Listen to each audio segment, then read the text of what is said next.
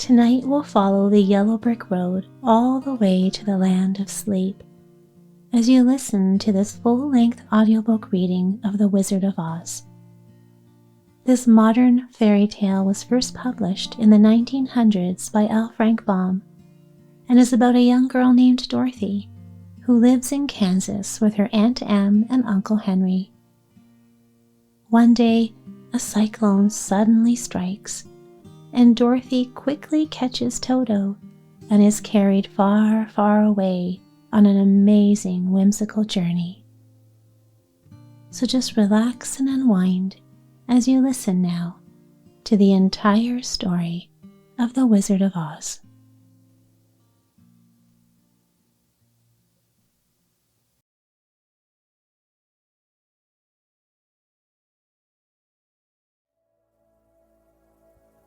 Chapter 1: The Cyclone. Dorothy lived in the midst of the great Kansas prairies with Uncle Henry, who was a farmer, and Aunt Em, who was the farmer's wife. Their house was small, for the lumber to build it had to be carried by wagon many miles. There were 4 walls, a floor, and a roof, which made one room, and this room contained a rusty-looking cook-stove, a cupboard for dishes, a table, 3 or 4 chairs, and the beds. Uncle Henry and Aunt Em had a big bed in one corner, and Dorothy a little bed in another corner. There was no garret at all, and no cellar, except a small hole dug in the ground called a cyclone cellar, where the family could go in case one of those great whirlwinds arose, mighty enough to crush any building in its path. It was reached by a trap door in the middle of the floor from which a ladder led down into the small dark hole. When Dorothy stood in the doorway and looked around, she could see nothing but the great gray prairie on every side. Not a tree nor a house broke the broad sweep of flat country that reached to the edge of the sky in all directions. The sun had baked the plowed land into a gray mass with little cracks running through it. Even the grass was not green, for the sun had burned the tops of the long blades until they were the same gray color to be seen everywhere. Once the house had been painted, but the sun blistered the paint and the rains washed it away, and now the house was as dull and gray as everything else. When Aunt Em came there to live, she was a young, pretty wife. The sun and wind had changed her, too. They had taken the sparkle from her eyes and left them a sober gray. They had taken the red from her cheeks and lips, and they were gray also. She was thin and gaunt and never smiled now.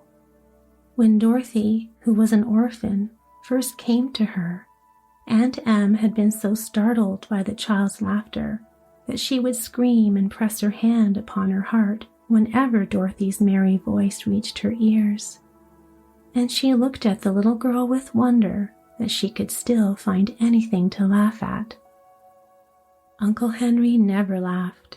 He worked hard from morning till night and did not know what joy was.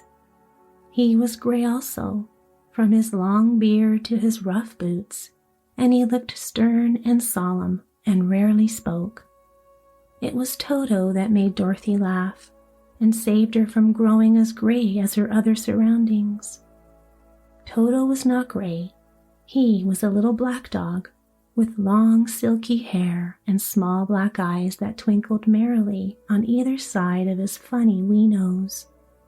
Toto played all day long, and Dorothy played with him and loved him dearly. Today, however, they were not playing. Uncle Henry sat upon the doorstep and looked anxiously at the sky, which was ever grayer than usual. Dorothy stood in the door with Toto in her arms and looked at the sky too. Aunt Em was washing the dishes.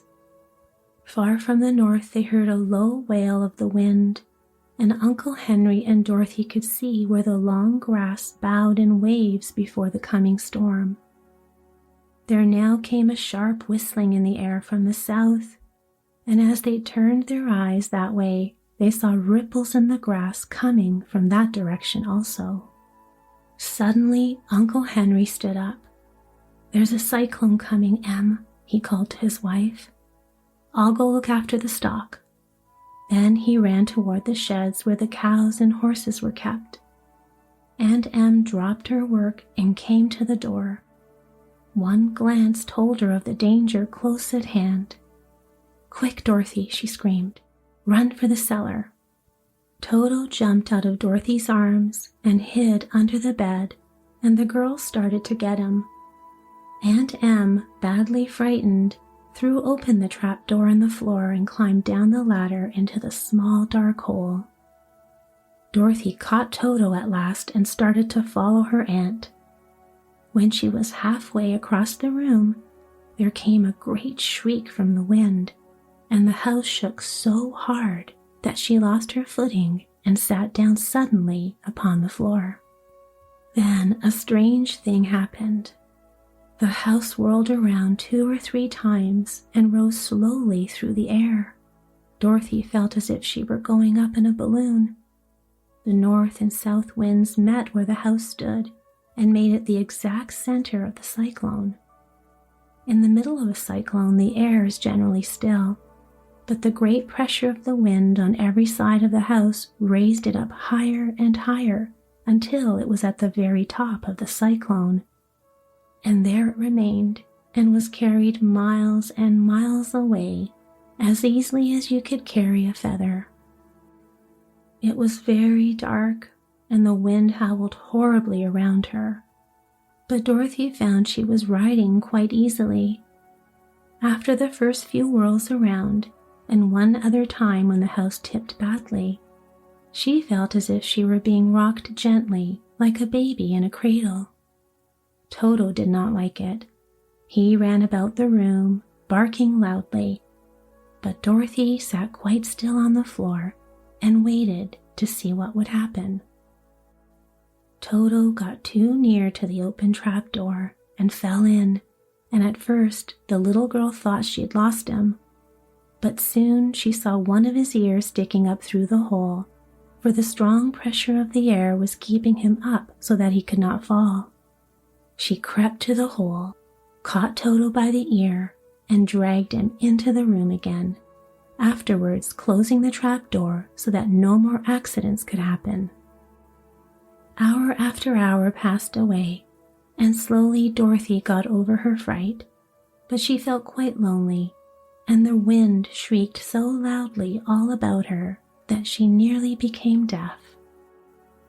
At first she had wondered if she would be dashed to pieces when the house fell again, but as the hours passed and nothing terrible happened, she stopped worrying and resolved to wait calmly and see what the future would bring. At last she crawled over the swaying floor to her bed and lay down upon it, and Toto followed and lay down beside her. In spite of the swaying of the house and the wailing of the wind, Dorothy soon closed her eyes and fell asleep. Chapter 2.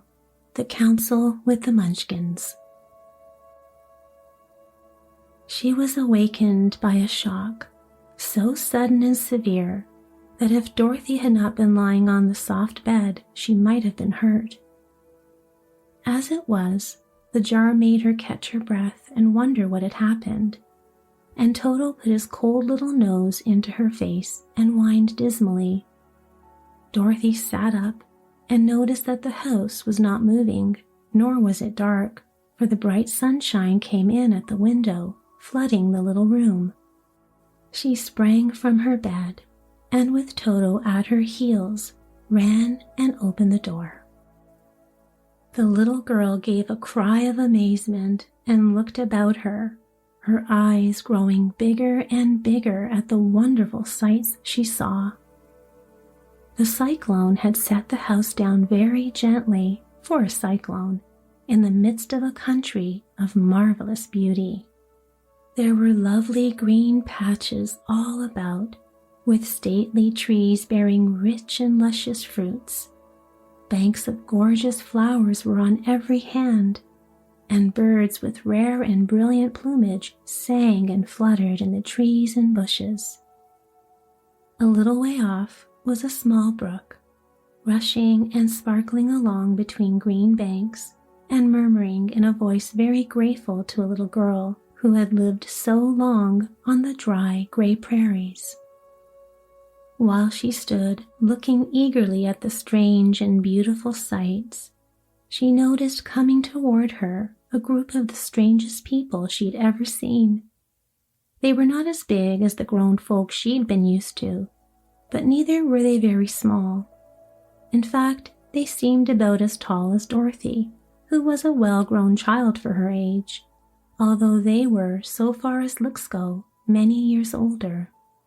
3 were men and 1 a woman, and all were oddly dressed. They wore round hats that rose to a small point a foot above their heads, with little bells around the brims that tinkled sweetly as they moved. The hats of the men were blue. The little woman's hat was white, and she wore a white gown that hung in pleats from her shoulders. Over it were sprinkled little stars that glistened in the sun like diamonds. The men were dressed in blue, of the same shade as their hats, and wore well-polished boots with a deep roll of blue at the tops. The men, Dorothy thought, were about as old as Uncle Henry, for 2 of them had beards. But the little woman was doubtless much older. Her face was covered with wrinkles, her hair was nearly white, and she walked rather stiffly. When these people drew near the house where Dorothy was standing in the doorway, they paused and whispered among themselves, as if afraid to come farther. But the little old woman walked up to Dorothy, made a low bow, and said in a sweet voice, "You are welcome, most noble sorceress, to the land of the Munchkins. We are so grateful to you for having killed the Wicked Witch of the East and for setting our people free from bondage." Dorothy listened to this speech with wonder. What could the little woman possibly mean by calling her a sorceress and saying that she had killed the Wicked Witch of the East? Dorothy was an innocent, harmless little girl who had been carried by a cyclone many miles from home, and she had never killed anything in all her life. But the little woman evidently expected her to answer, so Dorothy said with hesitation, "You are very kind, but there must be some mistake. I have not killed anything." "Your house did anyway," replied the little old woman with a laugh. "And that is the same thing. See," she continued, pointing to the corner of the house.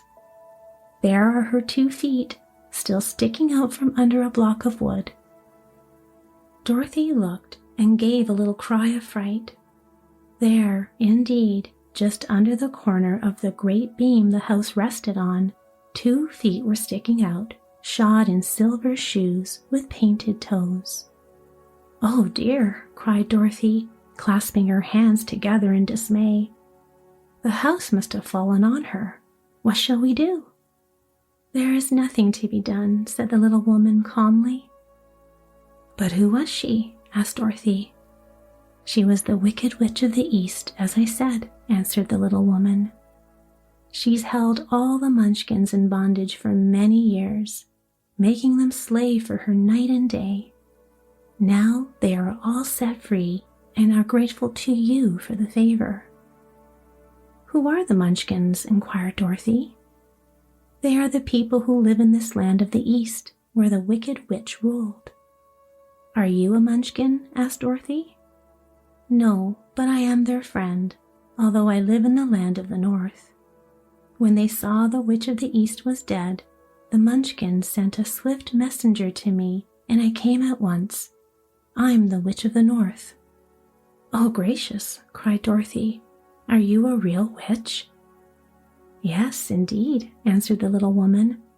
"But I am a good witch, and the people love me. I'm not as powerful as the wicked witch was who ruled here, or I should have set the people free myself." "But I thought all witches were wicked," said the girl, who was half frightened at facing a real witch.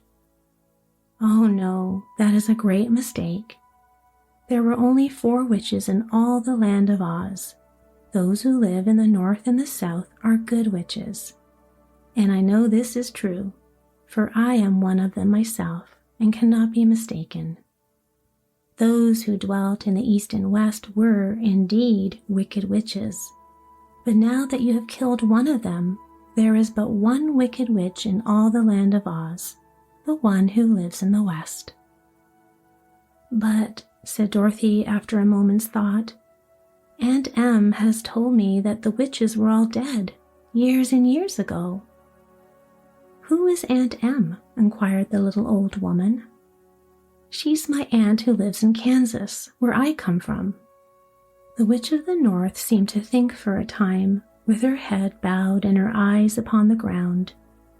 Then she looked up and said, "I don't know where Kansas is, for I have never heard that country mentioned before. But tell me, is it a civilized country?" "Oh yes," replied Dorothy. "Then that accounts for it. In the civilized countries, I believe there are no witches left, nor wizards, nor sorceresses, nor magicians. But, you see, the land of Oz has never been civilized, for we are cut off from all the rest of the world. Therefore, we still have witches and wizards amongst us." "Who are the wizards?" asked Dorothy. "Oz himself is the great wizard," answered the witch, sinking her voice to a whisper. "He is more powerful than all the rest of us together. He lives in the City of Emeralds." Dorothy was going to ask another question, but just then the Munchkins, who'd been standing silently by, gave a loud shout and pointed to the corner of the house where the Wicked Witch had been lying. "What is it?" asked the little old woman, and looked and began to laugh. The feet of the dead witch had disappeared entirely, and nothing was left but the silver shoes. "She was so old," explained the Witch of the North, "that she dried up quickly in the sun. That is the end of her. But the silver shoes are yours, and you shall have them to wear." She reached down and picked up the shoes, and after shaking the dust out of them, handed them to Dorothy. "The Witch of the East was proud of those silver shoes," said one of the Munchkins, "and there is some charm connected with them, but what it is we never knew." Dorothy carried the shoes into the house and placed them on the table. Then she came out again to the Munchkins and said, "I'm anxious to get back to my aunt and uncle, for I'm sure they will worry about me. Can you help me find my way?" The Munchkins and the witch first looked at one another and then at Dorothy. "At the east, not far from here," said one, "there is a great desert, and none could live to cross it." "It is the same at the south," said another, "for I've been there and seen it.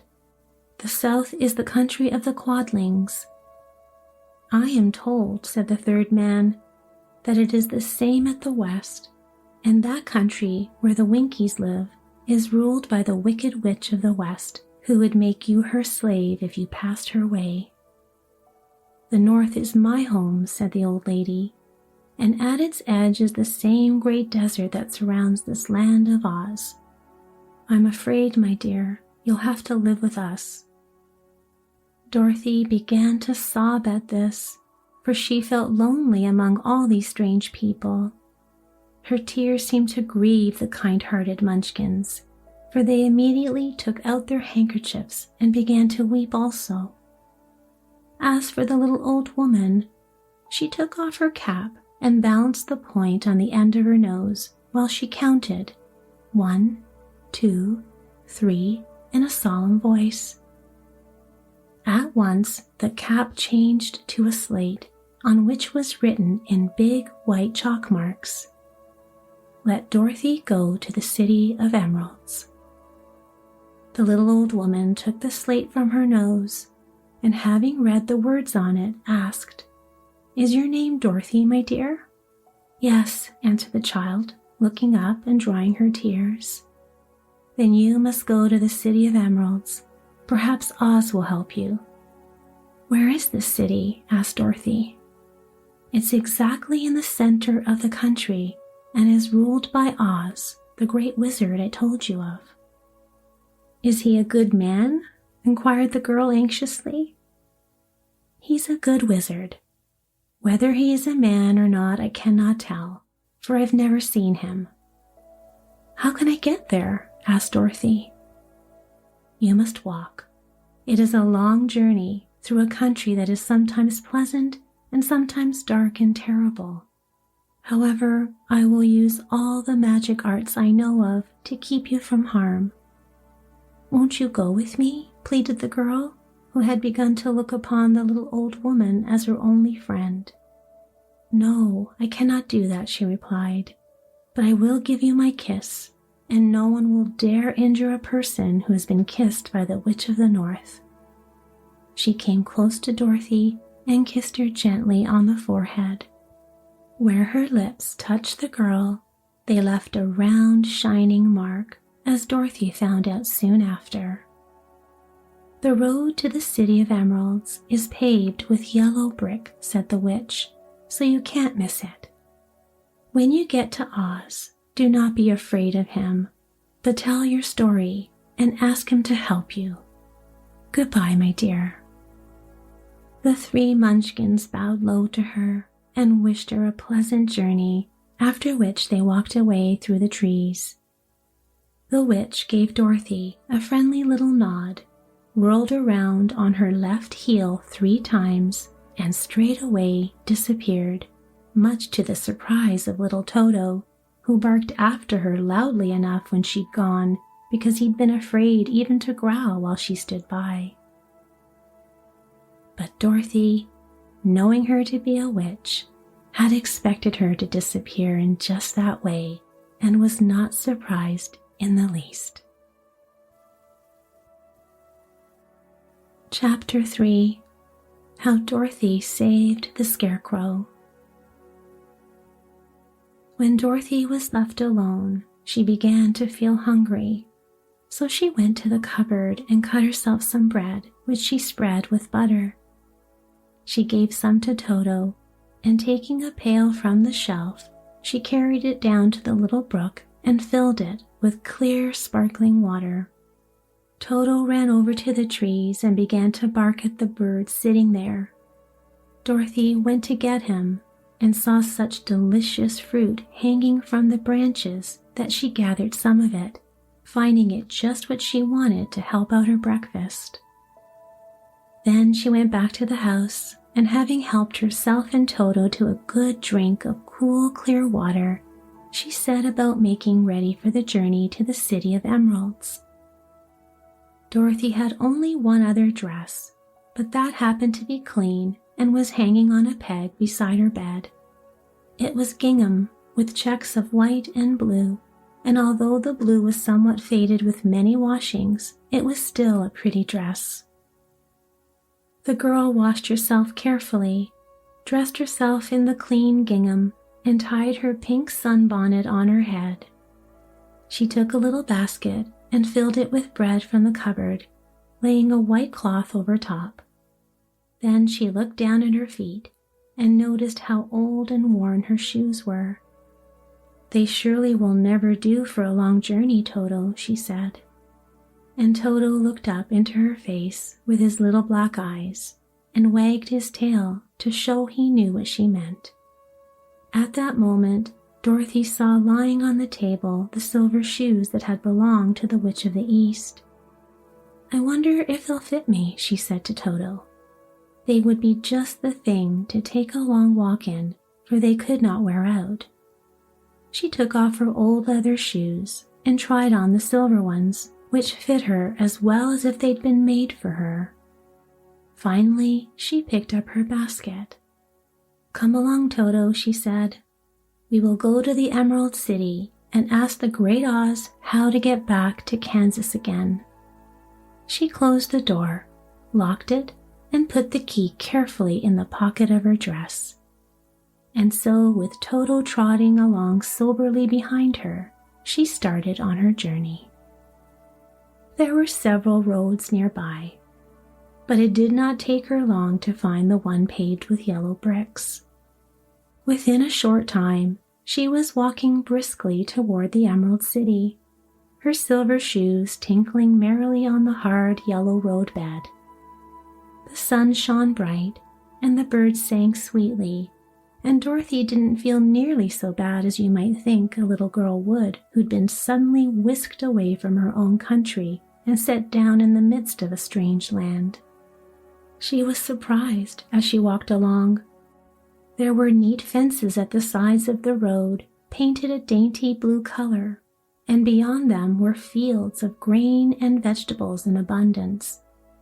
Evidently, the Munchkins were good farmers and able to raise large crops. Once in a while she would pass a house, and the people came out to look at her and bow low as she went by, for everyone knew she'd been the means of destroying the wicked witch and setting them free from bondage. The houses of the Munchkins were odd-looking dwellings, for each was round with a big dome for a roof. All were painted blue, for in this country of the East, blue was the favorite color.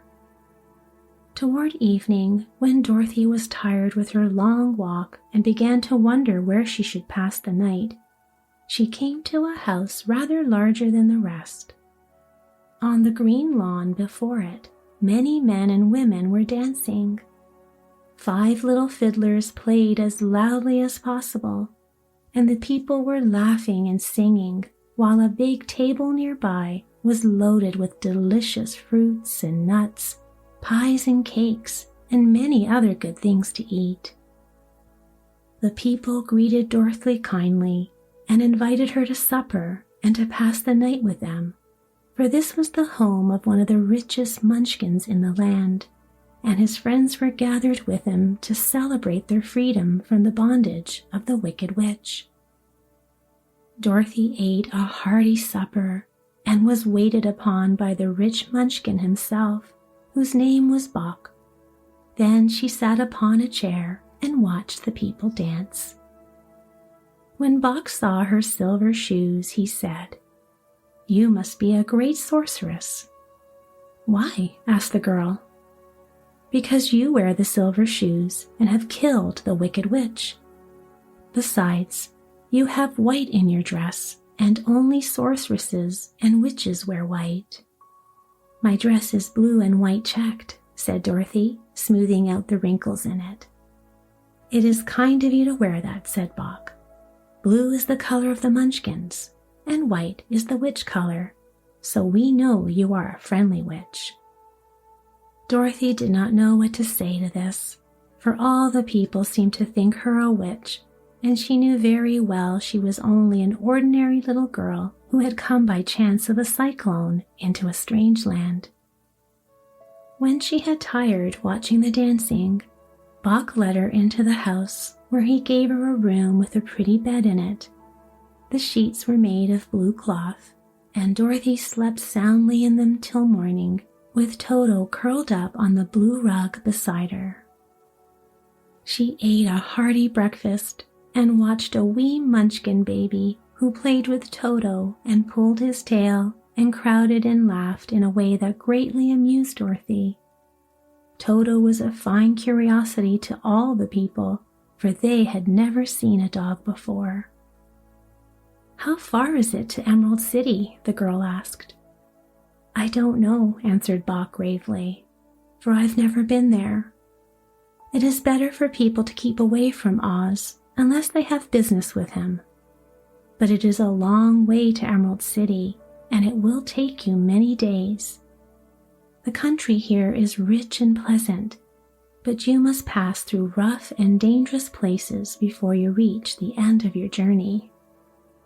This worried Dorothy a little, but she knew that only the great Oz could help her get to Kansas again, so she bravely resolved not to turn back. She bade her friends goodbye and again started along the road of yellow brick, When she'd gone several miles, she thought she would stop to rest, and so she climbed to the top of the fence beside the road and sat down. There was a great cornfield beyond the fence, and not far away she saw a scarecrow placed high on a pole to keep the birds from the ripe corn. Dorothy leaned her chin upon her hand and gazed thoughtfully at the scarecrow. Its head was a small sack stuffed with straw, with eyes, nose, and a mouth painted on it to represent a face. An old pointed blue hat that had belonged to some Munchkin was perched on his head, and the rest of the figure was a blue suit of clothes, worn and faded, which had also been stuffed with straw. On the feet were some old boots with blue tops, such as every man wore in this country, and the figure was raised above the stalks of corn by means of a pole stuck up its back. While Dorothy was looking earnestly into the strange painted face of the scarecrow, she was surprised to see one of the eyes slowly wink at her. She thought she must have been mistaken at first, for none of the scarecrows in Kansas ever wink. But presently the figure nodded its head to her in a friendly way. Then she climbed down from the fence and walked up to it, while Toto ran around the pole and barked. "Good day," said the scarecrow in a rather husky voice. "Did you speak?" asked the girl in wonder. "Certainly. How do you do?" asked the scarecrow. "I'm pretty well, thank you," replied Dorothy politely. "How do you do?" "I'm not feeling well," said the scarecrow with a smile, "for it's very tedious being perched up here night and day to scare away crows." "Can't you get down?" asked Dorothy. "No, for this pole is stuck up my back. If you will, please take away the pole. I shall be greatly obliged to you."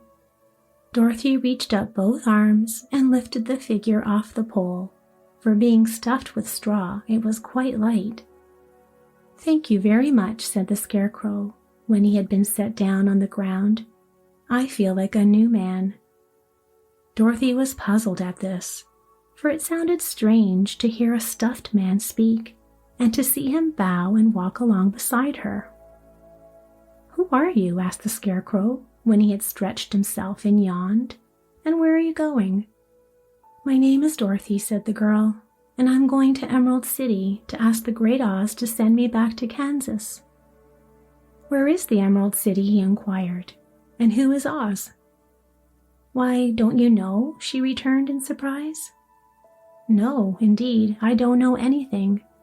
You see, I'm stuffed, so I have no brains at all," he answered sadly. "Oh," said Dorothy, "I'm awfully sorry for you." "Do you think," he asked, "if I go to Emerald City with you, that Oz would give me some brains?" "I cannot tell," she returned, "but you may come with me if you like. If Oz will not give you any brains, you will be no worse off than you are now." "That is true," said the scarecrow. "You see," he continued, "I don't mind my legs and arms and body being stuffed, because I can't get hurt. If anyone treads on my toes or sticks a pin into me, it doesn't matter, for I can't feel it. But I don't want people to call me a fool, and if my head stays stuffed with straw instead of with brains, as yours is, how am I to ever know anything?" "I understand how you feel," said the little girl, who was truly sorry for him. "If you'll come with me, I'll ask Oz to do all he can for you." "Thank you," he answered gratefully. Dorothy helped him over the fence, and they started along the path of the yellow brick road. Chapter 4. The Road Through the Forest. Toto didn't like this addition to the party at first. He smelled around the stuffed man as if he suspected there might be a nest of rats in the straw, and he often growled in an unfriendly way at the scarecrow. "Don't mind Toto," said Dorothy to her new friend. "He never bites." "Oh, I'm not afraid," replied the scarecrow. He can't hurt the straw. Do let me carry that basket for you. I shall not mind it, for I can't get tired. I'll tell you a secret, he continued, as he walked along. There is only one thing in the world I'm afraid of. What is that? Asked Dorothy. The Munchkin farmer who made you? No, answered the Scarecrow. It's a lighted match. After a few hours, the road began to be rough, and the walking grew so difficult that the Scarecrow often stumbled over the yellow bricks, which were here very uneven.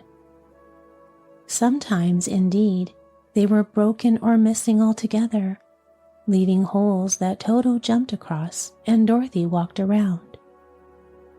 As for the Scarecrow, having no brains, he walked straight ahead, and so stepped into the holes and fell at full length on the hard bricks. It never hurt him, however, and Dorothy would pick him up and set him upon his feet again, while he joined her in laughing merrily at his own mishap. The farms were not nearly so well cared for here as they were farther back. There were fewer houses and fewer fruit trees, and the farther they went, the more dismal and lonesome the country became. At noon, they sat down by the roadside, near a little brook, and Dorothy opened her basket and got out some bread. She offered a piece to the Scarecrow, but he refused. I'm never hungry, he said, and it's a lucky thing I'm not, for my mouth is only painted, and if I should cut a hole in it so I could eat, the straw I'm stuffed with would come out, and that would spoil the shape of my head. Dorothy saw at once that this was true, so she only nodded and went on eating her bread. Tell me something about yourself and the country you come from, said the Scarecrow when she had finished her dinner. So she told him all about Kansas, and how gray everything was there, and how the cyclone had carried her to this strange land of Oz. The Scarecrow listened carefully and said, I can't understand why you should wish to leave this beautiful country and go back to the dry, gray place you call Kansas. That's because you have no brains, answered the girl. No matter how dreary and gray our homes are, we people of flesh and blood would rather live there than in any other country, be it ever so beautiful. There is no place like home. The Scarecrow sighed. Of course I can't understand it, he said. If your heads were stuffed with straw like mine, you would probably all live in the beautiful places, and then Kansas would have no people at all. It is fortunate for Kansas that you have brains. Won't you tell me a story while we're resting? Asked the child. The Scarecrow looked at her reproachfully and answered, My life has been so short that I really know nothing whatever. I was only made the day before yesterday. What happened in the world before that time is all unknown to me. Luckily, when the farmer made my head, one of the first things he did was to paint my ears so that I heard what was going on. There was another Munchkin with him, and the first thing I heard was the farmer saying, How do you like those ears? They aren't straight, answered the other. Never mind, said the farmer. They are ears just the same, which was true enough. Now I'll make the eyes, said the farmer. So he painted my right eye, and as soon as it was finished, I found myself looking at him and at everything around me with a great deal of curiosity, for this was my first glimpse of the world. That's a rather pretty eye, remarked the Munchkin who was watching the farmer. Blue paint is just the color for eyes. I think I'll make the other one a little bigger, said the farmer. And when the second eye was done, I could see much better than before. Then he made my nose and my mouth, but I did not speak, because at that time I didn't know what a mouth was for. I had the fun of watching them make my body and my arms and legs, and when they fastened on my head, at last, I felt very proud, for I thought I was just as good a man as anyone. "This fellow will scare the crows fast enough," said the farmer. "He looks just like a man." "Why, he is a man," said the other, and I quite agreed with him. The farmer carried me under his arm to the cornfield and set me up on a tall stick, where you found me. He and his friend soon after walked away and left me alone. I did not like to be deserted this way, so I tried to walk after them, but my feet would not touch the ground, and I was forced to stay on that pole. It was a lonely life to lead, for I had nothing to think of, having been made such a little while before. Many crows and other birds flew into the cornfield, but as soon as they saw me, they flew away again, thinking I was a Munchkin, and this pleased me and made me feel that I was quite an important person. By and by, an old crow flew near me, and after looking at me carefully, he perched upon my shoulder and said, "I wonder if that farmer thought to fool me in this clumsy manner. Any crow of sense could see that you are only stuffed with straw." Then he hopped down at my feet and ate all the corn he wanted. The other birds, seeing he was not harmed by me, came to eat the corn too, so in a short time there was a great flock of them about me. I felt sad at this, for it showed I was not a good scarecrow after all. But the old crow comforted me, saying, "If you only had brains in your head, you would be as good a man as any of them, and a better man than some of them. Brains are the only things worth having in this world, no matter whether one is a crow or a man." After the crows had gone, I thought this over and decided I would try hard to get some brains.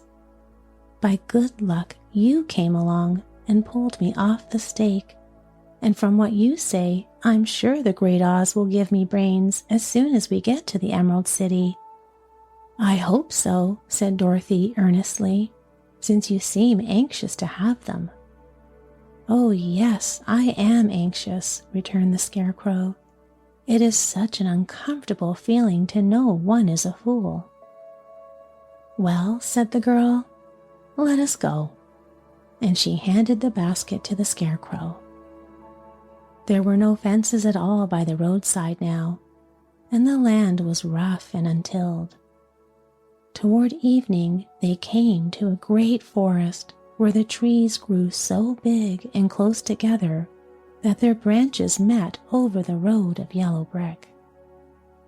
It was almost dark under the trees, for the branches shut out the daylight, but the travelers did not stop and went on into the forest.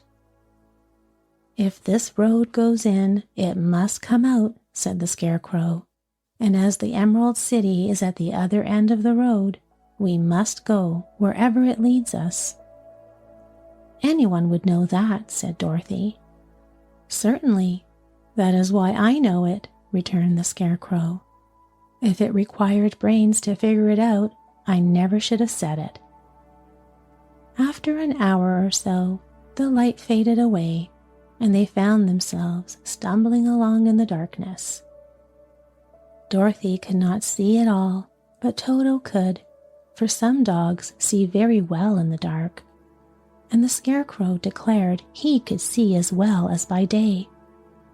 So she took hold of his arm and managed to get along fairly well.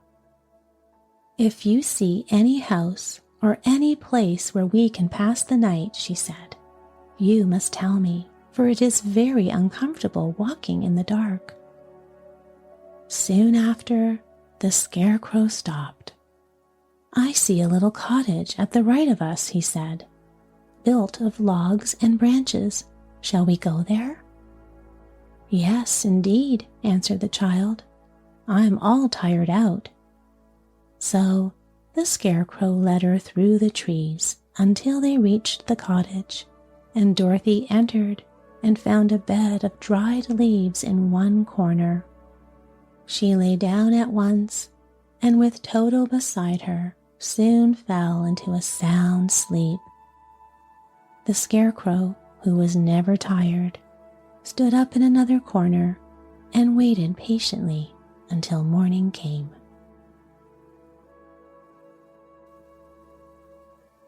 Chapter 5. The Rescue of the Tin Woodman. When Dorothy awoke, the sun was shining through the trees, and Toto had long been out chasing birds around him and squirrels. She sat up and looked around her. There was the Scarecrow, still standing patiently in his corner, waiting for her. "We must go and search for water," she said to him. "Why do you want water?" he asked. "To wash my face clean after the dust of the road, and to drink so the dry bread will not stick in my throat." "It must be inconvenient to be made of flesh," said the Scarecrow thoughtfully, "for you must sleep and eat and drink.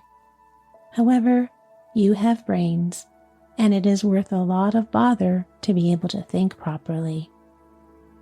They left the cottage and walked through the trees until they found a little spring of clear water where Dorothy drank and bathed and ate her breakfast. She saw there was not much bread left in the basket, and the girl was thankful the Scarecrow did not have to eat anything, for there was scarcely enough for herself and Toto for that day. When she had finished her meal and was about to go back to the road of yellow brick, she was startled to hear a deep groan nearby. "What was that?" she asked timidly. "I can't imagine," replied the Scarecrow, "but we can go and see." Just then, another groan reached their ears, and the sound seemed to come from behind them. They turned and walked through the forest a few steps, when Dorothy discovered something shining in a ray of sunshine that fell between the trees. She ran to the place and then stopped short with a little cry of surprise. One of the big trees had been partly chopped through, and standing beside it with an uplifted axe in his hands was a man made entirely of tin. His head and arms and legs were jointed upon his body, but he stood perfectly motionless as if he couldn't stir at all.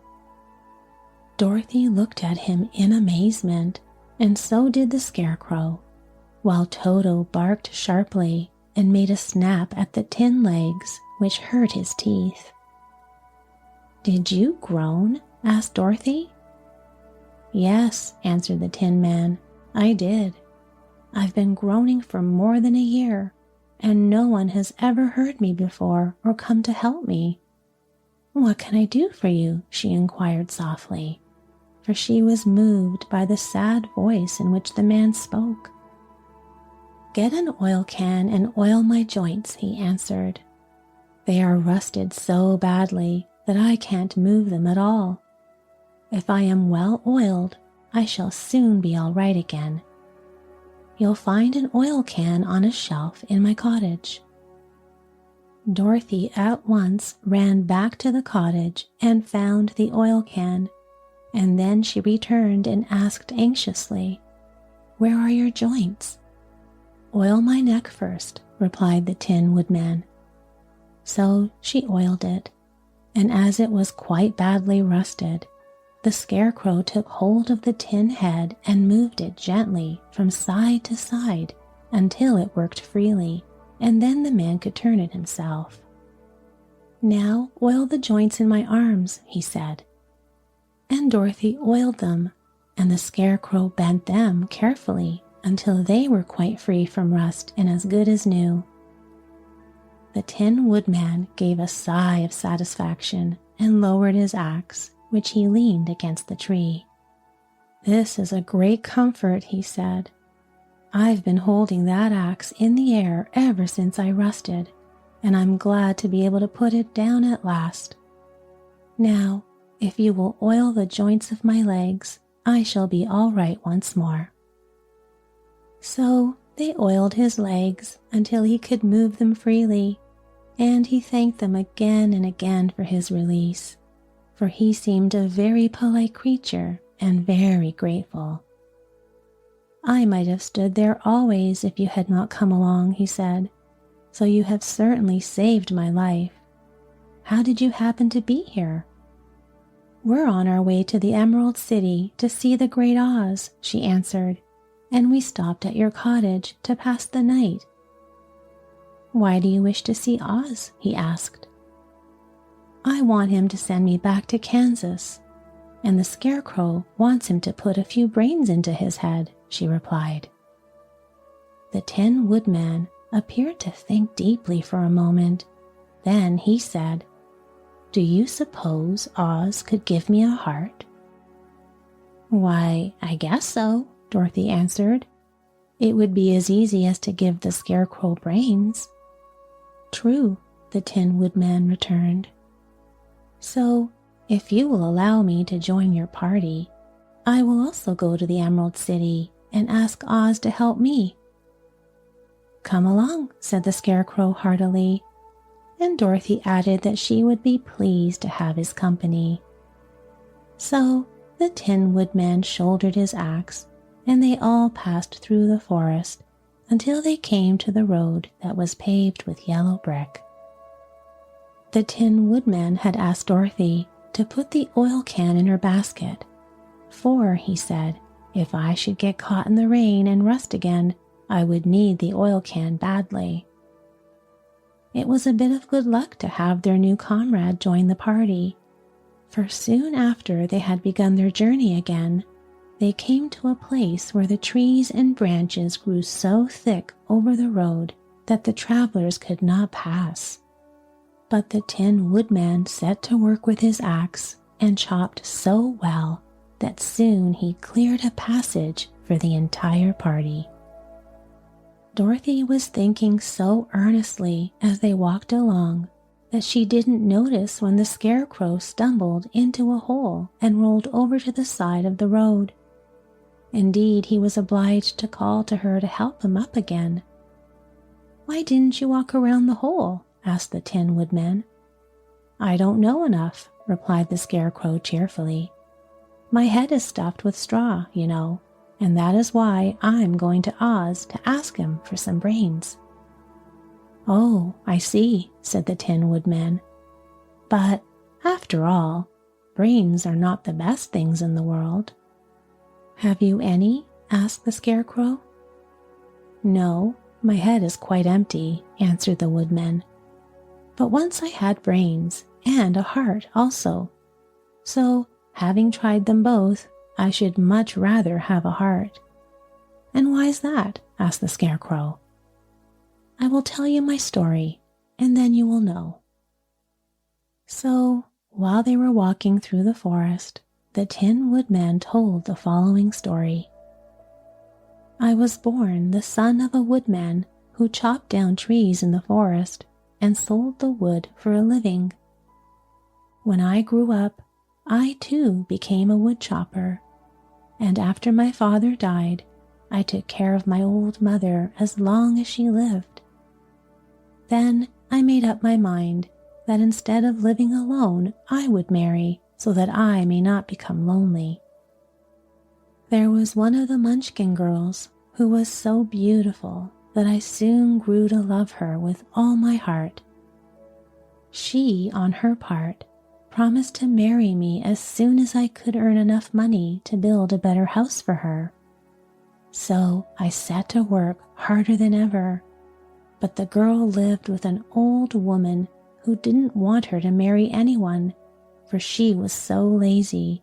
She wished the girl to remain with her and do the cooking and the housework. So the old woman went to the Wicked Witch of the East and promised her 2 sheep and a cow if she would prevent the marriage. Thereupon, the Wicked Witch enchanted my axe, And when I was chopping away at my best one day, for I was anxious to get the new house and my wife as soon as possible, the axe slipped all at once and cut off my left leg. This at first seemed a great misfortune, for I knew a one-legged man could not do very well as a wood chopper. So I went to a tinsmith and had him make me a new leg out of tin. The leg worked very well once I was used to it, but my action angered the Wicked Witch of the East, for she had promised the old woman I should not marry the pretty Munchkin girl. When I began chopping again, my axe slipped and cut off my right leg. Again I went to the tinsmith, and again he made me a leg out of tin. After this, the enchanted axe cut off my arms one after the other, but nothing daunted, I had them replaced with tin ones. The Wicked Witch then made the axe slip and cut off my head, and at first I thought that was the end of me, but the tinsmith happened to come along, and he made me a new head out of tin. I thought I had beaten the Wicked Witch then, and I worked harder than ever, but I little knew how cruel my enemy could be.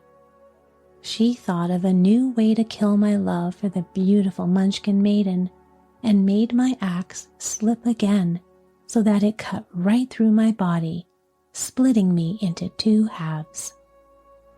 Once more, the tinsmith came to my help and made me a body of tin, fastening my tin arms and legs and head to it by means of joints, so that I could move around as well as ever. But alas, I had now no heart, so that I lost all my love for the Munchkin girl, and didn't care whether I married her or not. I suppose she's still living with the old woman, waiting for me to come after her. My body shone so brightly in the sun that I felt very proud of it, and it didn't matter now if my axe slipped, for it could not cut me. There was only one danger, that my joints would rust, but I kept an oil can in my cottage and took care to oil myself whenever I needed it. However, there came a day when I forgot to do this, and, being caught in a rainstorm, before I thought of the danger, my joints had rusted, and I was left to stand in the woods until you came to help me. It was a terrible thing to undergo, but during the year I stood there, I had time to think that the greatest loss I had known was the loss of my heart. While I was in love, I was the happiest man on earth, but no one can love who has not a heart, and so I'm resolved to ask Oz to give me one. If he does, I will go back to the Munchkin maiden and marry her. Both Dorothy and Scarecrow had been greatly interested in the story of the Tin Woodman, and now they knew why he was so anxious to get a new heart. "All the same," said the Scarecrow, "I shall ask for brains instead of a heart, for a fool would not know what to do with a heart if he had one." "I shall take the heart," returned the Tin Woodman, "for brains do not make one happy, and happiness is the best thing in the world."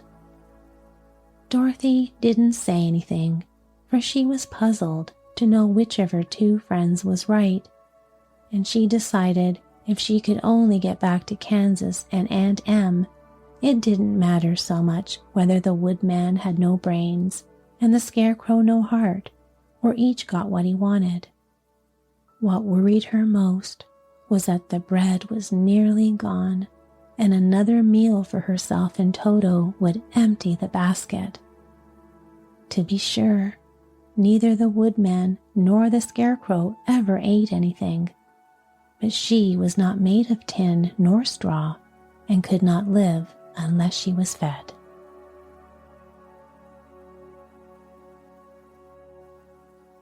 Chapter 6.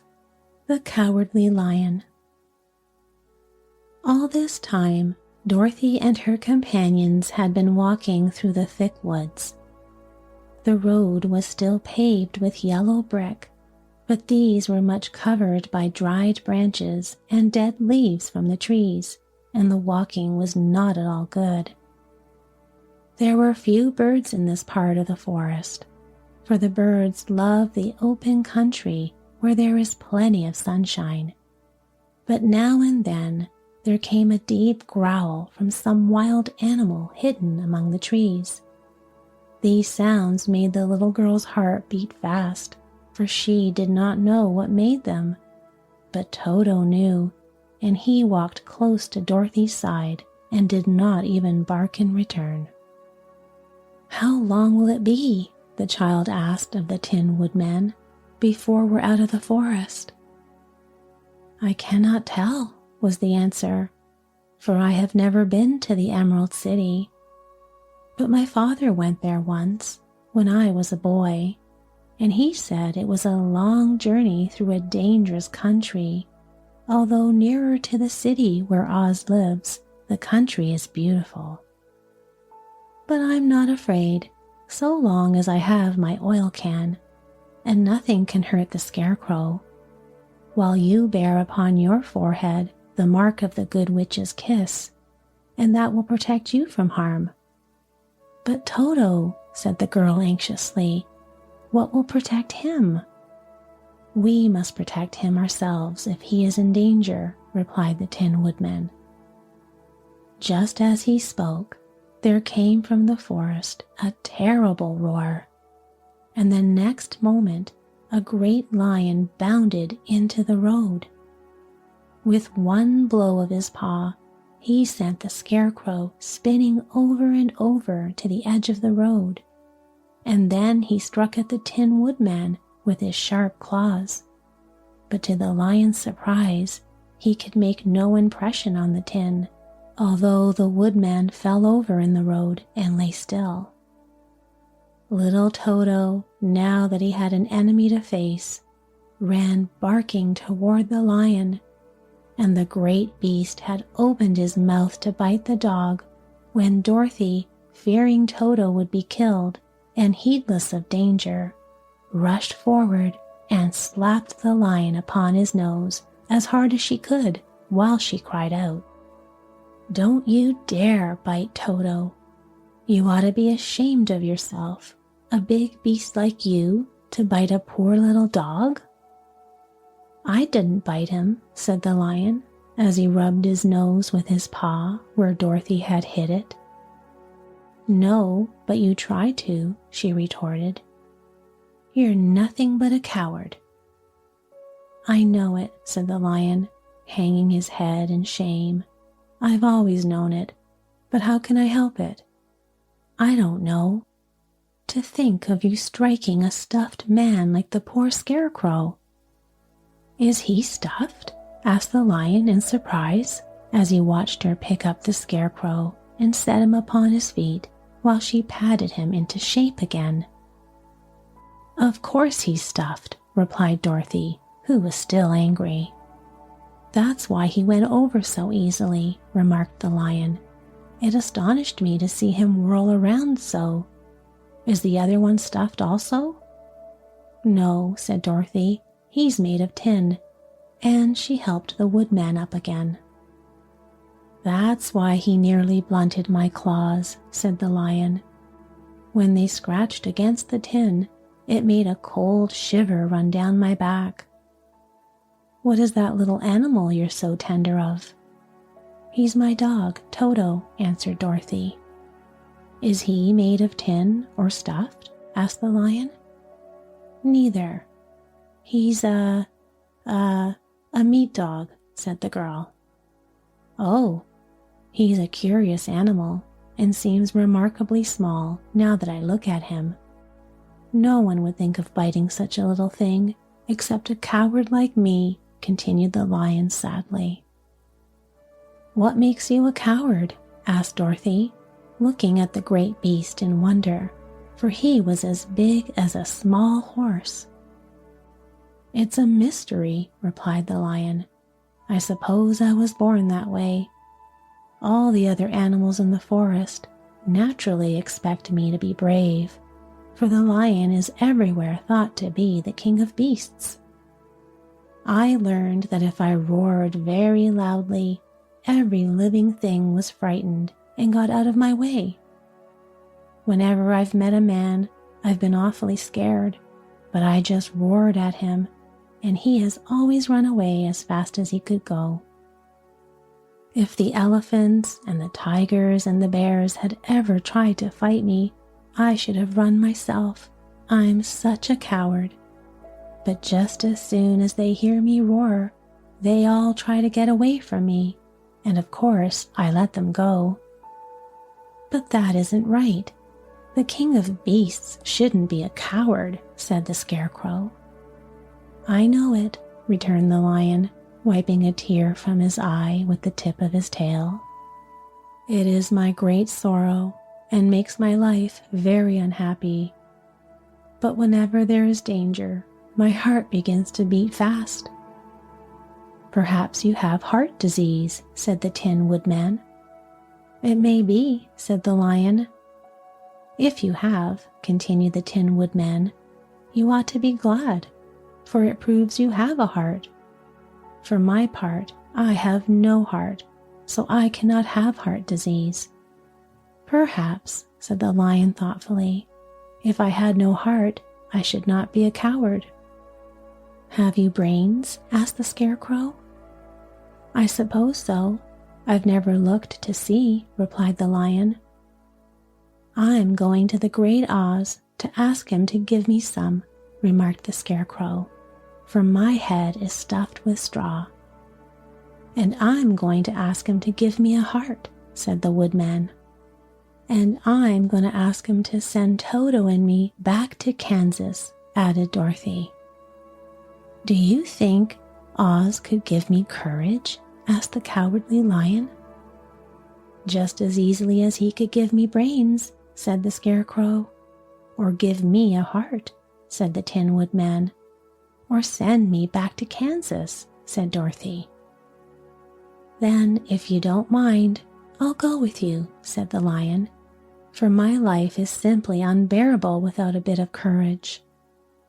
You will be welcome, answered Dorothy, for you will help to keep away the other wild beasts. It seems to me they must be more cowardly than you are if they allow you to scare them so easily. They really are, said the lion, but that doesn't make me any braver, and as long as I know myself to be a coward, I shall be unhappy. So, once more, the little company set off upon the journey, the lion walking with stately strides at Dorothy's side.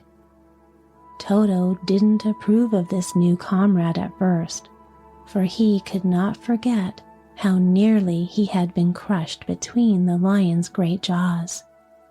But after a time, he became more at ease, and presently, Toto and the Cowardly Lion had grown to be good friends.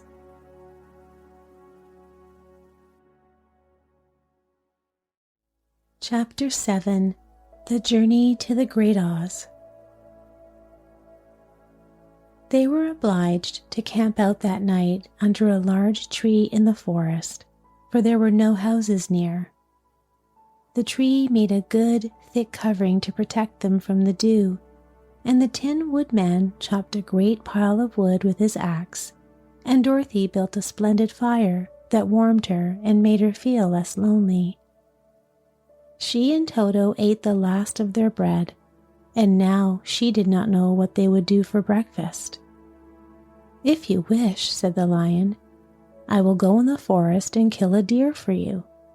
You can roast it by the fire, since your tastes are so peculiar that you prefer cooked food, and then you will have a very good breakfast. Don't, please don't, begged the Tin Woodman. I should certainly weep if you killed a poor deer, and then my jaws would rust again. But the lion went away in the forest and found his own supper, and no one ever knew what it was, for he didn't mention it. And the Scarecrow found a tree full of nuts and filled Dorothy's basket with them so that she would not be hungry for a long time. She thought this was very kind and thoughtful of the Scarecrow, but she laughed heartily at the awkward way in which the poor creature picked up the nuts. His padded hands were so clumsy, and the nuts were so small that he dropped almost as many as he put in the basket. But the Scarecrow did not mind how long it took him to fill the basket, for it enabled him to keep away from the fire, as he feared a spark might get into his straw and burn him up. So he kept a good distance away from the flames, and only came near to cover Dorothy with dry leaves when she lay down to sleep. These kept her very snug and warm, and she slept soundly until the morning. When it was daylight, the girl bathed her face in a little rippling brook, and soon after they all started toward the Emerald City. This was to be an eventful day for the travelers. They had hardly been walking an hour when they saw before them a great ditch that crossed the road and divided the forest as far as they could see on either side.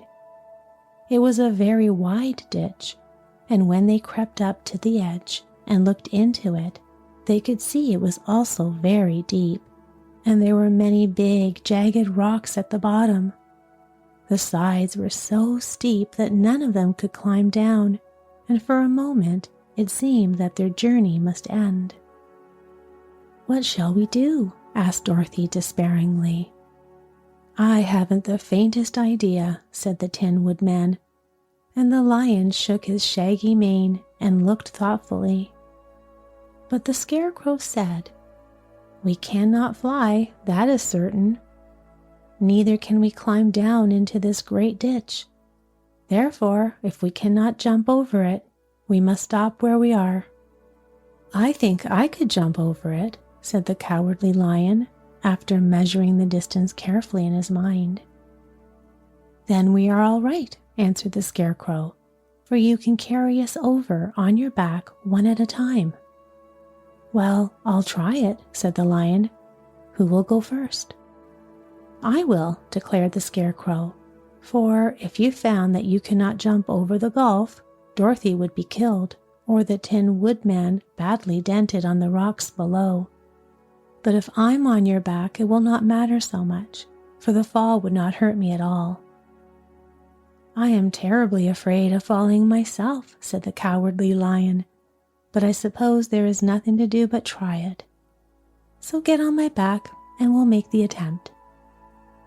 The Scarecrow sat upon the Lion's back, and the big beast walked to the edge of the gulf and crouched down. "Why don't you run and jump?" asked the Scarecrow. "Because that isn't the way we lions do things," he replied. Then, giving a great spring, he shot through the air and landed safely on the other side. They were all greatly pleased to see how easily he did it, and after the Scarecrow had got down from his back, the Lion sprang across the ditch again. Dorothy thought she would go next, so she took Toto in her arms and climbed on the Lion's back, holding tightly to his mane with one hand. The next moment, it seemed as if she were flying through the air, and then, before she had time to think about it, she was safe on the other side. The Lion went back a third time and got the Tin Woodman, and then they all sat down for a few moments to give the beast a chance to rest, for his great leaps had made his breath short, and he panted like a big dog that has been running too long. They found the forest very thick on this side, and it looked dark and gloomy. After the Lion had rested, they started along the road of yellow brick, silently wondering, each in his own mind, if ever they would come to the end of the woods and reach the bright sunshine again. To add to their discomfort, they soon heard strange noises in the depths of the forest, and the Lion whispered to them that it was in this part of the country that the Coladas lived. "What are the Coladas?" asked the girl. They are monstrous beasts with bodies like bears and heads like tigers, replied the lion, and with claws so long and sharp that they could tear me in two as easily as I could kill Toto. I'm terribly afraid of the coladas. I'm not surprised that you are, returned Dorothy. They must be dreadful beasts. The lion was about to reply when suddenly they came to another gulf across the road. But this one was so broad and deep that the lion knew at once he could not leap across it. So they sat down to consider what they should do, and after serious thought, the Scarecrow said, "Here is a great tree standing close to the ditch. If the Tin Woodman can chop it down so that it will fall to the other side, we can walk across it easily."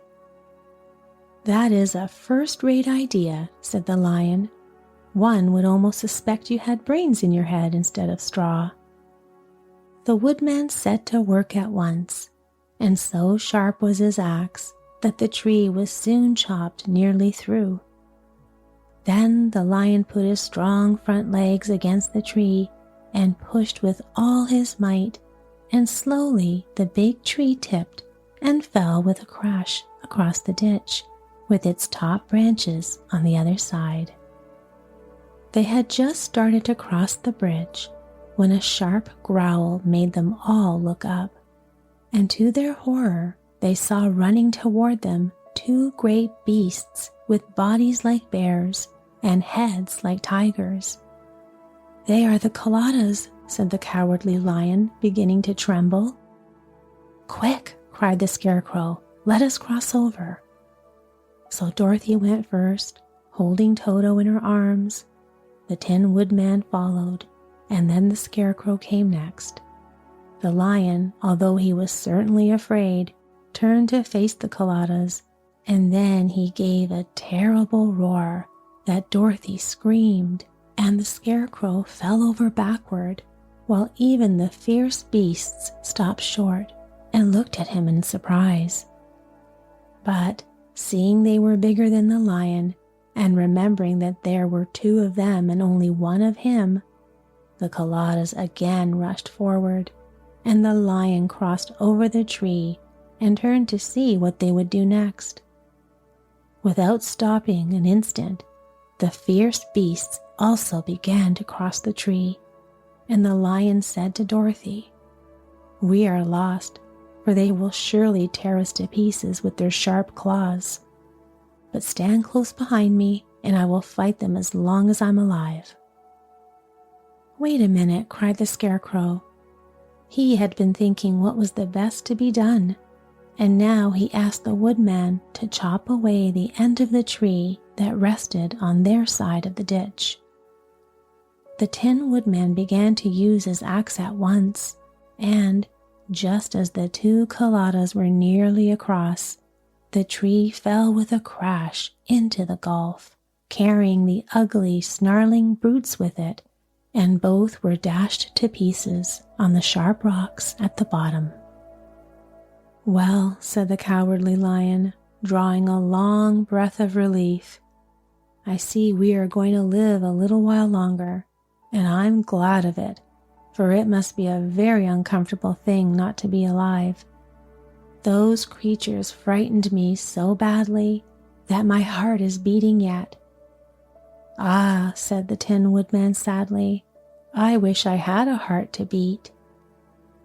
This adventure made the travelers more anxious than ever to get out of the forest, as they walked so fast that Dorothy became tired and had to ride on the lion's back.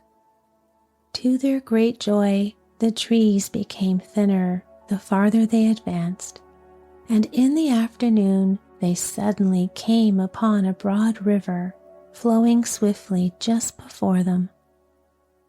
On the other side of the water, they could see the road of yellow brick running through a beautiful country with green meadows dotted with bright flowers, and all the road bordered with trees hanging full of delicious fruits. They were greatly pleased to see this delightful country before them. "How shall we cross the river?" asked Dorothy. "That is easily done," replied the Scarecrow.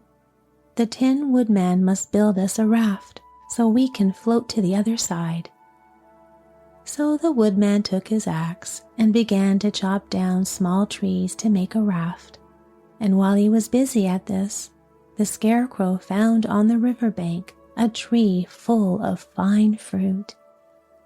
This pleased Dorothy, who had eaten nothing but nuts all day, and she made a hearty meal of the ripe fruit. But it takes time to make a raft, even when one is as industrious and untiring as the Tin Woodman, and when night came, the work was not done. So they found a cozy place under the trees where they slept well until the morning, and Dorothy dreamed of the Emerald City and of the good Wizard Oz, who would soon send her back to her own home again.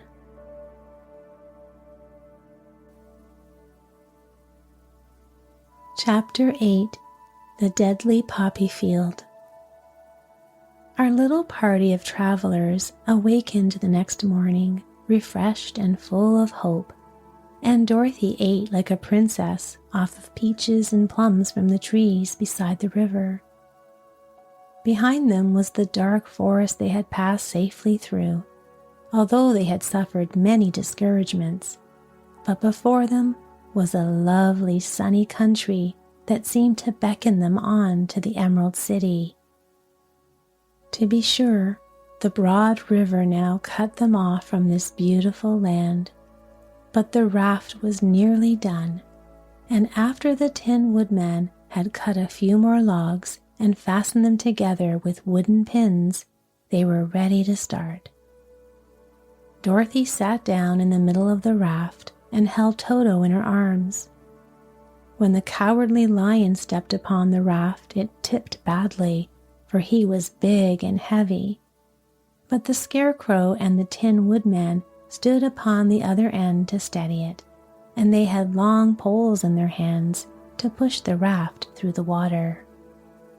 They got along quite well at first, but when they reached the middle of the river, the swift current swept the raft downstream, farther and farther away from the road of yellow brick, and the water grew so deep that the long poles would not touch the bottom. "This is bad," said the Tin Woodman, "for if we can't get to the land, we shall be carried into the country of the Wicked Witch of the West, and she will enchant us and make us her slaves." "And then I should get no brains," said the Scarecrow. "And I should get no courage," said the Cowardly Lion. "And I should get no heart," said the Tin Woodman. "And I should never get back to Kansas," said Dorothy. "We must certainly get to the Emerald City if we can," the Scarecrow continued, and he pushed so hard on his long pole that it stuck fast in the mud at the bottom of the river. Then, before he could pull it out again or let go, the raft was swept away, and the poor Scarecrow was left clinging to the pole in the middle of the river. "Goodbye," he called after them, and they were very sorry to leave him. Indeed, the Tin Woodman began to cry, but fortunately remembered that he might rust, and so dried his tears on Dorothy's apron.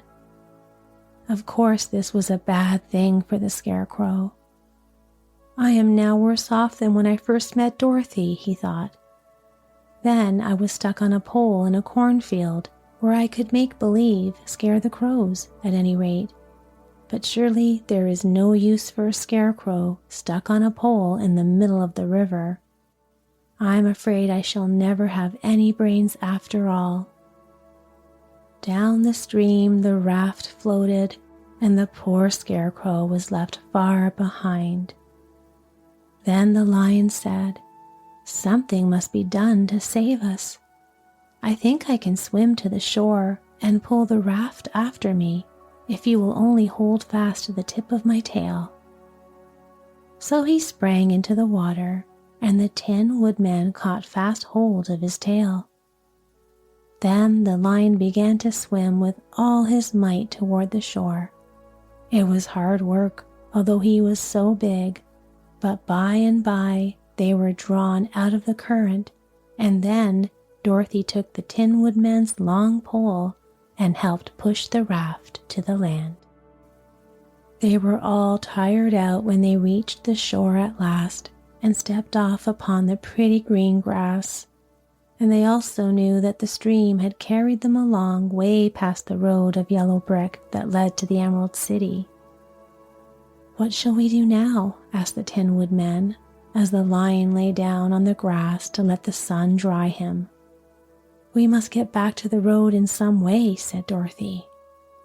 "The best plan will be to walk along the river bank until we come to the road again," remarked the lion. So, when they were rested, Dorothy picked up her basket and they started along the grassy bank to the road from which the river had carried them. It was a lovely country, with plenty of flowers and fruit trees and sunshine to cheer them, and had they not felt so sorry for the poor Scarecrow, they could have been very happy. They walked along as fast as they could, Dorothy only stopping once to pick a beautiful flower, and after a time the Tin Woodman cried out, "Look!" Then they all looked at the river and saw the Scarecrow perched upon his pole in the middle of the water, looking very lonely and sad. "What can we do to save him?" asked Dorothy. The lion and the woodman both shook their heads, for they did not know. So they sat down upon the bank and gazed wistfully at the Scarecrow until a stork flew by, who, upon seeing them, stopped to rest at the water's edge. "Who are you, and where are you going?" asked the stork.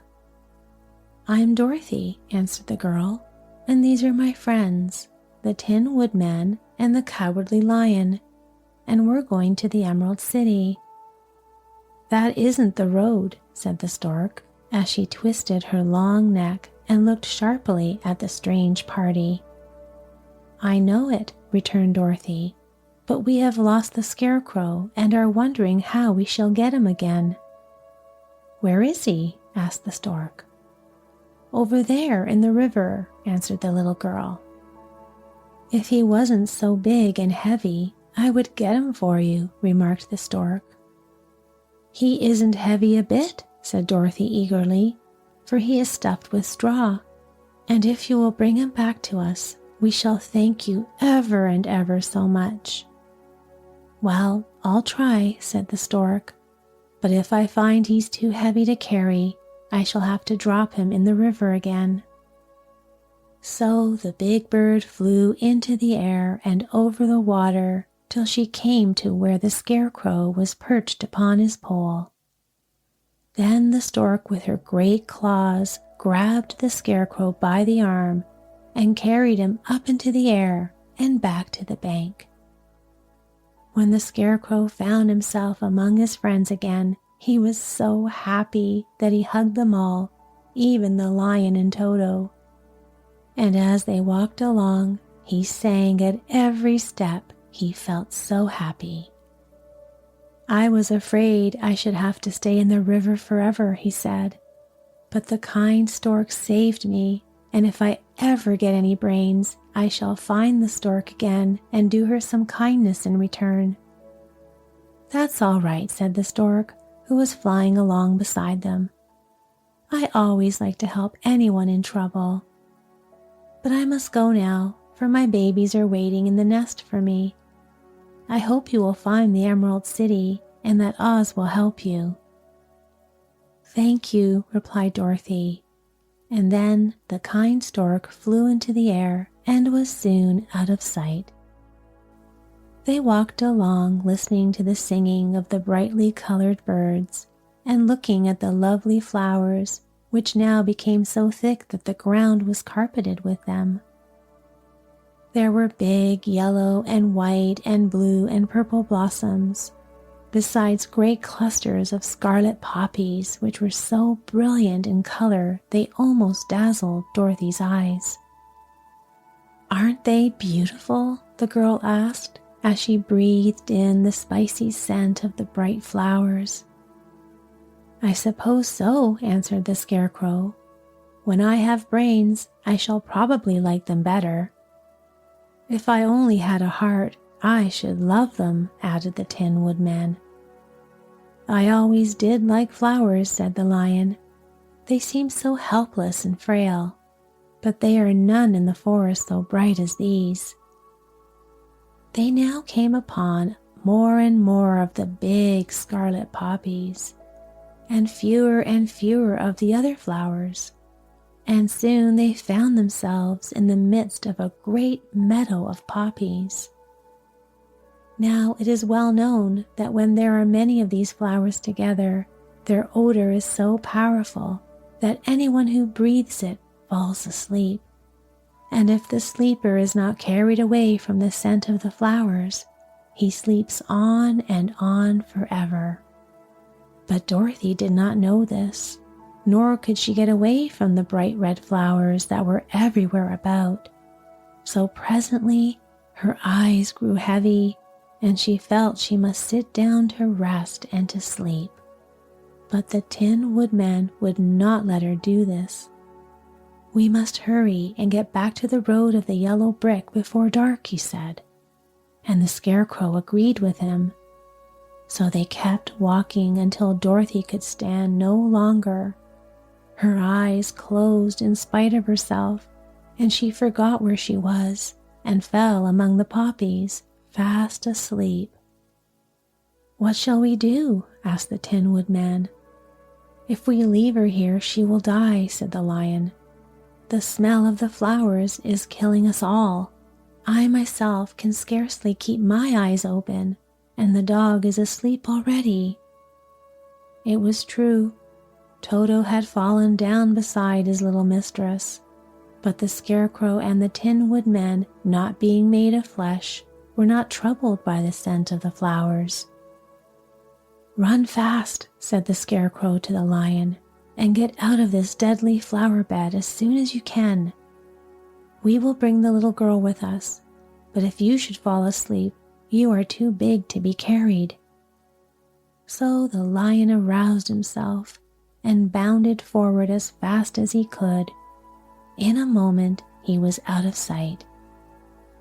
"Let us make a chair with our hands and carry her," said the Scarecrow. So they picked up Toto and put the dog in Dorothy's lap, and then they made a chair with their hands for the seat and their arms for the arms, and carried the sleeping girl between them through the flowers. On and on they walked, and it seemed that the great carpet of deadly flowers that surrounded them would never end. They followed the bend of the river, and at last came upon their friend the Lion, lying fast asleep among the poppies. The flowers had been too strong for the huge beast, and he had given up at last and fallen only a short distance from the end of the poppy bed, where the sweet grass spread in beautiful green fields before them. "We can do nothing for him," said the Tin Woodman sadly, "for he is much too heavy to lift. We must leave him here to sleep on forever, and perhaps he will dream that he has found courage at last." "The Lion was a very good comrade for one so cowardly," said the Scarecrow. "But let us go on." They carried the sleeping girl to a pretty spot beside the river, far enough from the poppy field to prevent her from breathing any more of the poison of the flowers. And here they laid her gently on the soft grass and waited for the fresh breeze to waken her.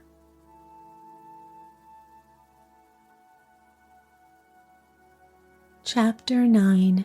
The Queen of the Field Mice. "We can't be far from the road of the yellow brick now," remarked the Scarecrow as he stood beside the girl, "for we have come nearly as far as the river carried us away." The Tin Woodman was about to reply when he heard a low growl, and turning his head, which worked beautifully on hinges, he saw a strange beast coming bounding over the grass toward them. It was, indeed, a great yellow wildcat, and the Woodman thought it must be chasing something, for its ears were lying close to its head, and its mouth was wide open, showing 2 rows of ugly teeth, while its red eyes glowed like balls of fire. As it came nearer, the Tin Woodman saw that running before the beast was a little gray field mouse, and although he had no heart, he knew it was wrong for the wildcat to try to kill such a pretty, harmless creature. So the Woodman raised his axe, and as the wildcat ran by, he gave it a quick blow that cut the beast's head clean off from its body, and it rolled over at his feet in 2 pieces. The field mouse, now that it was freed from its enemy, stopped short, and coming slowly up to the Woodman, it said in a squeaky little voice, "Oh, thank you ever so much for saving my life." "Don't speak of it, I beg of you," replied the Woodman. "I have no heart, you know, so I'm careful to help all those who may need a friend, even if it happens to be only a mouse." "Only a mouse?" cried the little animal indignantly. "Why, I am a queen, the queen of all the field mice." "Oh, indeed," said the Woodman, making a bow. "Therefore you have done a great deed, as well as a brave one, in saving my life," added the queen. At that moment, several mice were seen running up as fast as their little legs could carry them, and when they saw their queen, they exclaimed, "Oh, your Majesty, we thought you would be killed. How did you manage to escape the great wild cat?" They all bowed so low to the little queen that they almost stood upon their heads. "This funny Tin Man," she answered, "killed the wildcat and saved my life. So hereafter you must all serve him and obey his slightest wish." "We will," cried all the mice in a shrill chorus, and then they scampered in all directions, for Toto had awakened from his sleep, and seeing all these mice around him, he gave one bark of delight and jumped right into the middle of the group. Toto had always loved to chase mice when he lived in Kansas, and he saw no harm in it. But the Tin Woodman caught the dog in his arms and held him tight, while he called to the mice, come back, Toto shall not hurt you." At this, the queen of the mice stuck her head out from underneath a clump of grass and asked in a timid voice, "Are you sure he will not bite us?" "I will not let him," said the Woodman, "so do not be afraid." One by one, the mice came creeping back, and Toto did not bark again, although he tried to get out of the Woodman's arms and would have bitten him had he not known very well he was made of tin. Finally, one of the biggest mice spoke. "Is there anything we can do," it asked, "to repay you for saving the life of our queen?"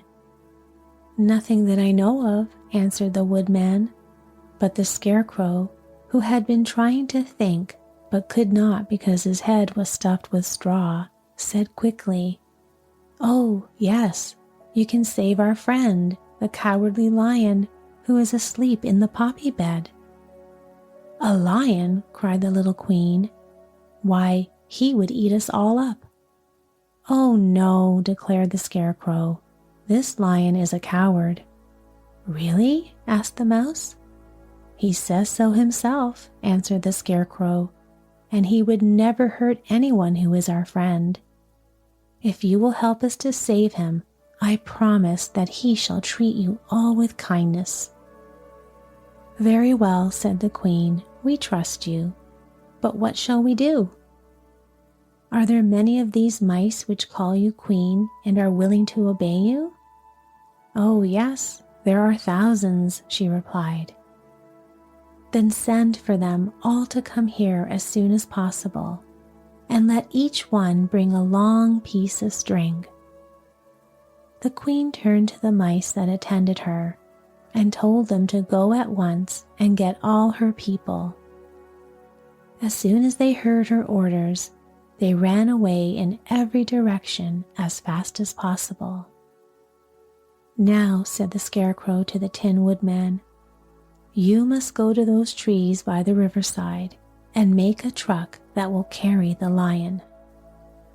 So the Woodman went at once to the trees and began to work, and he soon made a truck out of the limbs of trees, from which he chopped away all the leaves and branches.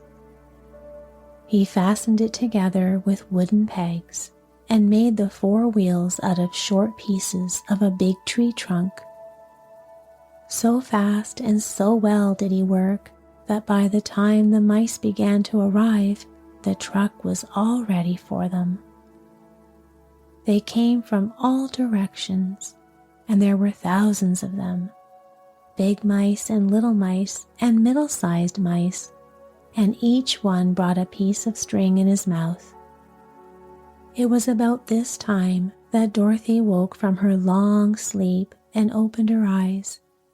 She was greatly astonished to find herself lying upon the grass, with thousands of mice standing around and looking at her timidly.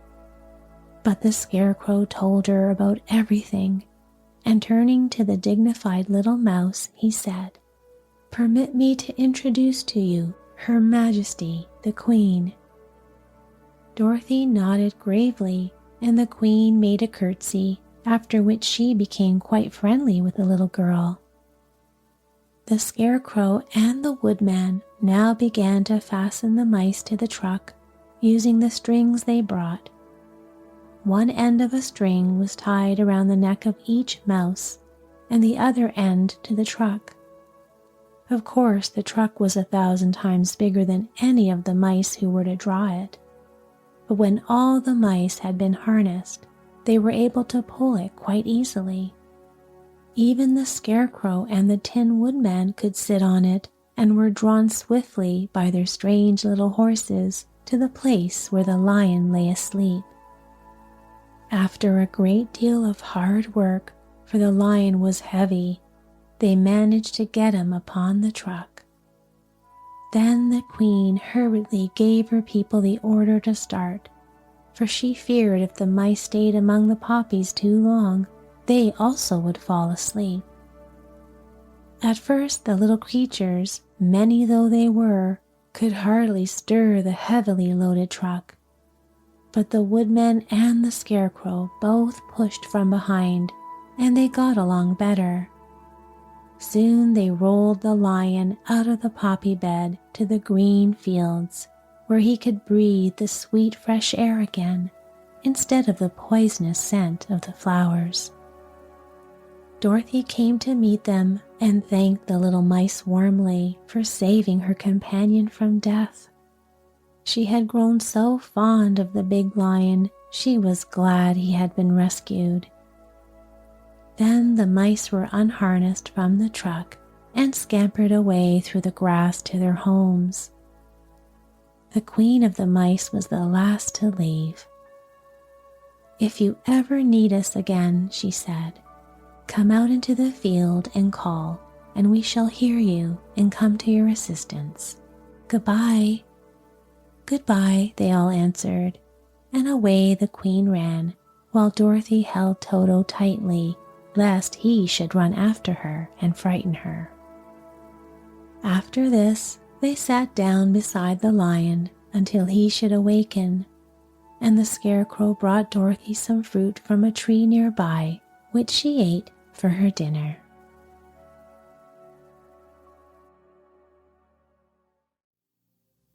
Chapter 10. The Guardian of the Gate. It was some time before the Cowardly Lion awakened, for he had lain among the poppies a long while, breathing in their deadly fragrance. But when he did open his eyes and roll off the truck, he was very glad to find himself still alive. "I ran as fast as I could," he said, sitting down and yawning, but the flowers were too strong for me. How did you get me out? Then they told him of the field mice, and how they had generously saved him from death, and the cowardly lion laughed and said, I've always thought myself very big and terrible, yet such little things as flowers came near to killing me, and such small animals as mice have saved my life. How strange it all is. But, comrades, what shall we do now? We must journey on until we find the road of yellow brick again, said Dorothy, and then we can keep on to the Emerald City. So, the lion being fully refreshed and feeling quite himself again, they all started upon the journey, greatly enjoying the walk through the soft, fresh grass, and it was not long before they reached the road of yellow brick and turned again toward the Emerald City where the Great Oz dwelt. The road was smooth and well paved now, and the country about was beautiful, so that the travelers rejoiced in leaving the forest far behind, and with it the many dangers they had met in its gloomy shades. Once more they could see fences built beside the road, but these were painted green, and when they came to a small house in which a farmer evidently lived, that also was painted green.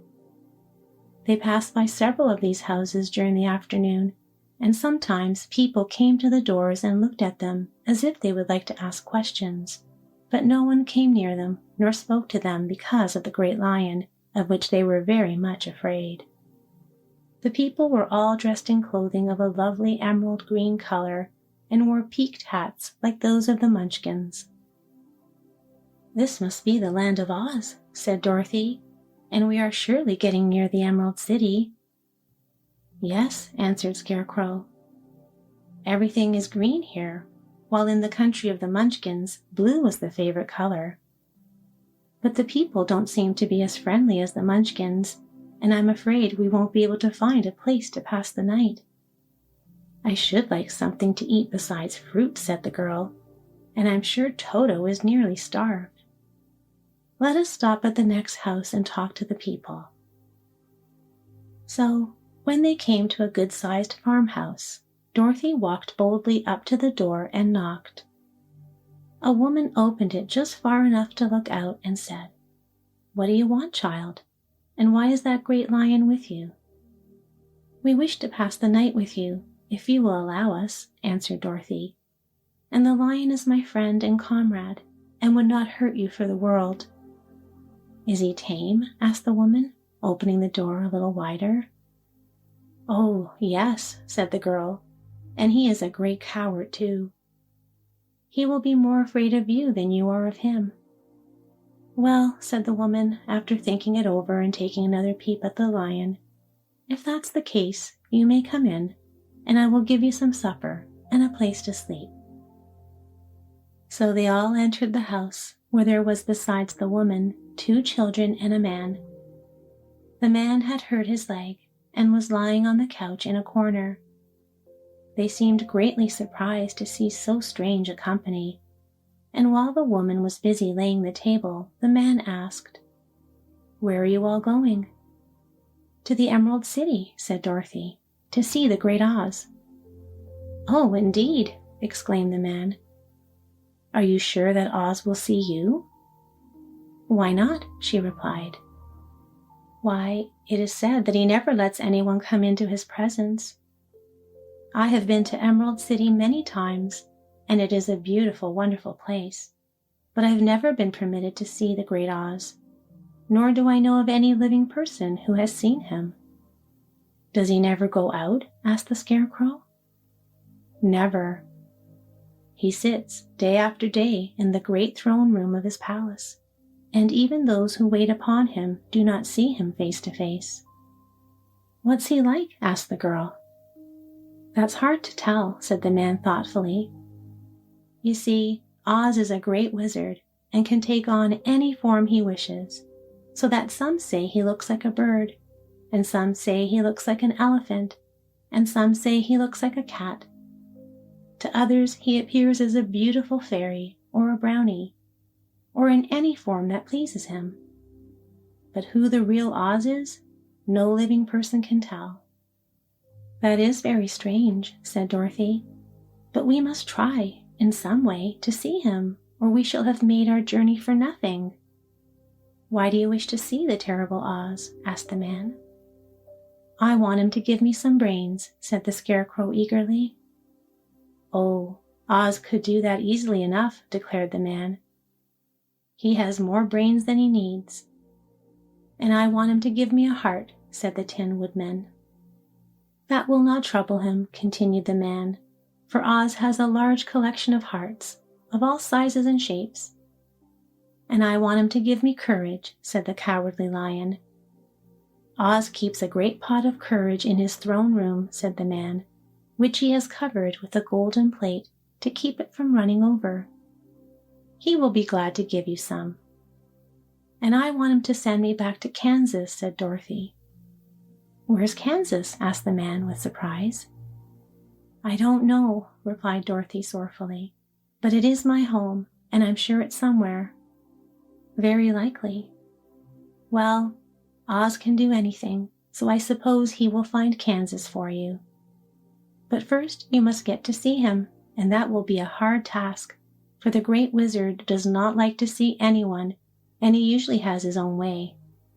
But what do you want?" he continued, speaking to Toto.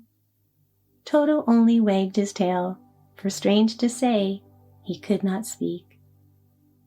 The woman now called to them that supper was ready, so they gathered around the table, and Dorothy ate some delicious porridge and a dish of scrambled eggs and a plate of nice white bread, and enjoyed her meal.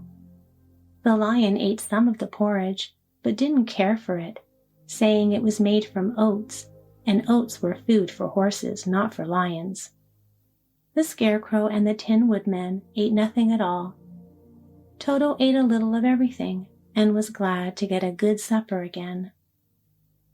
The woman now gave Dorothy a bed to sleep in, and Toto lay down beside her, while the lion guarded the door of her room so she might not be disturbed. The Scarecrow and the Tin Woodman stood up in the corner and kept quiet all night, although of course they couldn't sleep. The next morning, as soon as the sun was up, they started on their way, and soon saw a beautiful green glow in the sky just before them. "That must be the Emerald City," said Dorothy. As they walked on, the green glow became brighter and brighter, and it seemed that at last they were nearing the end of their travels. Yet it was afternoon before they came to the great wall that surrounded the city. It was high and thick and of a bright green color. In front of them, and at the end of the road of yellow brick, was a big gate, all studded with emeralds that glittered in the sun, so that even the painted eyes of the Scarecrow were dazzled by their brilliancy. There was a bell beside the gate, and Dorothy pushed the button and heard a silvery tinkle sound within. Then the big gate swung slowly open, and they all passed through and found themselves in a high arched room, the walls of which glistened with countless emeralds.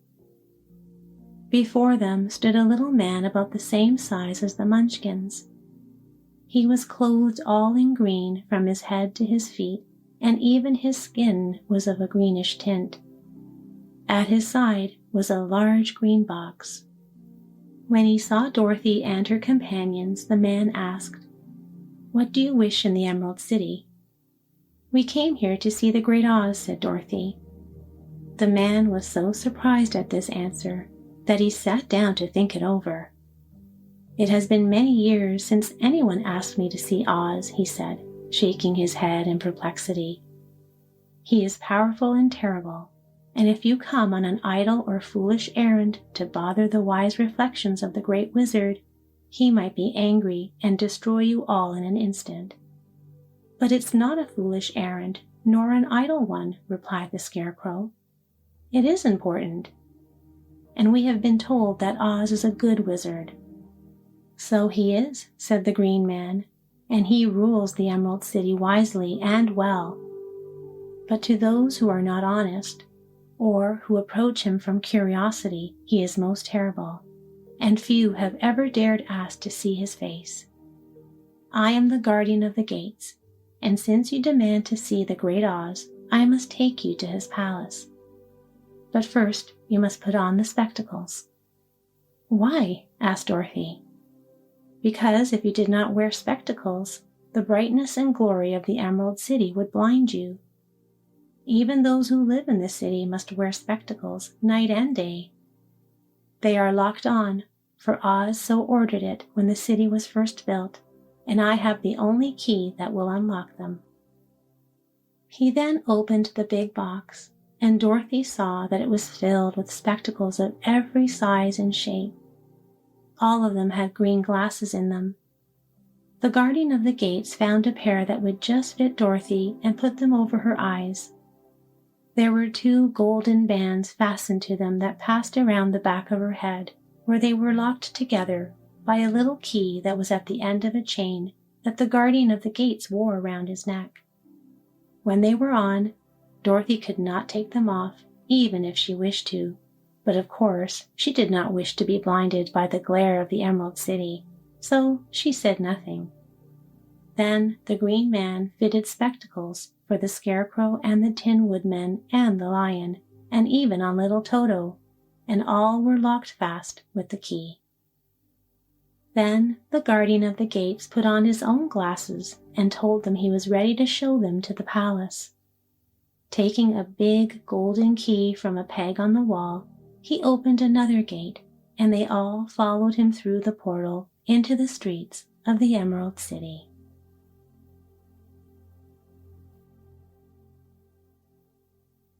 Chapter 11. The Wonderful City of Oz. Even with eyes protected by the green spectacles, Dorothy and her friends were at first dazzled by the brilliancy of the wonderful city. The streets were lined with beautiful houses, all built of green marble and studded everywhere with sparkling emeralds.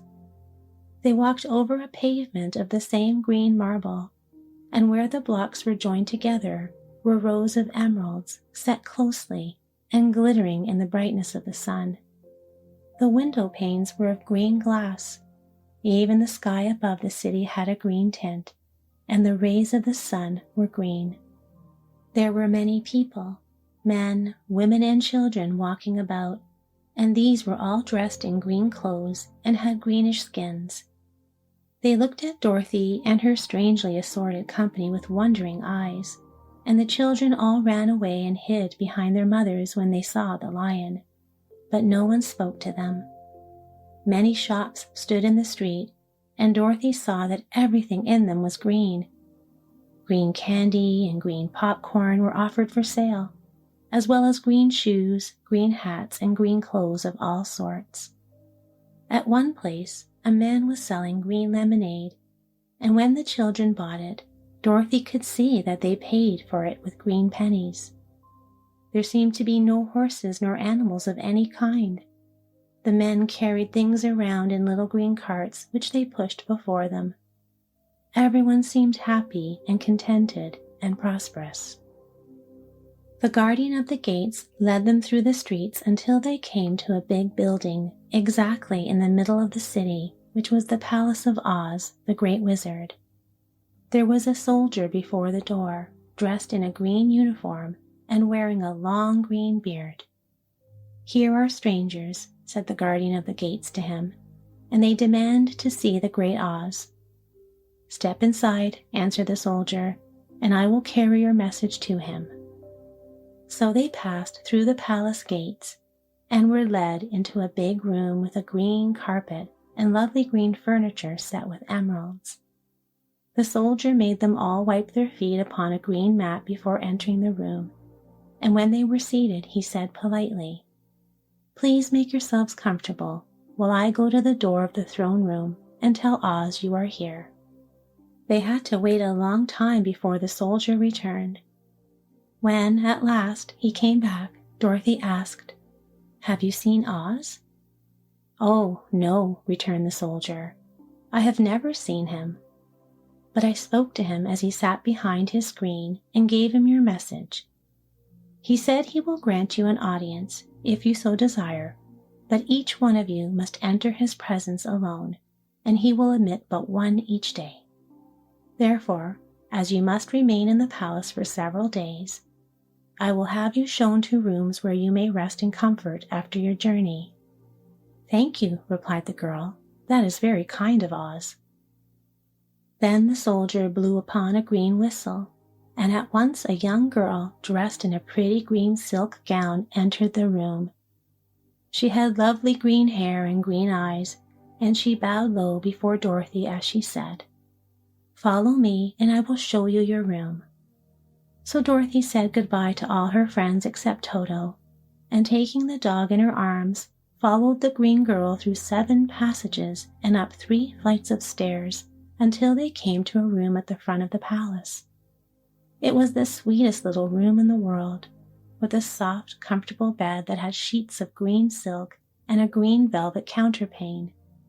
There was a tiny fountain in the middle of the room that shot a spray of green perfume into the air to fall back into a beautifully carved green marble basin. Beautiful green flowers stood in the windows, and there was a shelf with a row of little green books.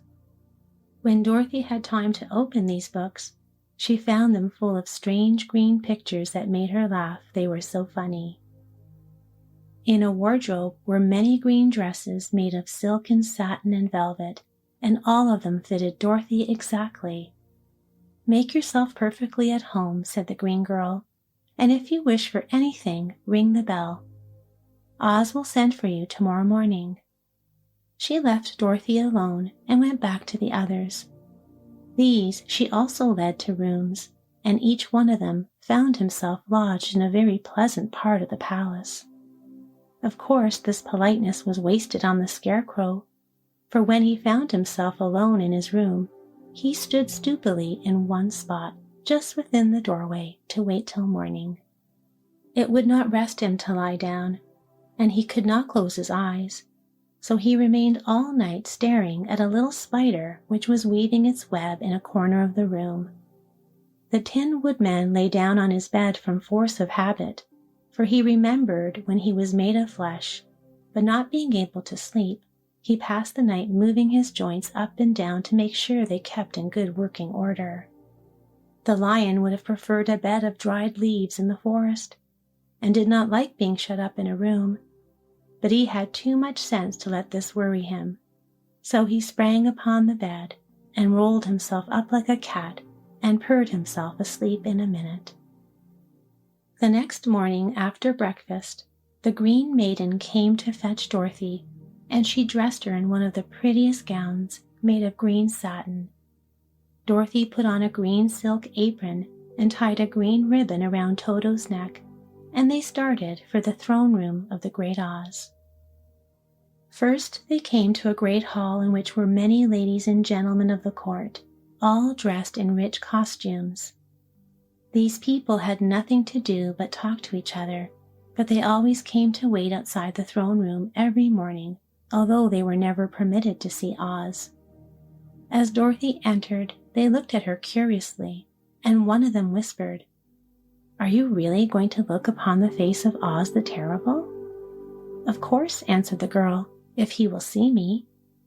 "Oh, he will see you," said the soldier, who had taken her message to the wizard, although he doesn't like to have people ask to see him. Indeed, at first he was angry, and said I should send you back where you came from. Then he asked me what you looked like, and when I mentioned your silver shoes, he was very much interested. At last I told him about the mark upon your forehead, and he decided he would admit you to his presence." Just then a bell rang, and the green girl said to Dorothy, "That's the signal. You must go into the throne room alone." She opened a little door, and Dorothy walked boldly through and found herself in a wonderful place. It was a big round room with a high arched roof, and the walls and ceiling and floor were covered with large emeralds set closely together. In the center of the roof was a great light, as bright as the sun, which made the emeralds sparkle in a wonderful manner. But what interested Dorothy most was the big throne of green marble that sat in the middle of the room. It was shaped like a chair and sparkled with gems, as did everything else. In the center of the chair was an enormous head without a body to support it or any arms or legs whatever. There was no hair upon this head, but it had eyes and a nose and a mouth, and was much bigger than the head of the biggest giant. "I am Oz, the great and terrible. Who are you, and why do you seek me?" It was not such an awful voice as she had expected to come from the big head, so she took courage and answered, "I'm Dorothy, the small and meek. I've come to you for help." The eyes looked at her thoughtfully for a full minute. Then said the voice, "Where did you get the silver shoes?" "I got them from the Wicked Witch of the East when my house fell on her and killed her," she replied. "Where did you get that mark upon your forehead?" continued the voice. "That is where the Good Witch of the North kissed me when she bade me goodbye and sent me to you," said the girl. Again the eyes looked at her sharply, and they saw she was telling the truth. Then Oz asked, "What do you wish me to do?" "Send me back to Kansas, where my Aunt Em and Uncle Henry are," she answered earnestly. "I don't like your country, although it is so beautiful. And I am sure Aunt Em will be dreadfully worried over my being away so long." The eyes winked 3 times, and then they turned up to the ceiling and down to the floor and rolled around so strangely that they seemed to see every part of the room. And at last they looked at Dorothy again. "Why should I do this for you?" asked Oz. "Because you are strong and I am weak. Because you are a great wizard and I'm only a little girl." "But you were strong enough to kill the Wicked Witch of the East," said Oz. "That just happened," returned Dorothy simply. "I could not help it." "Well," said the head, "I will give you my answer. You have no right to expect me to send you back to Kansas unless you do something for me in return. In this country, everyone must pay for everything he gets. If you wish me to use my magic power to send you home again, you must do something for me first. Help me, and I will help you." "What must I do?" asked the girl. "Kill the Wicked Witch of the West," answered Oz. "But I can't," exclaimed Dorothy, greatly surprised. "You killed the Witch of the East, and you wear the silver shoes, which bear a powerful charm. There is now but one Wicked Witch left in all this land, and when you can tell me she is dead, I will send you back to Kansas, but not before." The little girl began to weep. She was so much disappointed, and the eyes winked again and looked upon her anxiously, as if the great Oz felt that she could help him if she would. "I never killed anything willingly," she sobbed. "Even if I wanted to, how could I kill the Wicked Witch? If you, who are great and terrible, cannot kill her yourself, how do you expect me to do it?" "I don't know," said the head, "but that is my answer, and until the Wicked Witch dies, you will not see your uncle and aunt again. Remember that the witch is wicked, tremendously wicked, and ought to be killed. Now go, and do not ask to see me again until you have done your task." Sorrowfully, Dorothy left the throne room and went back where the Lion and the Scarecrow and the Tin Woodman were waiting to hear what Oz had said to her. "There is no hope for me," she said sadly, "for Oz will not send me home until I have killed the Wicked Witch of the West, and that I can never do." Her friends were sorry, but could do nothing to help her, so Dorothy went to her room and lay down on the bed and cried herself to sleep. The next morning, the soldier with the green whiskers came to the Scarecrow and said, "Come with me, for Oz has sent for you." So the Scarecrow followed him and was admitted into the great throne room, where he saw, sitting in the emerald throne, a most lovely lady. She was dressed in green silk gauze and wore upon her flowing green locks a crown of jewels. Growing from her shoulders were wings, gorgeous in color and so light that they fluttered if the slightest breath of air reached them. When the Scarecrow had bowed, as prettily as his straw stuffing would let him, before this beautiful creature, she looked upon him sweetly and said, "I am Oz, the great and terrible. Who are you, and why do you seek me?" Now the Scarecrow, who had expected to see the great head Dorothy had told him of, was much astonished, but he answered her bravely, "I am only a scarecrow stuffed with straw. Therefore I have no brains, and I come to you praying that you will put brains in my head instead of straw, so that I may become as much a man as any other in your dominions." "Why should I do this for you?" asked the lady.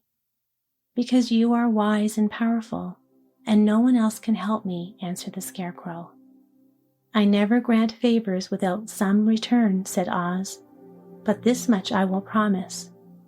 If you kill for me the Wicked Witch of the West, I will bestow upon you a great many brains, and such good brains that you will be the wisest man in all the land of Oz."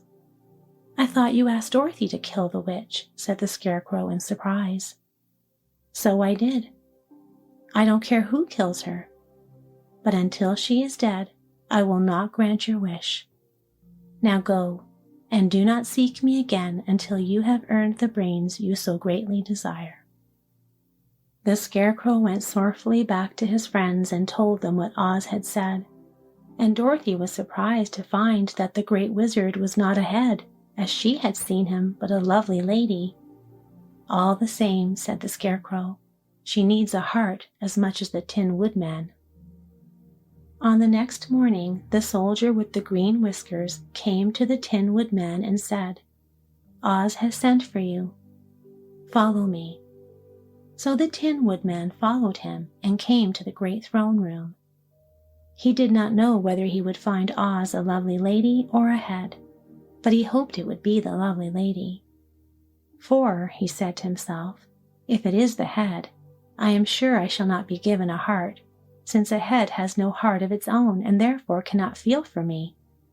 But if it is the lovely lady, I shall beg hard for a heart, for all ladies are themselves said to be kindly-hearted."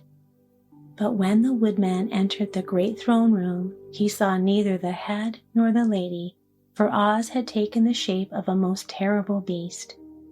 It was nearly as big as an elephant, and the green throne seemed hardly strong enough to hold its weight.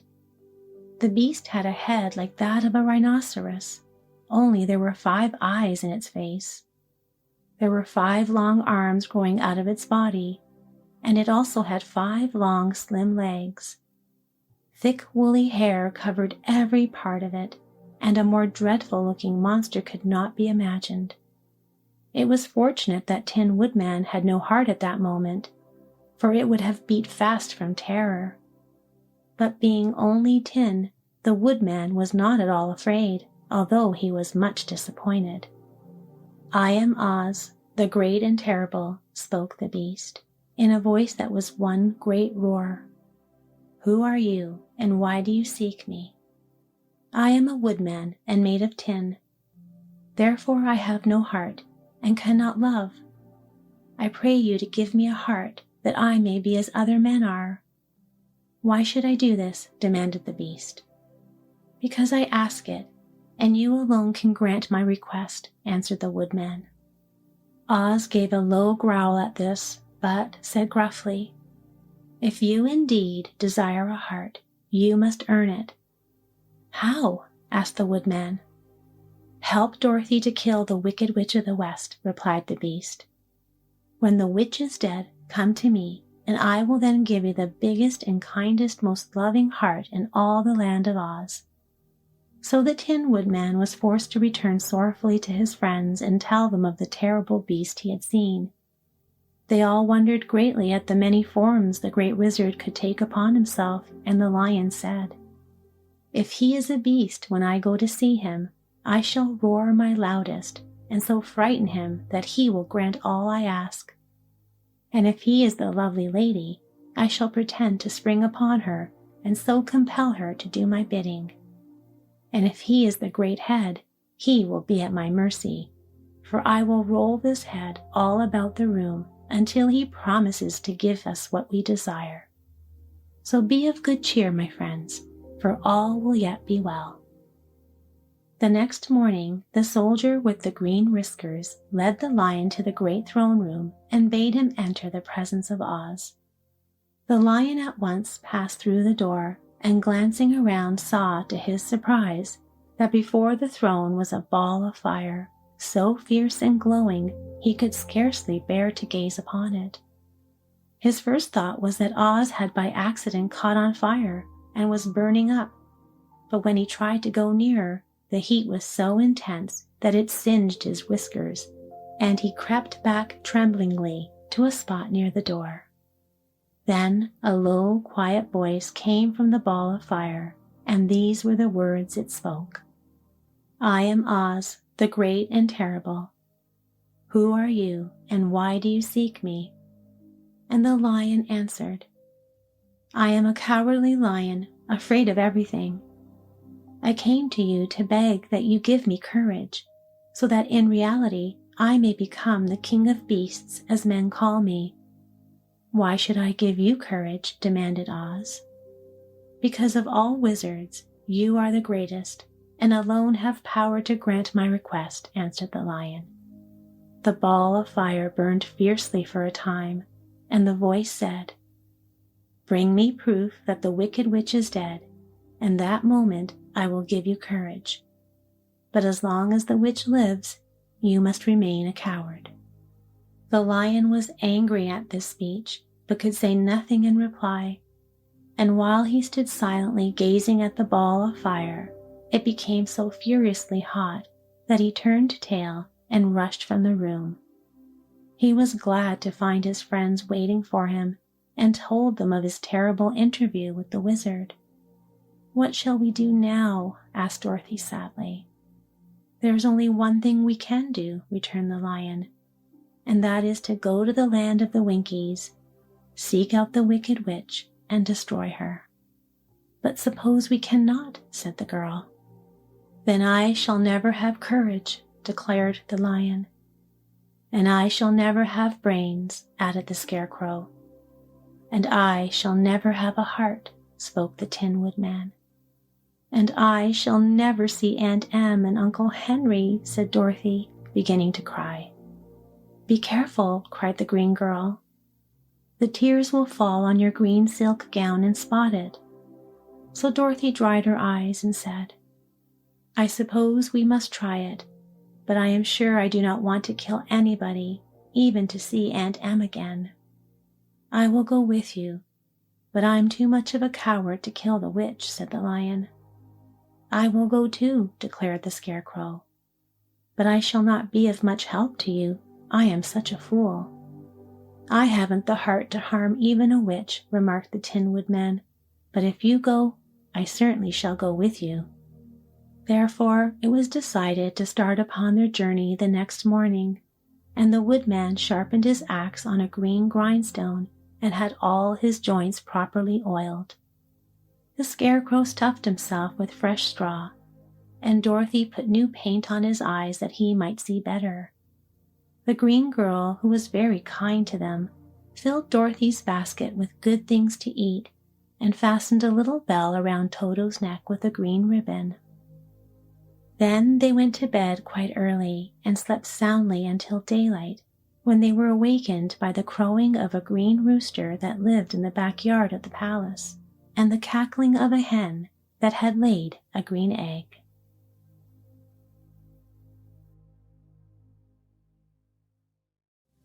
Chapter 12.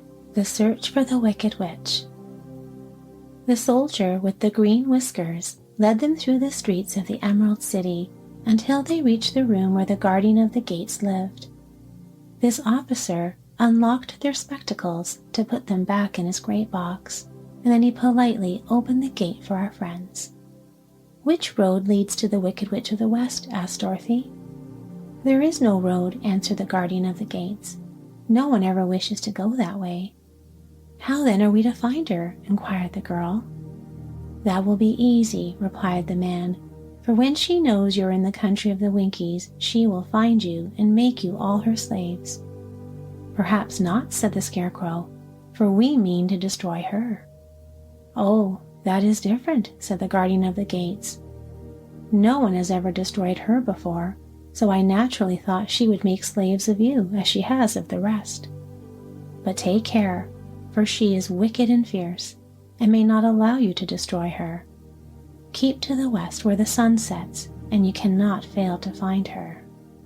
They thanked him and bade him goodbye and turned toward the west, walking over fields of soft grass dotted here and there with daisies and buttercups. Dorothy still wore the pretty silk dress she had put on in the palace, but now, to her surprise, she found it was no longer green but pure white. The ribbon around Toto's neck had also lost its green color and was as white as Dorothy's dress. The Emerald City was soon left far behind. As they advanced, the ground became rougher and hillier, for there were no farms nor houses in the country of the west, and the ground was untilled. In the afternoon, the sun shone hot in their faces, for there were no trees to offer them shade, so that before night, Dorothy and Toto and the lion were tired, and lay down upon the grass and fell asleep, with the Woodman and the Scarecrow keeping watch.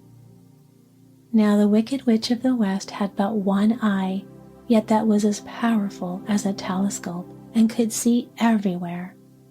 So as she sat in the door of her castle, she happened to look around and saw Dorothy lying asleep with her friends all about her. They were a long distance off, but the Wicked Witch was angry to find them in her country, so she blew upon a silver whistle that hung around her neck. At once there came running to her, from all directions, a pack of great wolves. They had long legs and fierce eyes and sharp teeth. "Go to those people," said the witch, "and tear them to pieces." "Are you not going to make them your slaves?" asked the leader of the wolves. "No," she answered.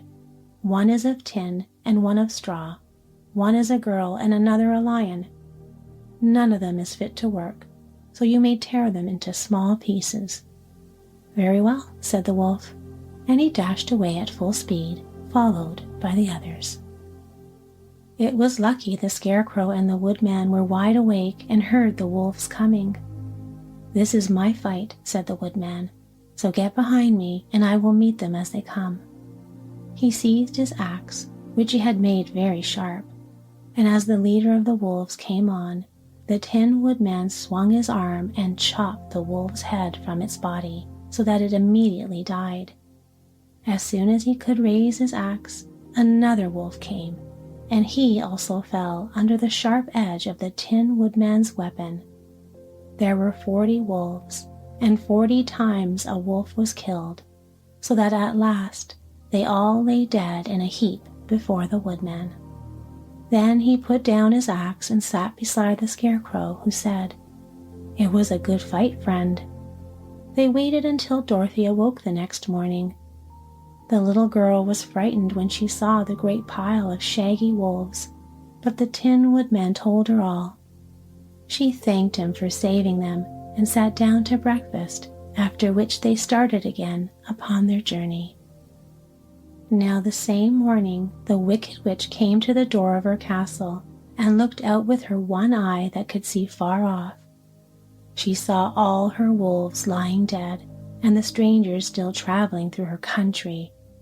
This made her angrier than before, and she blew her silver whistle twice. Straightway, a great flock of wild crows came flying toward her, enough to darken the sky. And the Wicked Witch said to the King Crow, "Fly at once to the strangers, peck out their eyes, and tear them to pieces." The wild crows flew in one great flock toward Dorothy and her companions. When the little girl saw them, she was afraid. But the Scarecrow said, "This is my battle, so lie down beside me and you will not be harmed." So they all lay upon the ground except the Scarecrow, and he stood up and stretched out his arms. And when the crows saw him, they were frightened, as these birds always are by scarecrows, and did not dare to come any nearer. But the King Crow said, "It is only a stuffed man. I will peck his eyes out." The King Crow flew at the Scarecrow, who caught it by the head and twisted its neck until it died. And then another crow flew at him, and the Scarecrow twisted its neck also. There were 40 crows, and 40 times the Scarecrow twisted a neck, until at last all were lying dead beside him. Then he called to his companions to rise, and again they went upon their journey. When the Wicked Witch looked out again and saw all her crows lying in a heap, she got into a terrible rage, and blew 3 times upon her silver whistle. Then there was a great buzzing in the air, and a swarm of black bees came flying toward her. "Go to the strangers and sting them to death," commanded the witch, and the bees turned and flew rapidly until they came to where Dorothy and her friends were walking. But the Woodman had seen them coming, and the Scarecrow had decided what to do. "Take out my straw and scatter it over the little girl and the dog and the lion," he said to the Woodman, "and the bees cannot sting them." This the Woodman did, and as Dorothy lay close beside the lion and held Toto in her arms, the straw covered them entirely. The bees came and found no one but the Woodman to sting, so they flew at him and broke off all their stings against the tin without hurting the Woodman at all. And as bees cannot live when their stings are broken, that was the end of the black bees, and they lay scattered thick about the Woodman like little heaps of fine coal. Then Dorothy and the lion got up, and the girl helped the Tin Woodman put the straw back into the Scarecrow again, until he was as good as ever. So they started upon their journey once more. The Wicked Witch was so angry when she saw her black bees in little heaps like fine coal that she stamped her foot and tore her hair and gnashed her teeth. And then she called a dozen of her slaves who were the Winkies and gave them sharp spears, telling them to go to the strangers and destroy them. The Winkies were not a brave people, but they had to do as they were told. So they marched away until they came near Dorothy. Then the lion gave a great roar and sprang towards them, and the poor Winkies were so frightened that they ran back as fast as they could. When they returned to the castle, the Wicked Witch beat them well with a strap and sent them back to their work, after which she sat down to think what she should do next. She couldn't understand how all her plans to destroy these strangers had failed, but she was a powerful witch, as well as a wicked one, and she soon made up her mind how to act. There was in her cupboard a golden cap with a circle of diamonds and rubies running round it. This golden cap had a charm. Whoever owned it could call 3 times upon the winged monkeys, who would obey any order they were given. But no person could command these strange creatures more than 3 times. Twice already the Wicked Witch had used the charm of the cap. Once was when she had made the Winkies her slaves and set herself to rule over the country. The winged monkeys helped her do this. The second time was when she had fought against the Great Oz himself and driven him out of the land of the West. The winged monkeys had also helped her in doing this. Only once more could she use this golden cap, for which reason she did not like to do so until all her powers were exhausted. But now that her fierce wolves and her wild crows and her stinging bees were gone, and her slaves had been scared away by the cowardly lion, she saw there was only one way left to destroy Dorothy and her friends. So the Wicked Witch took the golden cap from her cupboard and placed it upon her head. Then she began to chant the magic spell. Now the charm began to work. The sky was darkened, and a low rumbling sound was heard in the air. There was a rushing of many wings, a great chattering and laughing, and the sun came out of the dark sky to show the Wicked Witch surrounded by a crowd of monkeys, each with a pair of immense and powerful wings on his shoulders.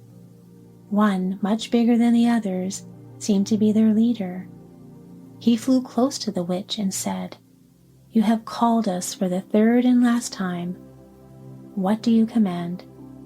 "Go to the strangers who are within my land, and destroy them all except the lion," said the wicked witch. "Bring that beast to me, for I have a mind to harness him like a horse and make him work." "Your commands shall be obeyed," said the leader.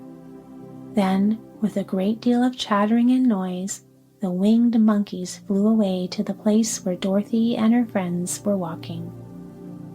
Some of the monkeys seized the Tin Woodman and carried him through the air until they were over a country thickly covered with sharp rocks.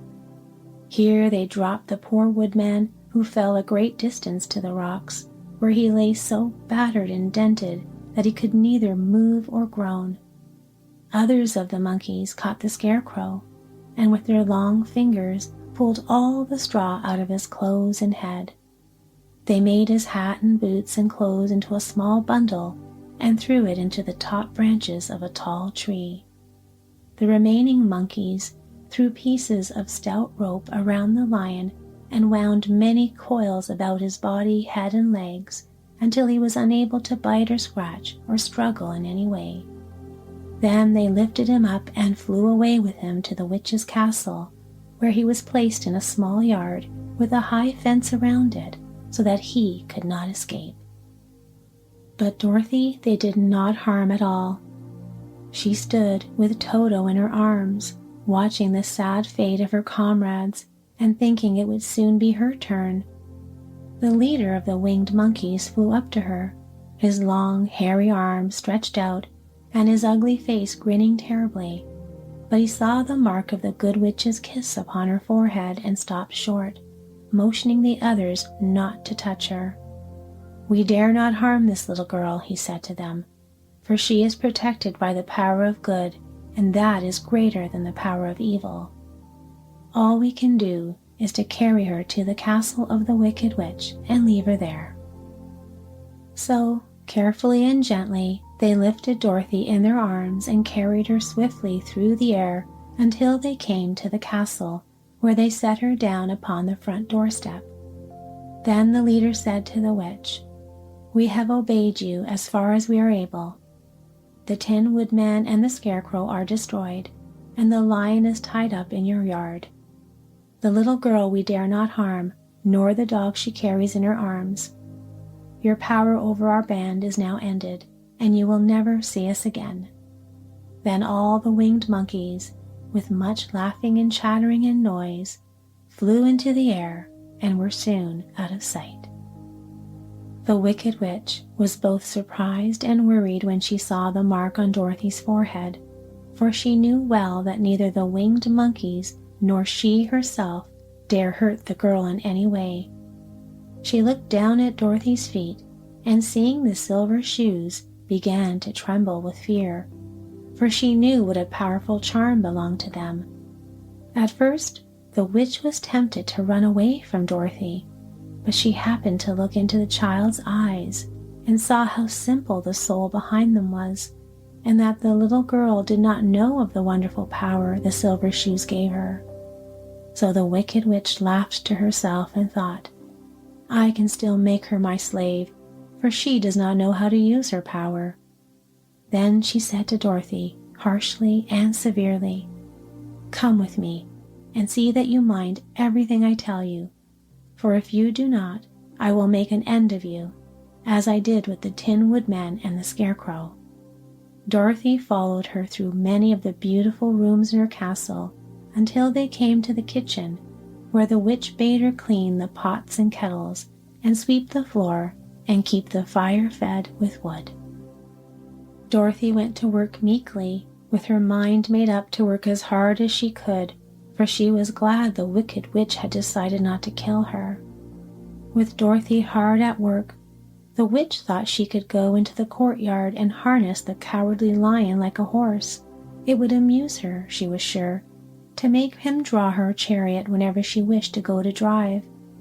But as she opened the gate, the lion gave a loud roar and bounded at her so fiercely that the witch was afraid and ran out and shut the gate again.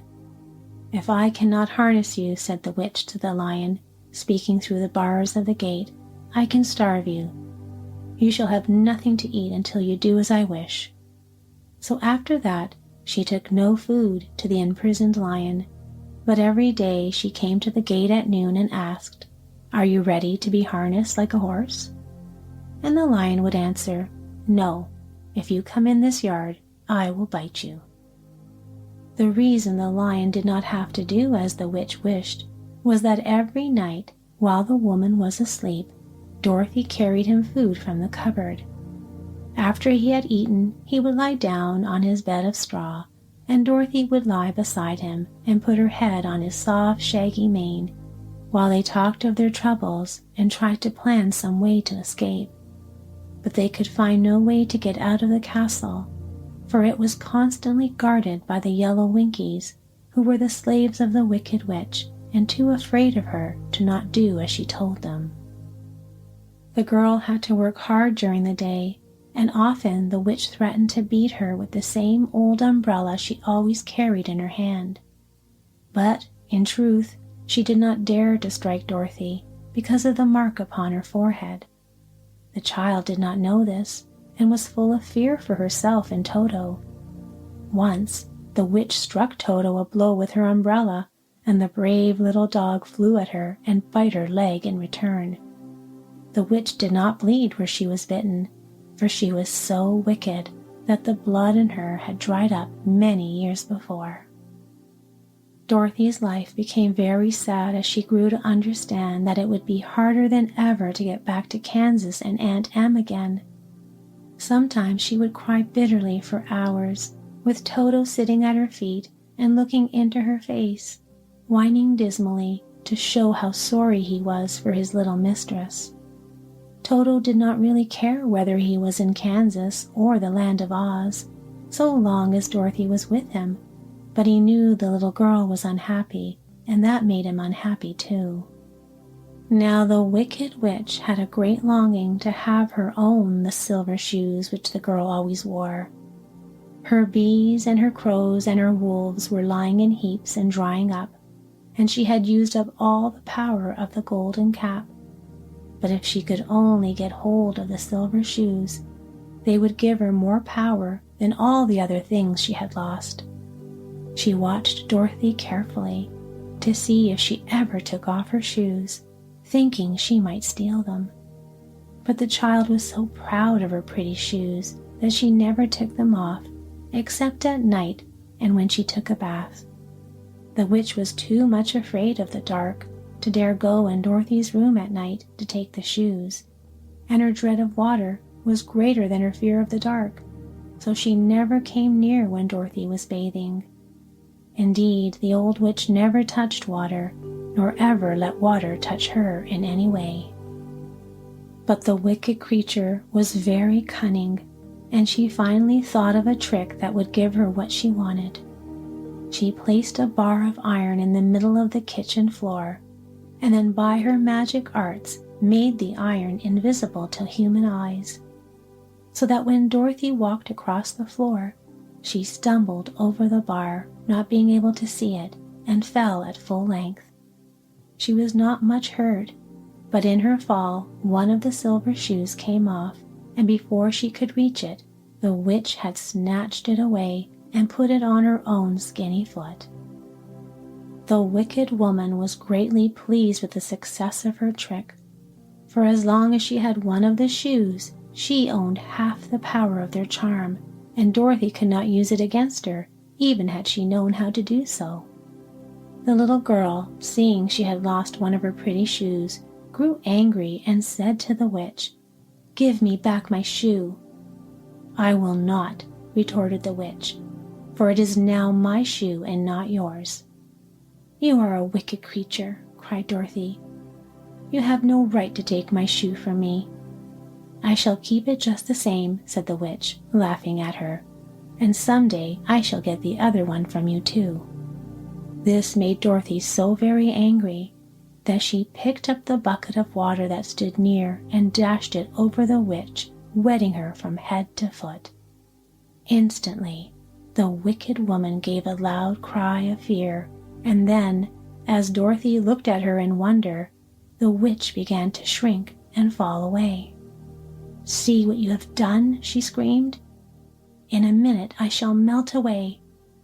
"I am very sorry," said Dorothy, who was truly frightened to see the witch actually melting away like brown sugar before her very eyes. "Didn't you know water would be the end of me?" asked the witch in a wailing, despairing voice. "Of course not," answered Dorothy. "How should I?" "Well, in a few minutes I shall be all melted, and you will have the castle to yourself. I have been wicked in my day, but I never thought a little girl like you would ever be able to melt me and end my wicked deeds. Look out, here I go." With these words, the witch fell down in a brown, melted, shapeless mass and began to spread over the clean boards of the kitchen floor. Seeing that she had really melted away to nothing, Dorothy drew another bucket of water and threw it over the mess. She then swept it all out the door. After picking out the silver shoe, which was all that was left of the old woman, she cleaned and dried it with a cloth and put it on her foot again.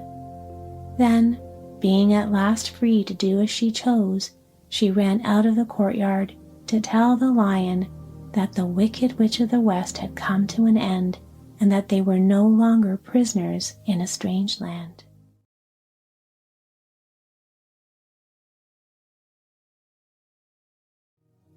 Chapter 13.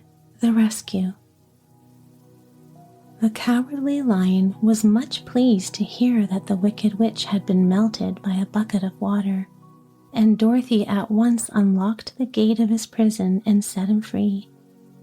They went in together to the castle, where Dorothy's first act was to call all the Winkies together and tell them they were no longer slaves. There was great rejoicing among the yellow Winkies, for they had been made to work hard during many years for the Wicked Witch, who had always treated them with great cruelty. They kept this day as a holiday, then and ever after, and spent the time in feasting and dancing. "If our friends, the Scarecrow and the Tin Woodman, were only with us," said the Lion, "I should be quite happy." "Don't you suppose we could rescue them?" asked the girl anxiously. "We can try," answered the Lion. So they called the yellow Winkies and asked them if they would help to rescue their friends, and the Winkies said they would be delighted to do all in their power for Dorothy, who had set them free from bondage. So she chose a number of the Winkies who looked as if they knew the most, and they all started away. They traveled that day and part of the next until they came to the rocky plain where the Tin Woodman lay, all battered and bent. His axe was near him, but the blade was rusted and the handle broken off short. The Winkies lifted him tenderly in their arms and carried him back to the Yellow Castle again, Dorothy shedding a few tears by the way at the sad plight of her old friend, and the Lion looking sober and sorry. When they reached the castle, Dorothy said to the Winkies, "Are any of your people tinsmiths?" "Oh yes, some of us are very good tinsmiths," they told her. "Then bring them to me," she said. And when the tinsmiths came, bringing with them all their tools in baskets, she inquired, "Can you straighten out those dents in the Tin Woodman and bend him back into shape again and solder him together where he is broken?" The tinsmiths looked at the Woodman over carefully and then answered that they thought they could mend him so he would be as good as ever. So they set to work in one of the big yellow rooms of the castle and worked for 3 days and 4 nights, hammering and twisting, and bending and soldering, and polishing and pounding at the legs and body and head of the Tin Woodman, until at last he was straightened out in his old form, and his joints worked as well as ever. To be sure, there were several patches on him, but the tinsmiths did a good job, and as the Woodman was not a vain man, he did not mind the patches at all. At last he walked into Dorothy's room and thanked her for rescuing him. He was so pleased that he wept tears of joy, and Dorothy had to wipe every tear carefully from his face with her apron so his joints would not be rusted. At the same time, her own tears fell thick and fast at the joy of meeting her old friend again, and these tears did not need to be wiped away. As for the lion, he wiped his eyes so often with the tip of his tail that it became quite wet, and he was obliged to go out into the courtyard and hold it in the sun till it dried. "If we only had the Scarecrow with us again," said the Tin Woodman, when Dorothy had finished telling him everything that had happened, "I should be quite happy." "We must try to find him," said the girl. So she called the Winkies to help her, and they walked all that day and part of the next until they came to the tall tree in the branches of which the winged monkeys had tossed the Scarecrow's clothes. It was a very tall tree, and the trunk was so smooth that no one could climb it, but the Woodman said at once, "I'll chop it down, and then we can get the Scarecrow's clothes." Now while the tinsmiths had been at work mending the Woodman himself, another of the Winkies, who was a goldsmith, had made an axe handle of solid gold and fitted it to the Woodman's axe instead of the old broken handle.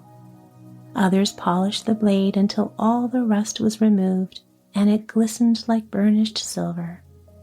As soon as he had spoken, the Tin Woodman began to chop, and in a short time the tree fell over with a crash, whereupon the Scarecrow's clothes fell out of the branches and rolled off on the ground.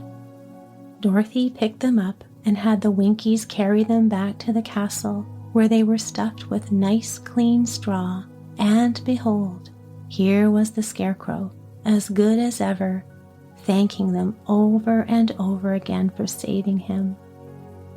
Now that they were reunited, Dorothy and her friends spent a few happy days at the Yellow Castle, where they found everything they needed to make them comfortable. But one day, the girl thought of Aunt Em and said, "We must go back to Oz and claim his promise." "Yes," said the Woodman, "at last I shall get my heart." "And I shall get my brains," added the Scarecrow joyfully. "And I shall get my courage," said the Lion thoughtfully. "And I shall get back to Kansas," cried Dorothy, clapping her hands. "Oh, let us start for the Emerald City tomorrow." This they decided to do. The next day, they called the Winkies together and bade them goodbye. The Winkies were sorry to have them go, and they had grown so fond of the Tin Woodman that they begged him to stay and rule over them in the yellow land of the West. Finding they were determined to go, the Winkies gave Toto and Lion each a golden collar, and to Dorothy they presented a beautiful bracelet studded with diamonds, and to the Scarecrow they gave a gold-headed walking stick to keep him from stumbling, and to the Tin Woodman they offered a silver oil can inlaid with gold and set with precious jewels. Every one of the travelers made the Winkies a pretty speech in return, and all shook hands with them until their arms ached. Dorothy went to the witch's cupboard to fill her basket with food for the journey, and there she saw the golden cap. She tried it on her own head and found that it fitted her exactly.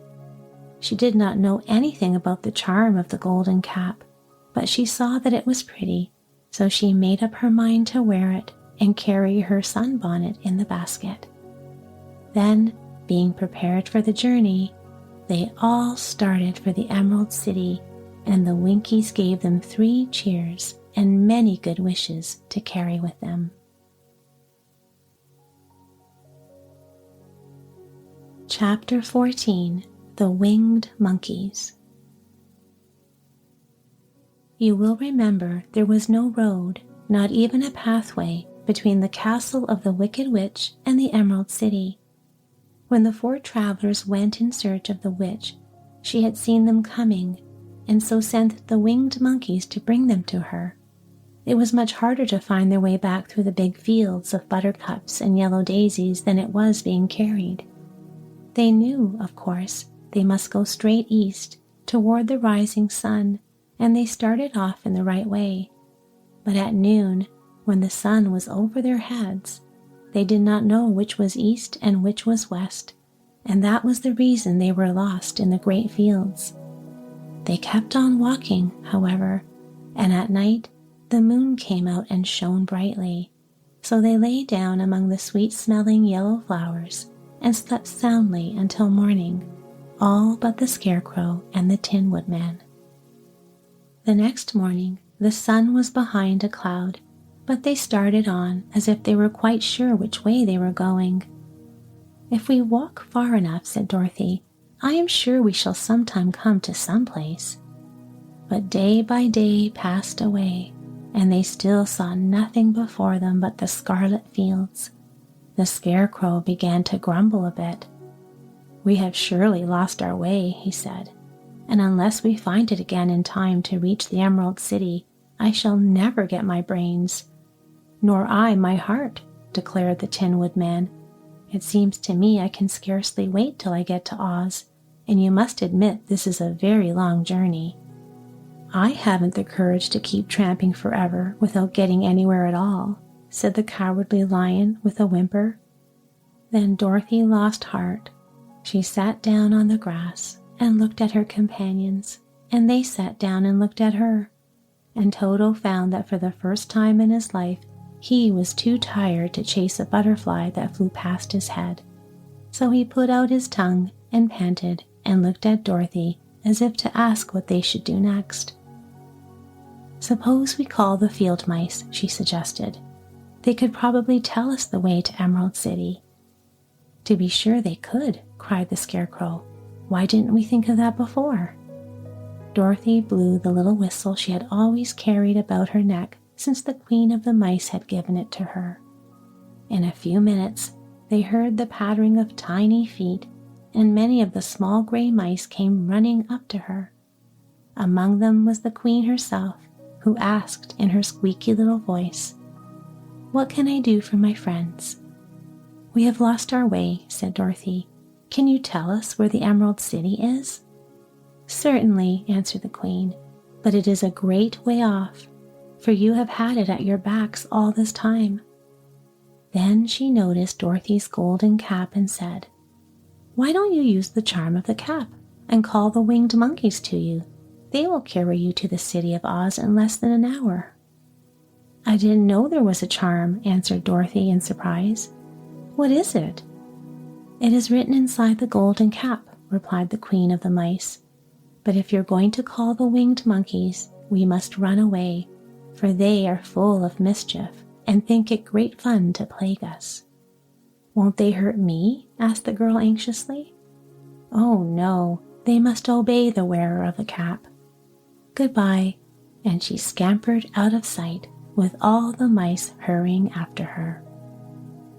Dorothy looked inside the golden cap and saw some words written upon the lining.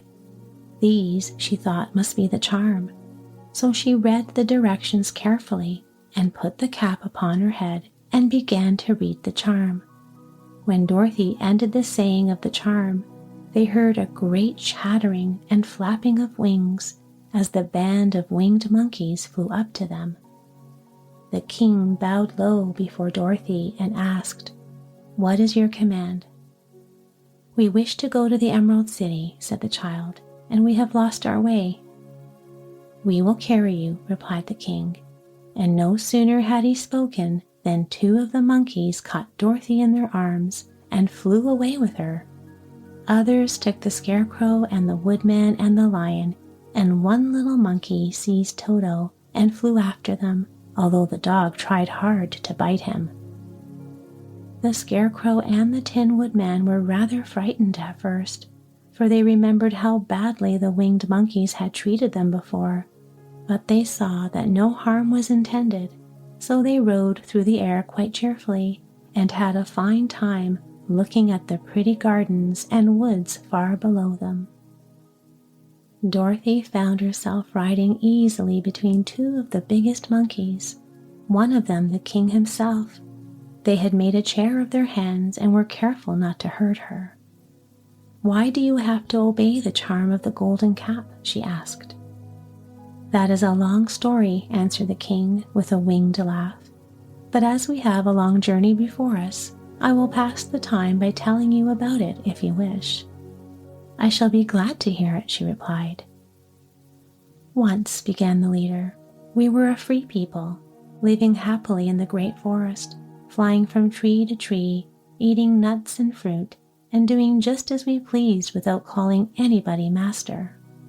Perhaps some of us were rather too full of mischief at times, flying down to pull the tails of the animals that had no wings, chasing birds, and throwing nuts at the people who walked in the forest. But we were careless and happy and full of fun, and enjoyed every minute of the day. This was many years ago, long before Oz came out of the clouds to rule over this land. There lived here then, away at the north, a beautiful princess who was also a powerful sorceress. All her magic was used to help the people, and she was never known to hurt anyone who was good. Her name was Gaylet, and she lived in a handsome palace built from great blocks of ruby. Everyone loved her, but her greatest sorrow was that she could find no one to love in return, since all the men were much too stupid and ugly to mate with one so beautiful and wise. At last, however, she found a boy who was handsome and manly and wise beyond his years. Gaylet made her mind that when he grew to be a man, she would make him her husband, so she took him to her ruby palace and used all her magic powers to make him as strong and good and lovely as any woman could wish. When he grew to manhood, Quilala, as he was called, was said to be the best and wisest man in all the land, while his manly beauty was so great that Gaylet loved him dearly and hastened to make everything ready for the wedding. My grandfather was at the time the king of the winged monkeys, which lived in the forest near Gaylet's palace, and the old fellow loved a joke better than a good dinner. One day, just before the wedding, my grandfather was flying out with his band when he saw Quilala walking beside the river. He was dressed in a rich costume of pink silk and purple velvet, and my grandfather thought he would see what he could do. At his word, the band flew down and seized Quilala, carried him in their arms until they were over the middle of the river, and then dropped him into the water. "Swim out, my fine fellow," cried my grandfather, "and see if the water has spotted your clothes." Quilala was much too wise not to swim, and he was not in the least spoiled by all his good fortune. He laughed when he came to the top of the water and swam in to shore. But when Gaylet came running out to him, she found his silks and velvet all ruined by the river. The princess was angry, and she knew, of course, who did it. She had all the winged monkeys brought before her, and she said at first that their wings should be tied and they should be treated as they had treated Quilala and dropped in the river. But my grandfather pleaded hard, for he knew the monkeys would drown in the river with their wings tied, and Quilala said a kind word for them also, so Gaylet finally spared them, on condition that the winged monkeys should ever after do 3 times the bidding of the owner of the golden cap. This cap had been made for a wedding present to Quilala, and it is said to have cost the princess half her kingdom. Of course, my grandfather and all the other monkeys at once agreed to the condition, and that is how it happens, that we are 3 times the slaves of the owner of the golden cap, whoever he may be. "And what became of them?" asked Dorothy, who had been greatly interested in the story. "Quilala being the first owner of the golden cap," replied the monkey, "he was the first to lay his wishes upon us. As his bride could never bear the sight of us, he called us all to him in the forest after he had married her, and ordered us always to keep where she could never again set eyes on a winged monkey, which we were glad to do, for we were all afraid of her. This was all we ever had to do until the golden cap fell into the hands of the Wicked Witch of the West, who made us enslave the Winkies and afterward drive Oz himself out of the land of the West. Now the golden cap is yours, and 3 times you have the right to lay your wishes upon us." As the Monkey King finished his story, Dorothy looked down and saw the green, shining walls of the Emerald City before them. She wondered at the rapid flight of the monkeys, but was glad the journey was over. The strange creatures set the travelers down carefully before the gate of the city. The king bowed low to Dorothy and then flew swiftly away, followed by all his band. "That was a good ride," said the little girl. "Yes, and a quick way out of our troubles," replied the lion. "How lucky it was you brought away that wonderful cap."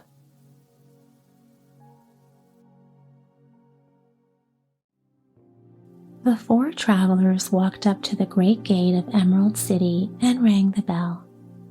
After ringing several times, it was opened by the same guardian of the gates that had met them before.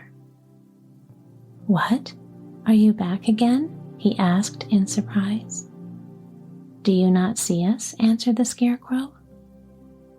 "But I thought you had gone to visit the Wicked Witch of the West." "We did visit her," said the Scarecrow. "And she let you go again?" asked the man in wonder. "She could not help it, for she is melted," explained the Scarecrow. "Melted? Well, that is good news indeed," said the man. "Who melted her?" "It was Dorothy," said the lion gravely. "Good gracious!" exclaimed the man, and he bowed very low indeed before her. Then he led them into his little room and locked the spectacles from the great box on all their eyes, just as he had done before. Afterward, they passed on through the gate into the Emerald City. When the people heard from the guardian of the gates that Dorothy had melted the Wicked Witch of the West, they all gathered around the travelers and followed them in a great crowd to the Palace of Oz.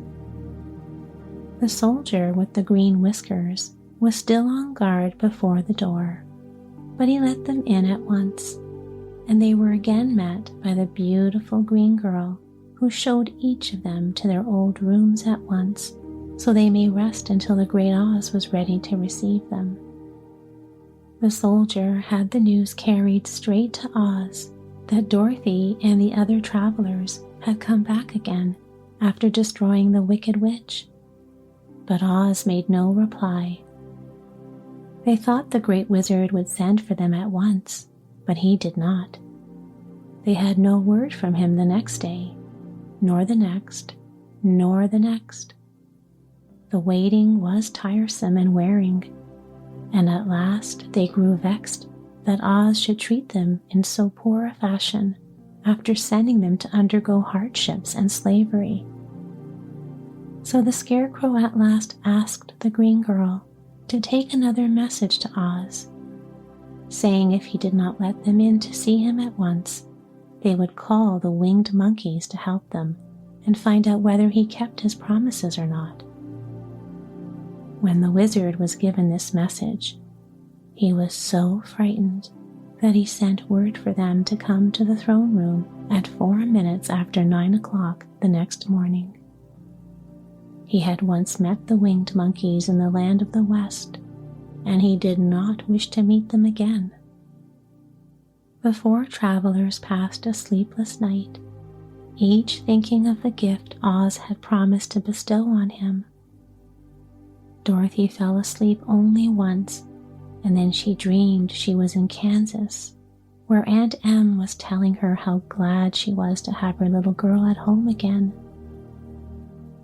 Promptly at 9 o'clock the next morning, the green-whiskered soldier came to them, and 4 minutes later, they all went into the throne room of the Great Oz.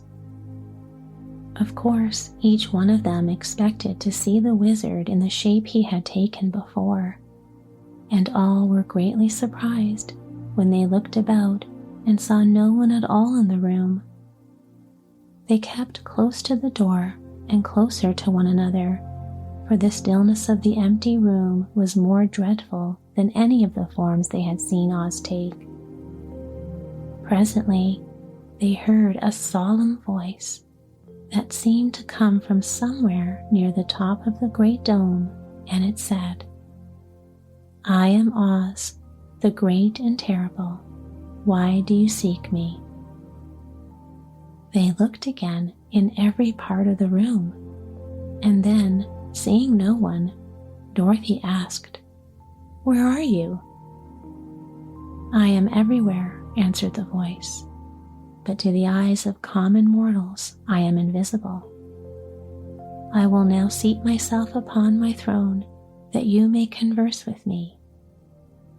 Indeed, the voice seemed just then to come straight from the throne itself, so they walked toward it and stood in a row while Dorothy said, "We have come to claim our promise, Oz."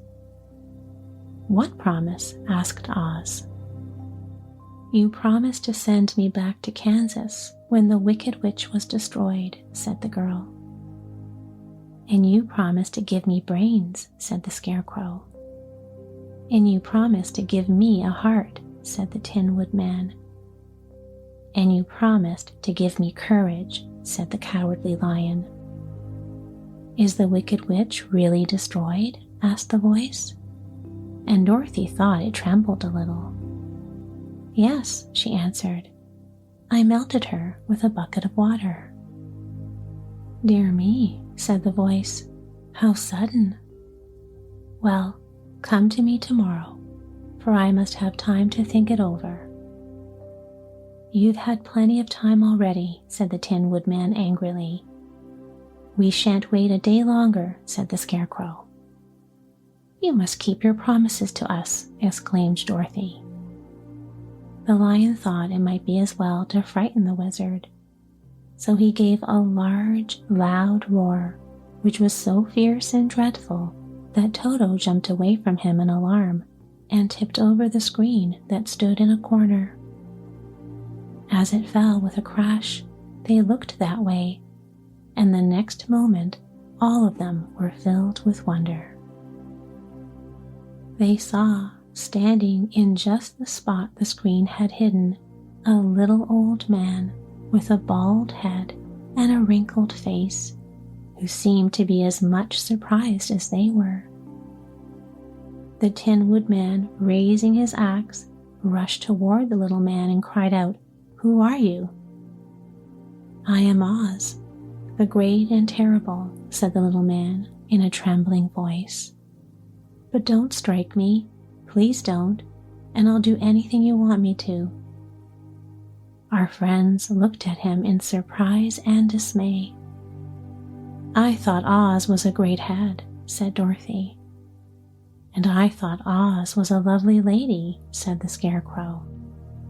"And I thought Oz was a terrible beast," said the Tin Woodman. "And I thought Oz was a ball of fire," exclaimed the lion. "No, you are all wrong," said the little man meekly. "I have been making believe." "Making believe?" cried Dorothy. "Are you not a great wizard?" "Hush, my dear," he said. "Don't speak so loud, or you will be overheard, and I should be ruined. I'm supposed to be a great wizard." "And aren't you?" she asked. "Not a bit of it, my dear. I'm just a common man." "You're more than that," said the Scarecrow in a grieved tone. "You're a humbug." "Exactly so," declared the little man, rubbing his hands together as if it pleased him. "I am a humbug." "But this is terrible," said the Tin Woodman. "How shall I ever get my heart?" "Or I my courage?" asked the lion. "Or I my brains?" wailed the Scarecrow, wiping the tears from his eyes with his coat sleeve. "My dear friends," said Oz, "I pray you not speak of these little things, Think of me and the terrible trouble I'm in at being found out." "Doesn't anyone else know you're a humbug?" asked Dorothy. "No one knows it but you four and myself," replied Oz. "I have fooled everyone so long that I thought I should never be found out. It was a great mistake my ever letting you into the throne room. Usually I will not even see my subjects, and so they believe I am something terrible." "But I don't understand," said Dorothy in bewilderment. "How was it that you appeared to me as a great head?" "That was one of my tricks," answered Oz. "Step this way, please, and I will tell you all about it." He led the way to a small chamber in the rear of the throne room, and they all followed him. He pointed to one corner in which lay the great head, made out of many thicknesses of paper and with a carefully painted face. "This I hung from the ceiling by a wire," said Oz. "I stood behind the screen and pulled a thread to make the eyes move and the mouth open." "But how about the voice?" she inquired. "Oh, I'm a ventriloquist," said the little man. "I can throw the sound of my voice wherever I wish, so that you thought it was coming out of the head. Here are other things I used to deceive you." He showed the Scarecrow the dress and mask he had worn when he seemed to be the lovely lady. And the Tin Woodman saw that this terrible beast was nothing but a lot of skins sewn together with slats to keep their sides out. As for the ball of fire, the false wizard had hung that also from the ceiling. It was really a ball of cotton, but when oil was poured upon it, the ball burned fiercely. "Really," said the Scarecrow, "you ought to be ashamed of yourself for being such a humbug." I certainly am," answered the little man sorrowfully. "But it was the only thing I could do. Sit down, please. There are plenty of chairs, and I will tell you my story." So they sat down and listened while he told the following tale. "I was born in Omaha." "Why, that isn't very far from Kansas," cried Dorothy. "No, but it's farther from here," he said, shaking his head at her sadly. "When I grew up, I became a ventriloquist, and at that I was very well trained by a great master. I can imitate any kind of a bird or beast." Here he mewed so like a kitten that Toto pricked up his ears and looked everywhere to see where she was. "After a time," continued Oz, "I tired of that and became a balloonist." "What is that?" asked Dorothy. "A man who goes up in a balloon on circus day, so as to draw a crowd of people together and get them to pay to see the circus," he explained. "Oh," she said, "I know." "Well, one day I went up in a balloon and the ropes got twisted so that I couldn't come down again. It went away up above the clouds, so far that a current of air struck it and carried it many, many miles away. For a day and night I traveled through the air, and on the morning of the second day I awoke and found the balloon floating over a strange and beautiful country. It came down gradually, and I was not hurt a bit, but I found myself in the midst of strange people who, seeing me come from the clouds, thought I was a great wizard. Of course I let them think so, because they were afraid of me and promised to do anything I wished them to. Just to amuse myself and keep the good people busy, I ordered them to build the city and my palace, and they did it all willingly and well. Then I thought, as the country was so green and beautiful, I would call it Emerald City, and to make the name fit better, I put green spectacles on all the people so that everything they saw was green. But isn't everything here green? Asked Dorothy. No more than in any other city, replied Oz. But when you wear green spectacles, why of course everything you see looks green to you. The Emerald City was built a great many years ago, for I was a young man when the balloon brought me here, and I am a very old man now. But my people have worn green glasses on their eyes so long that most of them think it really is an Emerald City, and it certainly is a beautiful place, abounding in jewels and precious metals, and every good thing that is needed to make one happy. I have been good to the people, and they like me, but ever since this palace was built, I have shut myself up and would not see any of them. One of my greatest fears was the witches, for while I had no magical powers at all, I soon found out that the witches were really able to do wonderful things. There were 4 of them in this country, and they ruled the people who lived in the north and south and east and west. Fortunately, the witches of the north and south were good, and I knew they would do me no harm. But the witches of the east and west were terribly wicked, and had they not thought I was more powerful than they themselves, they would surely have destroyed me. As it was, I lived in deadly fear of them for many years, so you can imagine how pleased I was when I heard your house had fallen on the Wicked Witch of the East. When you came to me, I was willing to promise anything if you would only do away with the other witch. But now that you have melted her, I am ashamed to say that I cannot keep my promises. I think you are a very bad man, said Dorothy. Oh, no, my dear. I'm really a very good man, but I'm a very bad wizard, I must admit. Can't you give me brains? Asked the Scarecrow. You don't need them. You are learning something every day. A baby has brains, but it doesn't know much. Experience is the only thing that brings knowledge, and the longer you are on Earth, the more experience you are sure to get.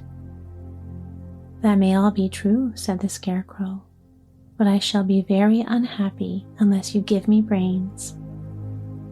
The false wizard looked at him carefully. Well, he said with a sigh, I'm not much of a magician, as I said, but if you will come to me tomorrow morning, I will stuff your head with brains. I cannot tell you how to use them, however. You must find that out for yourself. Oh, thank you, cried the Scarecrow. I'll find a way to use them, never fear. But how about my courage? Asked the Lion anxiously. You have plenty of courage, I am sure, answered Oz. All you need is confidence in yourself. There is no living thing that is not afraid when it faces danger. The true courage is in facing danger when you are afraid, and that kind of courage you have in plenty. Perhaps I have, but I'm scared just the same, said the Lion. I shall really be very unhappy unless you give me the sort of courage that makes one forget he's afraid. Very well. I will give you that sort of courage tomorrow, replied Oz. How about my heart? Asked the Tin Woodman. Why, as for that, answered Oz, I think you are wrong to want a heart. It makes most people unhappy. If you only knew it, you are in luck not to have a heart. That must be a matter of opinion, said the Tin Woodman. For my part, I will bear all the unhappiness without a murmur, if you will give me the heart. Very well, answered Oz meekly. Come to me tomorrow, and you shall have a heart. I have played wizard for so many years that I may as well continue the part a little longer. And now, said Dorothy, how am I to get back to Kansas? We shall have to think about that, replied the little man. Give me 2 or 3 days to consider the matter, and I'll try to find a way to carry you over the desert. In the meantime, You shall all be treated as my guests, and while you live in the palace, my people will wait upon you and obey your slightest wish. There is only one thing I ask in return for my help, such as it is. You must keep my secret and tell no one I am a humbug." They agreed to say nothing of what they had learned and went back to their rooms in high spirits. Even Dorothy had hoped that the great and terrible humbug, as she called him, would find a way to send her back to Kansas, and if he did, she was willing to forgive him everything. Chapter 16. The Magic Art of the Great Humbug. Next morning, the Scarecrow said to his friends, "Congratulate me. I am going to Oz to get my brains at last. When I return, I shall be as other men are." "I have always liked you as you were," said Dorothy simply. "It is kind of you to like a scarecrow," he replied. "But surely you will think more of me when you hear the splendid thoughts my new brain is going to turn out." Then he said goodbye to them all in a cheerful voice and went to the throne room, where he rapped upon the door. "Come in," said Oz. The Scarecrow went in and found the little man sitting down by the window, engaged in deep thought. "I have come for my brains," remarked the Scarecrow, a little uneasily. "Oh, yes. Sit down in that chair, please," replied Oz. "You must excuse me for taking your head off, but I shall have to do it in order to put your brains in their proper place." "That's all right," said the Scarecrow. "You are quite welcome to take my head off, as long as it will be a better one when you put it on again." So the wizard unfastened his head and emptied out the straw. Then he entered the back room and took up a measure of bran, which he mixed with a great many pins and needles. Having shaken them together thoroughly, he filled the top of the Scarecrow's head with the mixture and stuffed the rest of the space with straw to hold it in place. When he had fastened the Scarecrow's head on his body again, he said to him, "Hereafter you will be a great man, for I have given you a lot of brand new brains."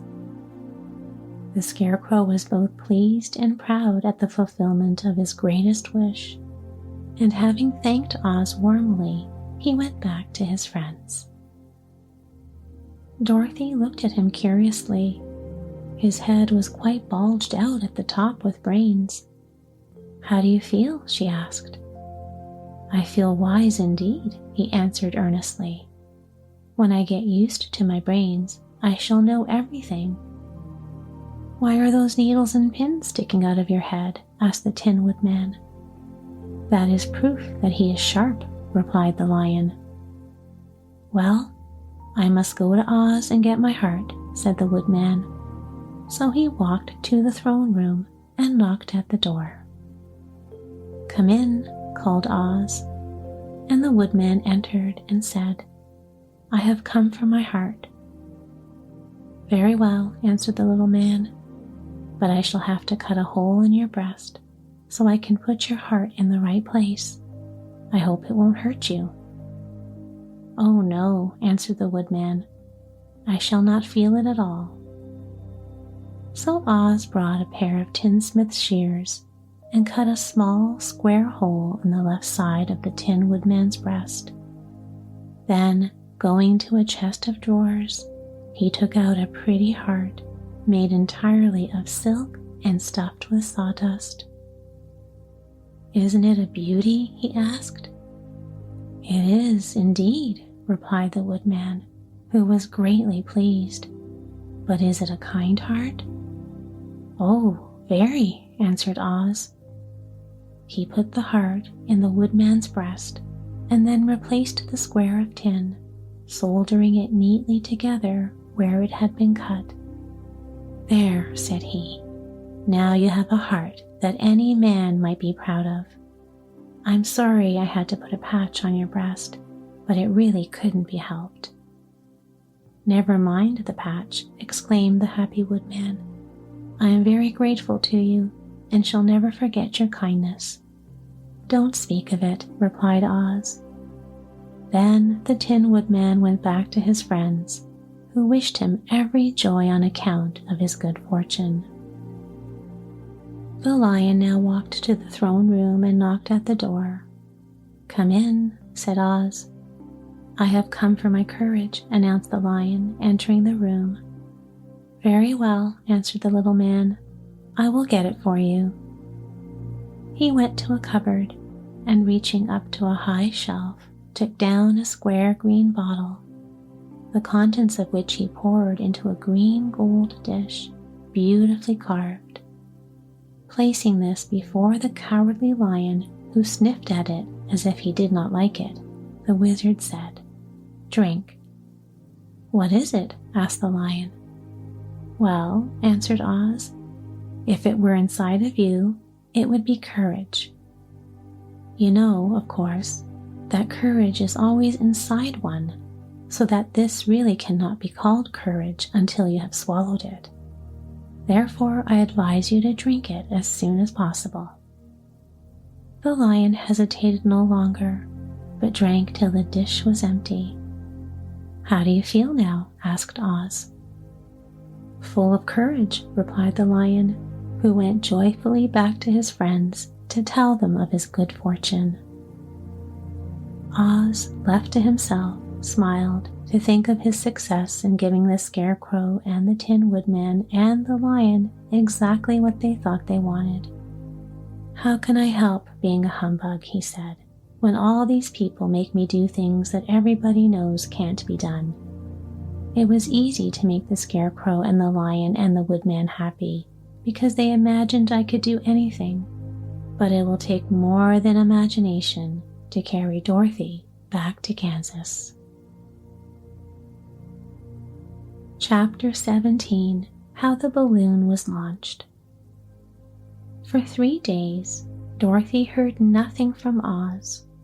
These were sad days for the little girl, although her friends were all quite happy and contented.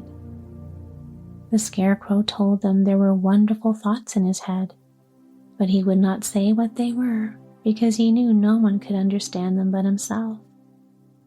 When the Tin Woodman walked about, he felt his heart rattling around in his breast, and he told Dorothy he had discovered it to be a kinder and more tender heart than the one he had owned when he was made of flesh. The Lion declared he was afraid of nothing on earth and would gladly face an army. Thus each of the little party was satisfied except Dorothy, who longed more than ever to get back to Kansas. On the 4th day, to her great joy, Oz sent for her, and when she entered the throne room, he greeted her pleasantly. "Sit down, my dear. I think I have found the way to get you out of this country." "And back to Kansas?" she asked eagerly. "Well, I'm not sure about Kansas," said Oz, "for I haven't the faintest notion which way it lies. But the first thing to do is to cross the desert, and then it should be easy to find your way home." "How can I cross the desert?" she inquired.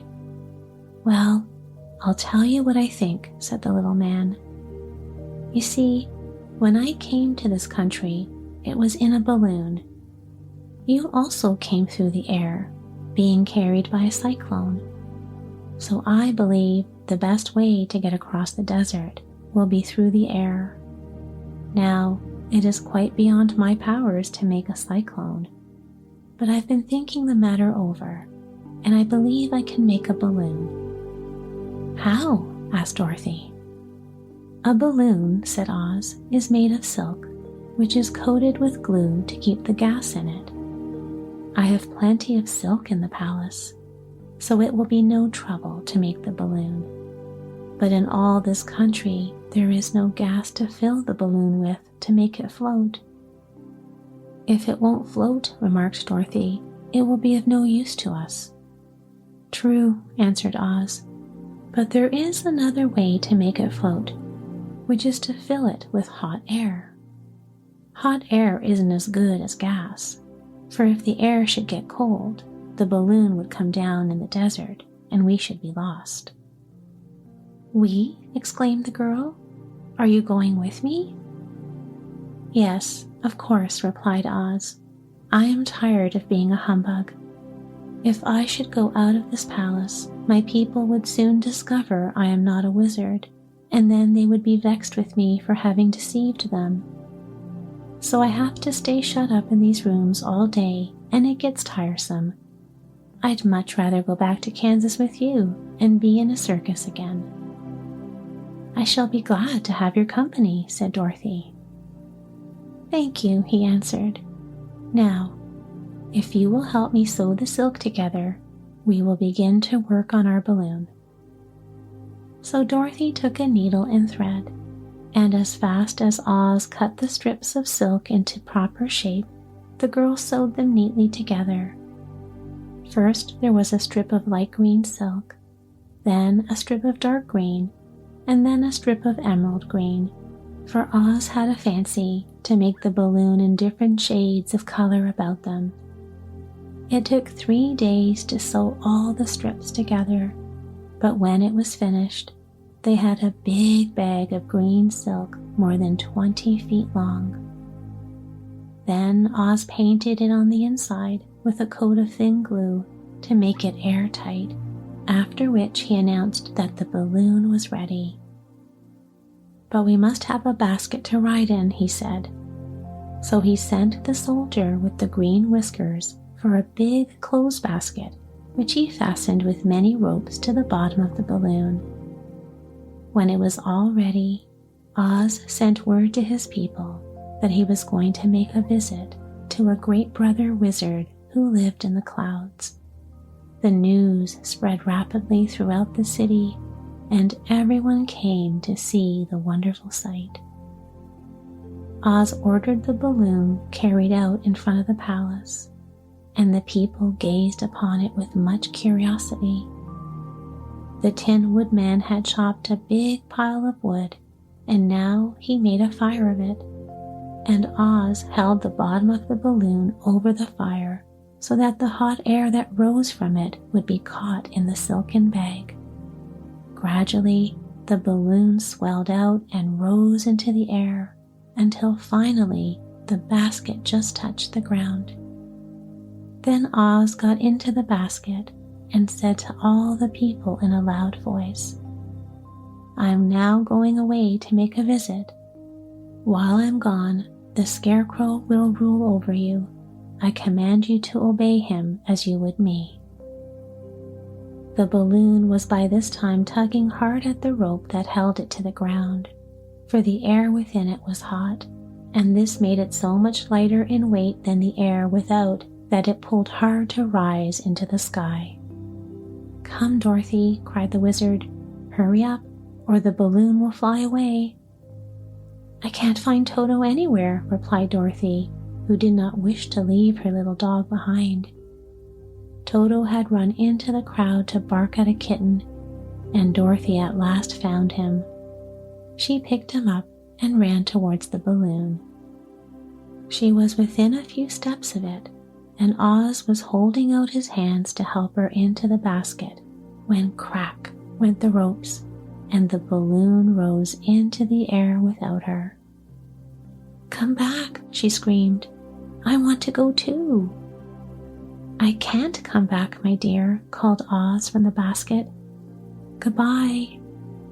"Goodbye," shouted everyone, and all eyes were turned upward to where the wizard was riding in the basket, rising every moment farther and farther into the sky.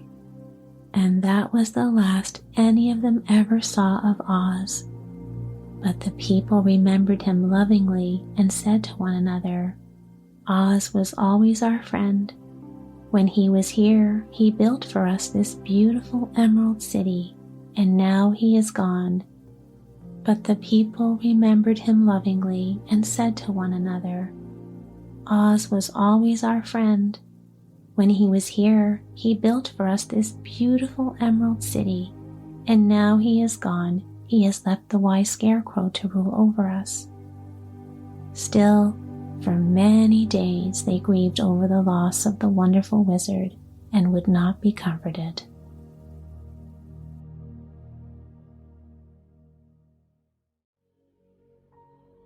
Chapter 18. Away to the South. Dorothy wept bitterly at the passing of her hope to get home to Kansas again, but when she thought it all over, she was glad she had not gone up in a balloon, and she also felt sorry at losing Oz, and so did her companions.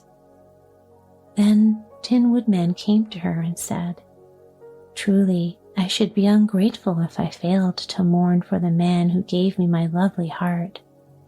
I should like to cry a little because Oz is gone, if you will kindly wipe away my tears so that I shall not rust." "With pleasure," she answered, and brought a towel at once. Then the Tin Woodman wept for several minutes, and she watched the tears carefully and wiped them away with the towel. When he had finished, he thanked her kindly and oiled himself thoroughly with his jeweled oiled can to guard against mishap. The Scarecrow was now the ruler of the Emerald City, and although he was not a wizard, the people were proud of him. For, they said, there is not another city in all the world that is ruled by a stuffed man, and, so far as they knew, they were quite right.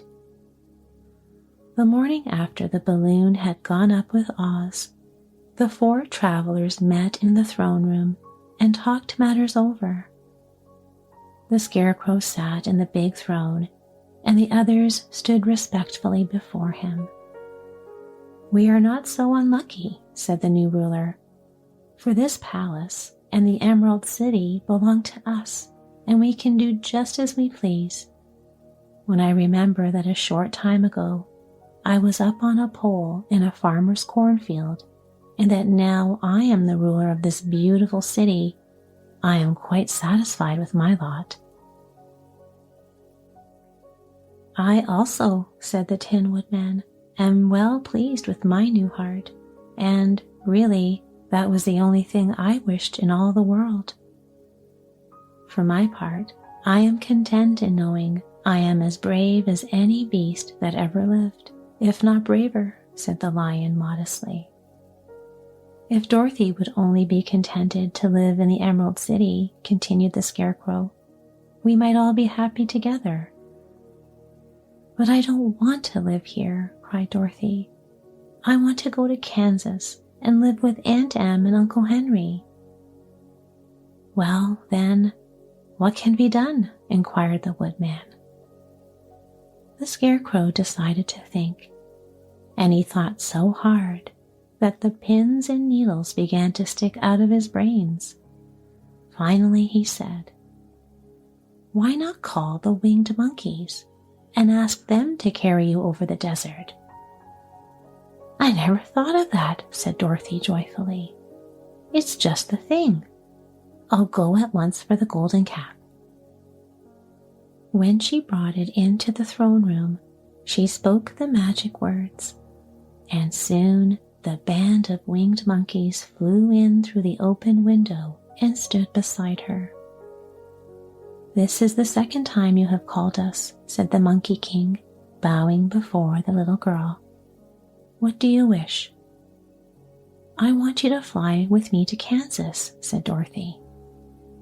But the Monkey King shook his head. "That cannot be done," he said. "We belong to this country alone and cannot leave it.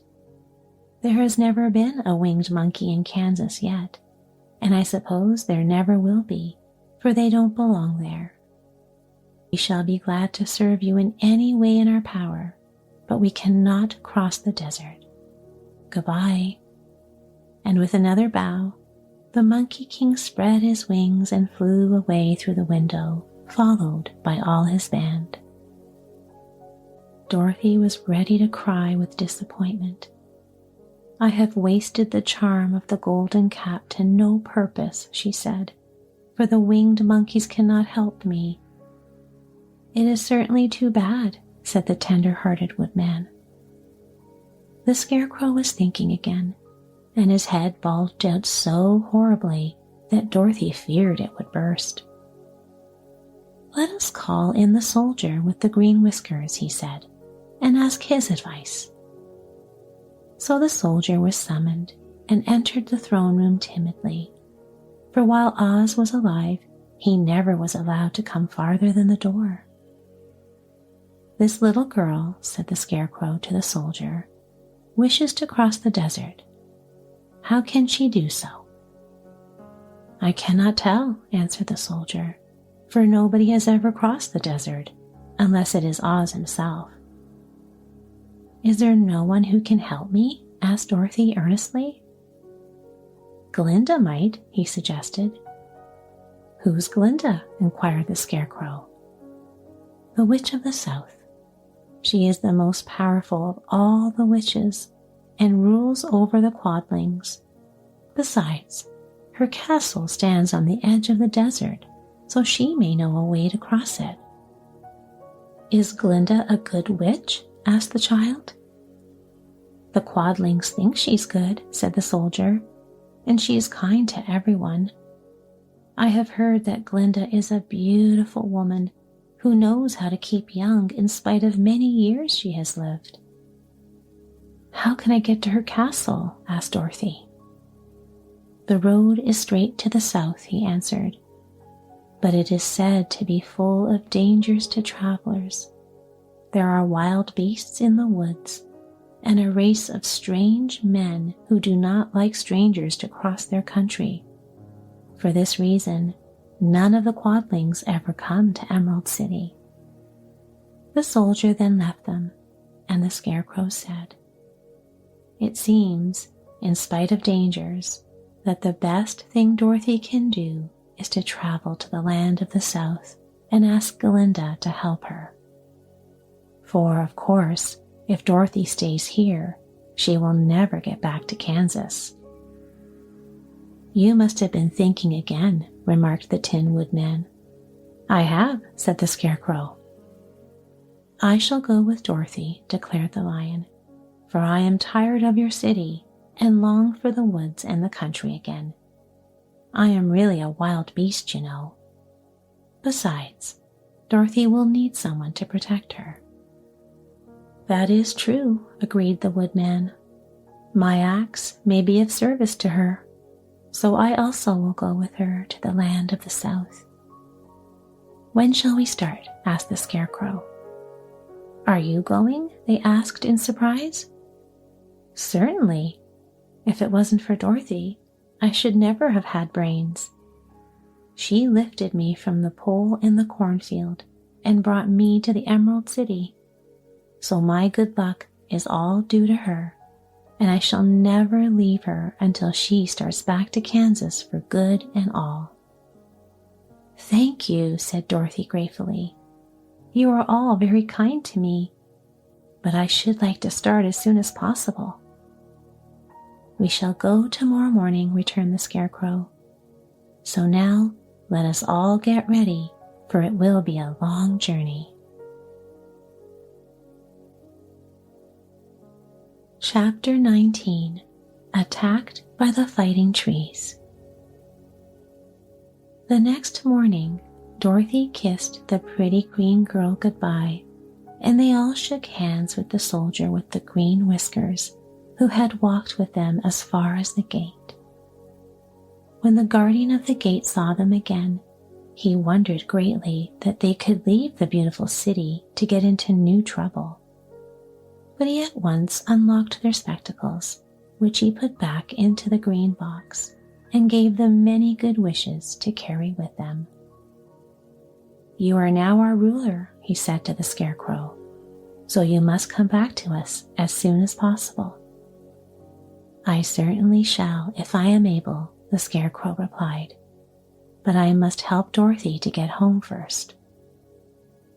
As Dorothy bade the good-natured guardian a last farewell, she said, "I have been very kindly treated in your lovely city, and everyone has been good to me. I cannot tell you how grateful I am." "Don't try, my dear," he answered.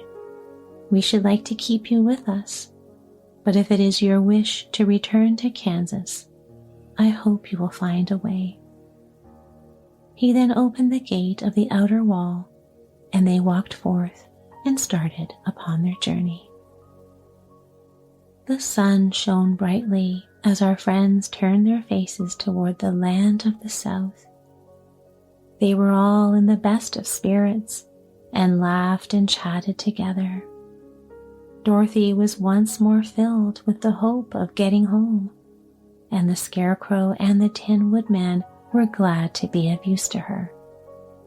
As for the lion, he sniffed the fresh air with delight and whisked his tail from side to side in pure joy at being in the country again, while Toto ran around them and chased the moths and butterflies, barking merrily all the time.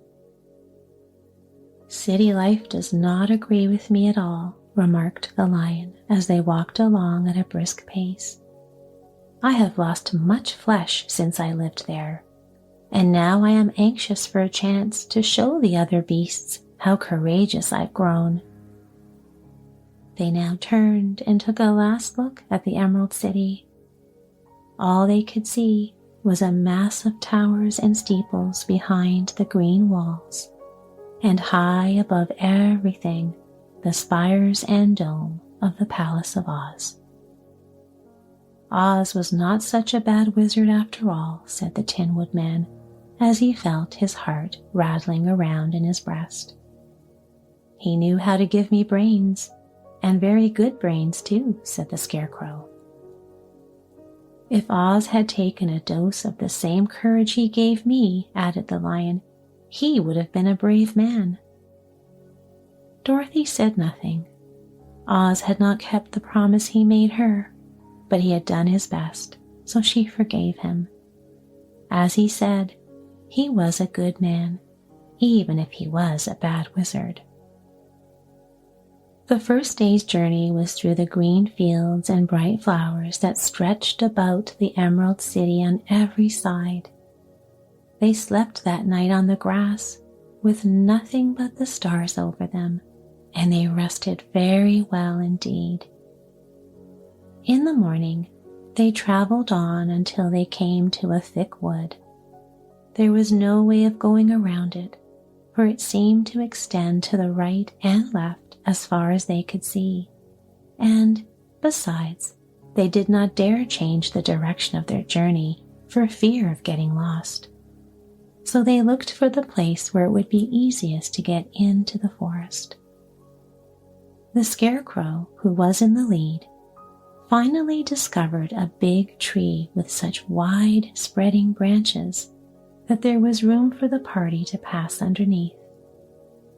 So he walked forward to the tree, but just as he came under the first branches, they bent down and twined around him, and the next minute he was raised from the ground and flung headlong among his fellow travelers.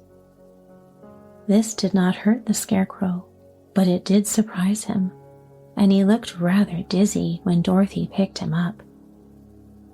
"Here is another space between the trees," called the lion. "Let me try it first," said the Scarecrow, "for it doesn't hurt me to get thrown about." He walked up to another tree. As he spoke, its branches immediately seized him and tossed him back again. "This is strange," exclaimed Dorothy. "What shall we do?" "The trees seem to have made up their minds to fight us and stop our journey," remarked the lion. "I believe I will try it myself," said the Woodman. And shouldering his axe, he marched up to the first tree that had handled the Scarecrow so roughly.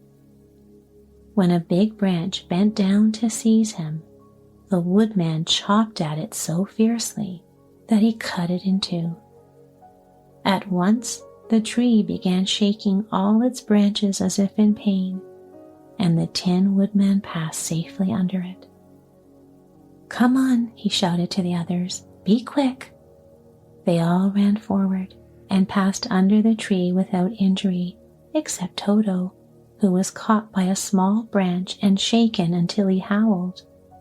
But the Woodman promptly chopped off the branch and set the little dog free.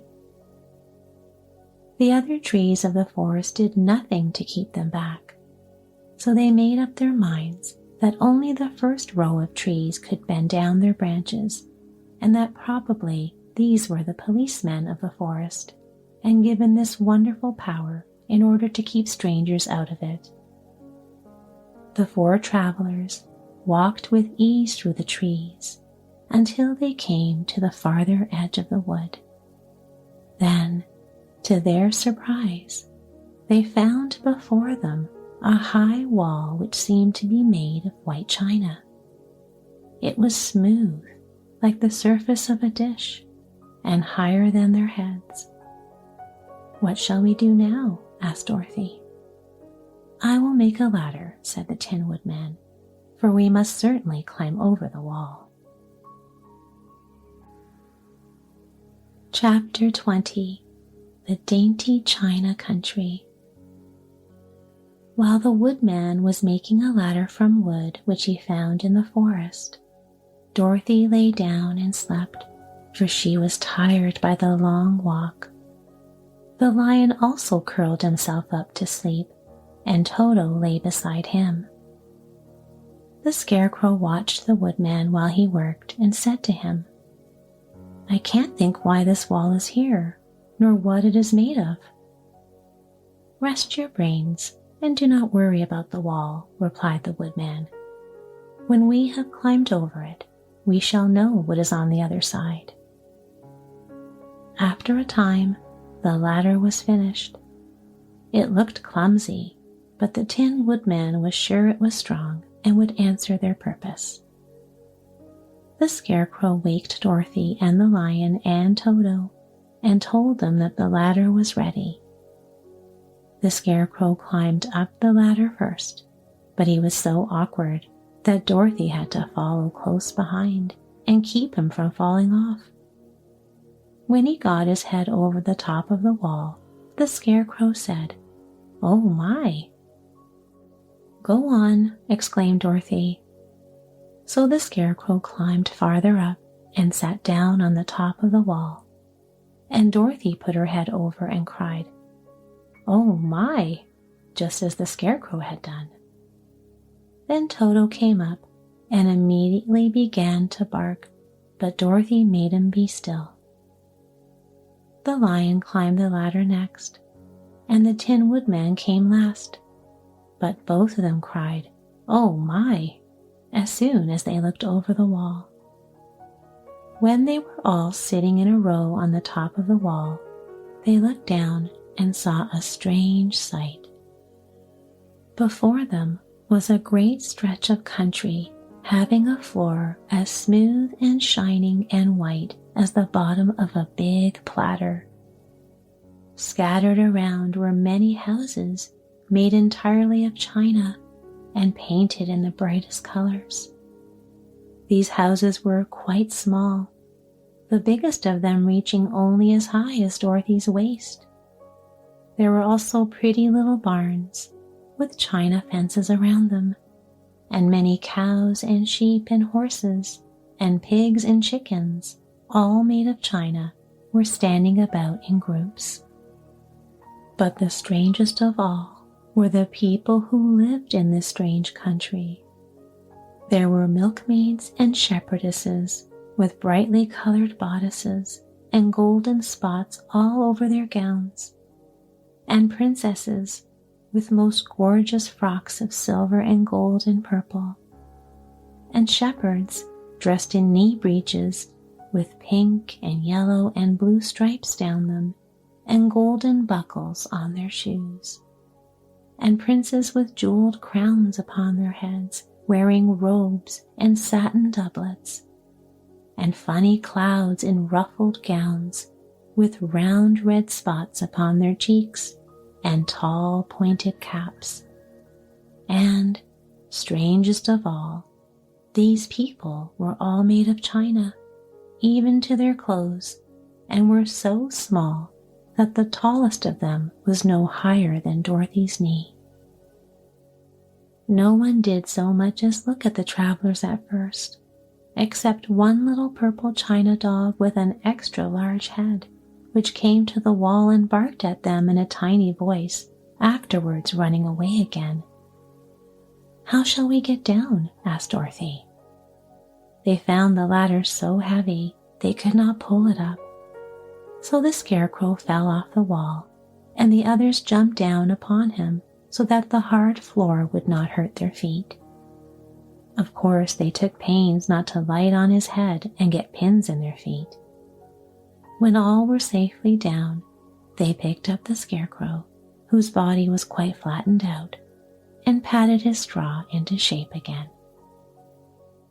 "We must cross this strange place in order to get to the other side," said Dorothy, "for it would be unwise for us to go any other way except due south." They began walking through the country of the China people, and the first thing they came to was a China milkmaid milking a China cow. As they drew near, the cow suddenly gave a kick and kicked over the stool, the pail, and even the milkmaid herself, and all fell on the china ground with a great clatter. Dorothy was shocked to see the cow had broken her leg off, and that the pail was lying in several small pieces, while the poor milkmaid had a nick in her left elbow. "There," cried the milkmaid angrily, "see what you have done? My cow has broken her leg, and I must take her to the mender's shop and have it glued on again. What do you mean by coming here and frightening my cow?" "I'm very sorry," returned Dorothy. "Please forgive us." But the pretty milkmaid was much too vexed to make any answer. She picked up the leg sulkily and led her cow away, the poor animal limping on 3 legs. As she left them, the milkmaid cast many reproachful glances over her shoulder at the clumsy strangers, holding her nicked elbow close to her side. Dorothy was quite grieved at this mishap. "We must be very careful here," said the kind-hearted Woodman, "or we may hurt these pretty little people, so they will never get over it." A little farther on, Dorothy met a most beautifully dressed young princess who stopped short as she saw the strangers and started to run away. Dorothy wanted to see more of the princess, so she ran after her. But the China girl cried out, "Don't chase me! Don't chase me!" She had such a frightened little voice that Dorothy stopped and said, "Why not?" "Because," answered the princess, also stopping a safe distance away, "if I run, I may fall down and break myself." "But could you not be mended?" asked the girl.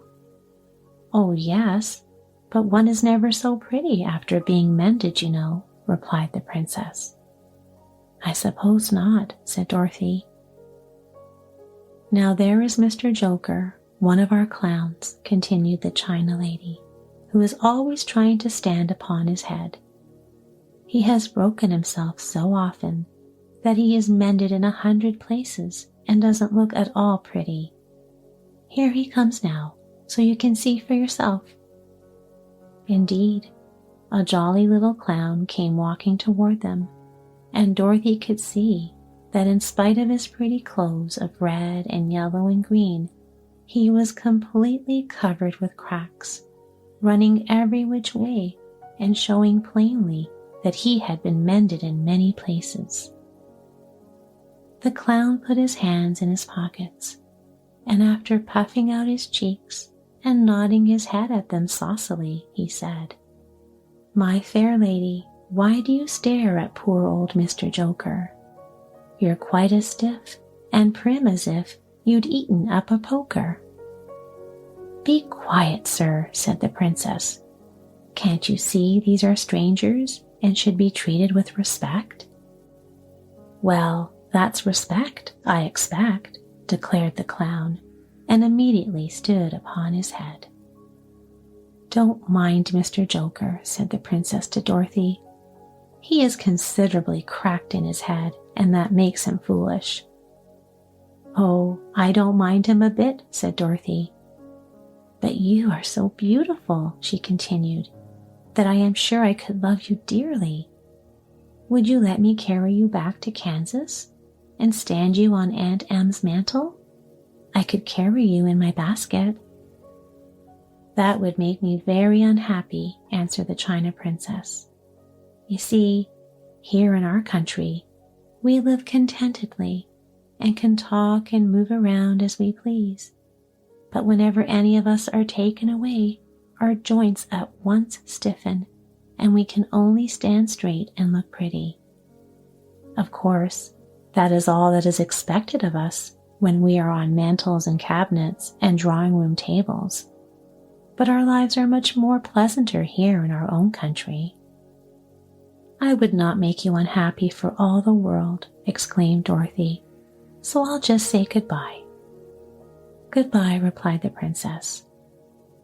They walked carefully through the China country. The little animals and all the people scampered out of their way, fearing the strangers would break them, and after an hour or so, the travelers reached the other side of the country and came to another China wall. It was not so high as the first, however, and by standing upon the lion's back, they all managed to scramble to the top. Then the lion gathered his legs under him and jumped on the wall. But just as he jumped, he upset a china church with his tail and smashed it all to pieces. "That was too bad," said Dorothy. "But really, I think we were lucky in not doing these little people more harm than breaking a cow's leg in a church. They're all so brittle." "They are indeed," said the Scarecrow, "and I am thankful I am made of straw and cannot easily be damaged. There are worse things in the world than being a scarecrow."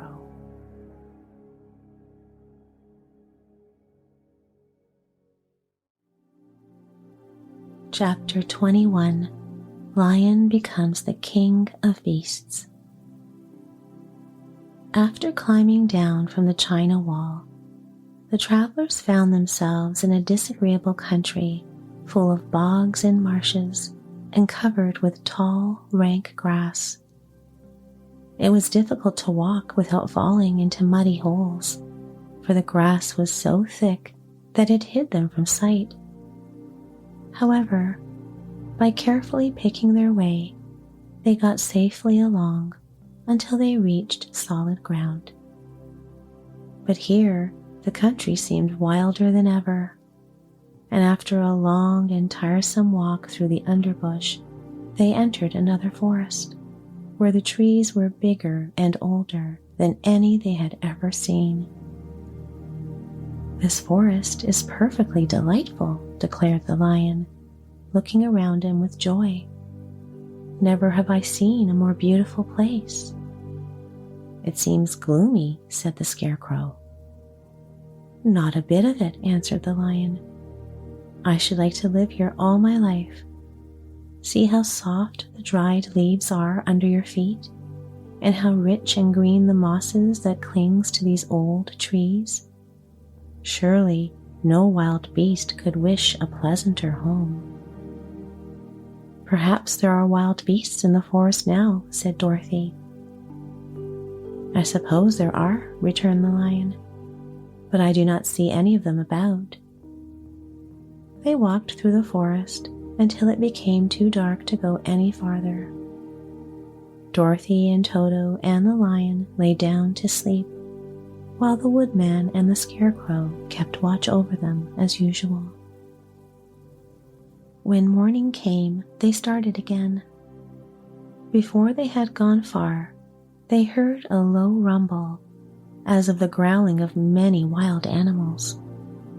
Toto whimpered a little, but none of the others were frightened, and they kept along the well-trodden path until they came to an opening in the wood, in which were gathered hundreds of beasts of every variety. There were tigers and elephants and bears and wolves and foxes and all the others in the natural history, and for a moment Dorothy was afraid. But the lion explained that the animals were holding a meeting, and he judged by their snarling and growling that they were in great trouble. As he spoke, several of the beasts caught sight of him, and at once the great assemblage hushed as if by magic. The biggest of the tigers came up to the lion and bowed, saying, "Welcome, O King of Beasts. You have come in good time to fight our enemy and bring peace to all the animals of the forest once more." "What is your trouble?" asked the lion quietly. "We are all threatened," answered the tiger, "by a fierce enemy which has lately come into this forest. It is a most tremendous monster, like a great spider, with a body as big as an elephant and legs as long as a tree trunk. It has 8 of these long legs, and as the monster crawls through the forest, he seizes an animal with a leg and drags it to his mouth, where he eats it as a spider does a fly. Not one of us is safe while this fierce creature is alive, and we had called a meeting to decide how to take care of ourselves when you came among us." The lion thought for a moment. "Are there any other lions in this forest?" he asked. "No, there were some, but the monster has eaten them all. And besides, they were none of them nearly so large and brave as you. If I put an end to your enemy, will you bow down to me and obey me as king of the forest?" inquired the lion. "We will do that gladly," returned the tiger. "Where is this great spider of yours now?" asked the lion. "Yonder, among the oak trees," said the tiger, pointing with his forefoot. "Take good care of these friends of mine," said the lion, "and I will go at once to find the monster." He bade his comrades goodbye and marched proudly away to do battle with the enemy. The great spider was lying asleep when the lion found him, and it looked so ugly that its foe turned up his nose in disgust.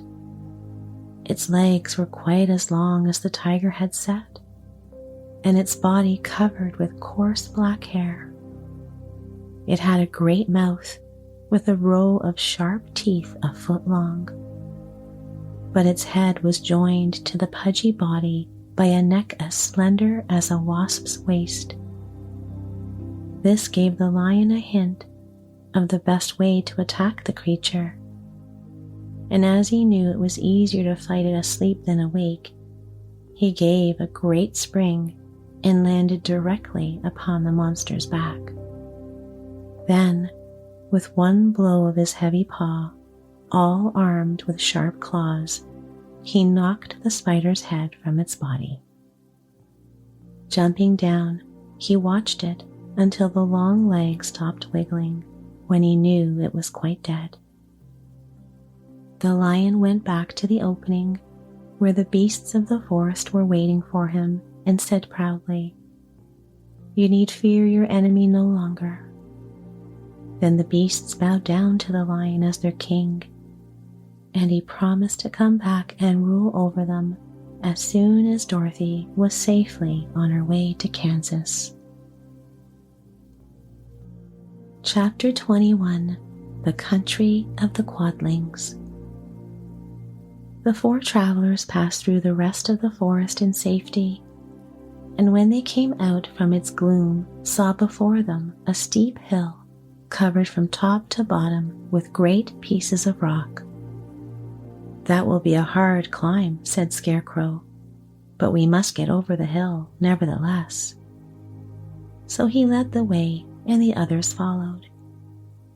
They had nearly reached the first rock when they heard a rough voice cry out, "Keep back!" "Who are you?" asked the Scarecrow. Then a head showed itself over the rock, and the same voice said, This hill belongs to us, and we don't allow anyone to cross it." "But we must cross it," said the Scarecrow. "We're going to the country of the Quadlings." "But you shall not," replied the voice, and there stepped from behind the rock the strangest man the travelers had ever seen. He was quite short and stout, and had a big head, which was flat at the top and supported by a thick neck full of wrinkles. But he had no arms at all, and, seeing this, the Scarecrow did not fear that so helpless a creature could prevent them from climbing the hill. So he said, "I'm sorry not to do as you wish, but we must pass over your hill whether you like it or not," and he walked boldly forward. As quick as lightning, the man's head shot forward, and his neck stretched out until the top of his head, where it was flat, struck the Scarecrow in the middle and sent him tumbling over and over down the hill. Almost as quickly as it came, the head went back to the body, and the man laughed harshly as he said, "It isn't as easy as you think." A chorus of boisterous laughter came from the other rocks, and Dorothy saw hundreds of the armless hammerheads upon the hillside, one behind every rock. The lion became quite angry at the laughter caused by the Scarecrow's mishap, and giving a loud roar that echoed like thunder, he dashed up the hill. Again, a head shot swiftly out, and the great lion went rolling down the hill as if he had been struck by a cannonball. Dorothy ran down and helped the Scarecrow to his feet, and the lion came up to her, feeling rather bruised and sore, and said, "It is useless to fight people with shooting heads. No one can withstand them." "What can we do then?" she asked. "Call the winged monkeys," suggested the Tin Woodman. "You have still the right to command them once more." "Very well," she answered, and putting on the golden cap, she uttered the magic words. The monkeys were as prompt as ever, and in a few moments the entire band stood before her. "What are your commands?" inquired the king of the monkeys, bowing low. "Carry us over the hill to the country of the Quadlings," answered the girl. "It shall be done," said the king, and at once the winged monkeys caught the four travelers and Toto up in their arms and flew away with them. As they passed over the hill, the hammerheads yelled with vexation and shot their heads high in the air, but they could not reach the winged monkeys, which carried Dorothy and her comrades safely over the hill and set them down in the beautiful country of the Quadlings. "This is the last time you can summon us," said the leader to Dorothy. "So goodbye, and good luck to you." "Goodbye, and thank you very much," returned the girl, and the monkeys rose into the air and were out of sight in a twinkling. The country of the Quadlings seemed rich and happy. There was field upon field of ripening grain, with well-paved roads running between, and pretty rippling brooks with strong bridges across them. The fences and houses and bridges were all painted bright red, just as they had been painted yellow in the country of the Winkies, and blue in the country of the Munchkins. The Quadlings themselves, who were short and fat and looked chubby and good-natured, were dressed all in red, which showed bright against the green grass and the yellowing grain. The monkeys had set them down near a farmhouse, and the four travelers walked up to it and knocked at the door. It was opened by the farmer's wife, and when Dorothy asked them for something to eat, the woman gave them all a good dinner, with 3 kinds of cakes and 4 kinds of cookies, and a bowl of milk for Toto, "How far is it to the castle of Glinda?" asked the child. "It is not a great way," answered the farmer's wife. "Take the road to the south, and you will soon reach it." Thanking the good woman, they started afresh and walked by the fields and across the pretty bridges until they saw before them a very beautiful castle. Before the gates were 3 young girls, dressed in handsome red uniforms trimmed with gold braid, and as Dorothy approached, one of them said to her, "Why have you come to the South Country?" "To see the good witch who rules here," she answered. "Will you take me to her?" "Let me have your name, and I will ask Glinda if she will receive you." They told who they were, and the girl soldier went into the castle. After a few moments, she came back to say that Dorothy and the others were to be admitted at once. Chapter 23. Glinda the Good Witch Grants Dorothy's Wish. Before they went to see Glinda, however, they were taken to a room of the castle, where Dorothy washed her face and combed her hair, and the lion shook the dust out of his mane, and the Scarecrow patted himself into his best shape, and the Woodman polished his tin and oiled his joints. When they were all quite presentable, they followed the soldier girl into a big room where the witch Glinda sat upon a throne of rubies. She was both beautiful and young to their eyes. Her hair was a rich red in color and fell in flowing ringlets over her shoulders. Her dress was pure white, but her eyes were blue, and they looked kindly upon the little girl. "What can I do for you, my child?" she asked. Dorothy told the witch all her story, how the cyclone had brought her to the land of Oz, how she had found her companions, and of the wonderful adventures they had met with.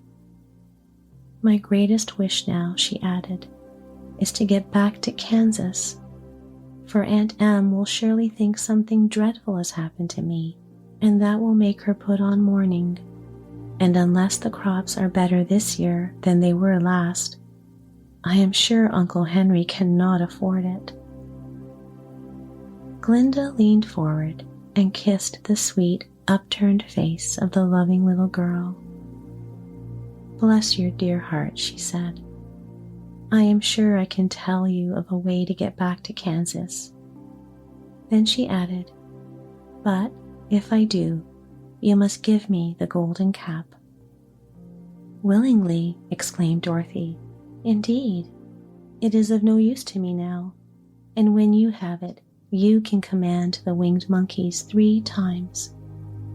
And I think I shall need their service just those 3 times," answered Glinda, smiling. Dorothy then gave her the golden cap, and the witch said to the Scarecrow, "What will you do when Dorothy has left us?" "I will return to the Emerald City," he replied, "for Oz has made me its ruler, and the people like me. The only thing that worries me is how to cross the hill of the Hammerheads." "By means of the golden cap, I shall command the winged monkeys to carry you to the gates of the Emerald City," said Glinda, "for it would be a shame to deprive the people of so wonderful a ruler." "Am I really wonderful?" asked the Scarecrow. "You are unusual," replied Glinda. Turning to the Tin Woodman, she asked, "What will become of you when Dorothy leaves this country?" He leaned on his axe and thought a moment. Then he said, "The Winkies were very kind to me and wanted me to rule over them after the Wicked Witch died. I am fond of the Winkies, and if I could get back again to the country of the West, I should like nothing better than to rule over them forever." "My second command to the winged monkeys," said Glinda, will be that they carry you safely to the land of the Winkies. Your brain may not be so large to look at as those of the Scarecrow, but you are really brighter than he is when you are well polished, and I'm sure you will rule the Winkies wisely and well." Then the witch looked at the big shaggy lion and asked, "When Dorothy has returned to her own home, what will become of you?" "Over the hill of the Hammerheads," he answered, "lies a grand old forest, and all the beasts that live there have made me their king. If I could only get back to this forest, I would pass my life very happily there." "My third command to the winged monkeys," said Glinda, "shall be to carry you to your forest.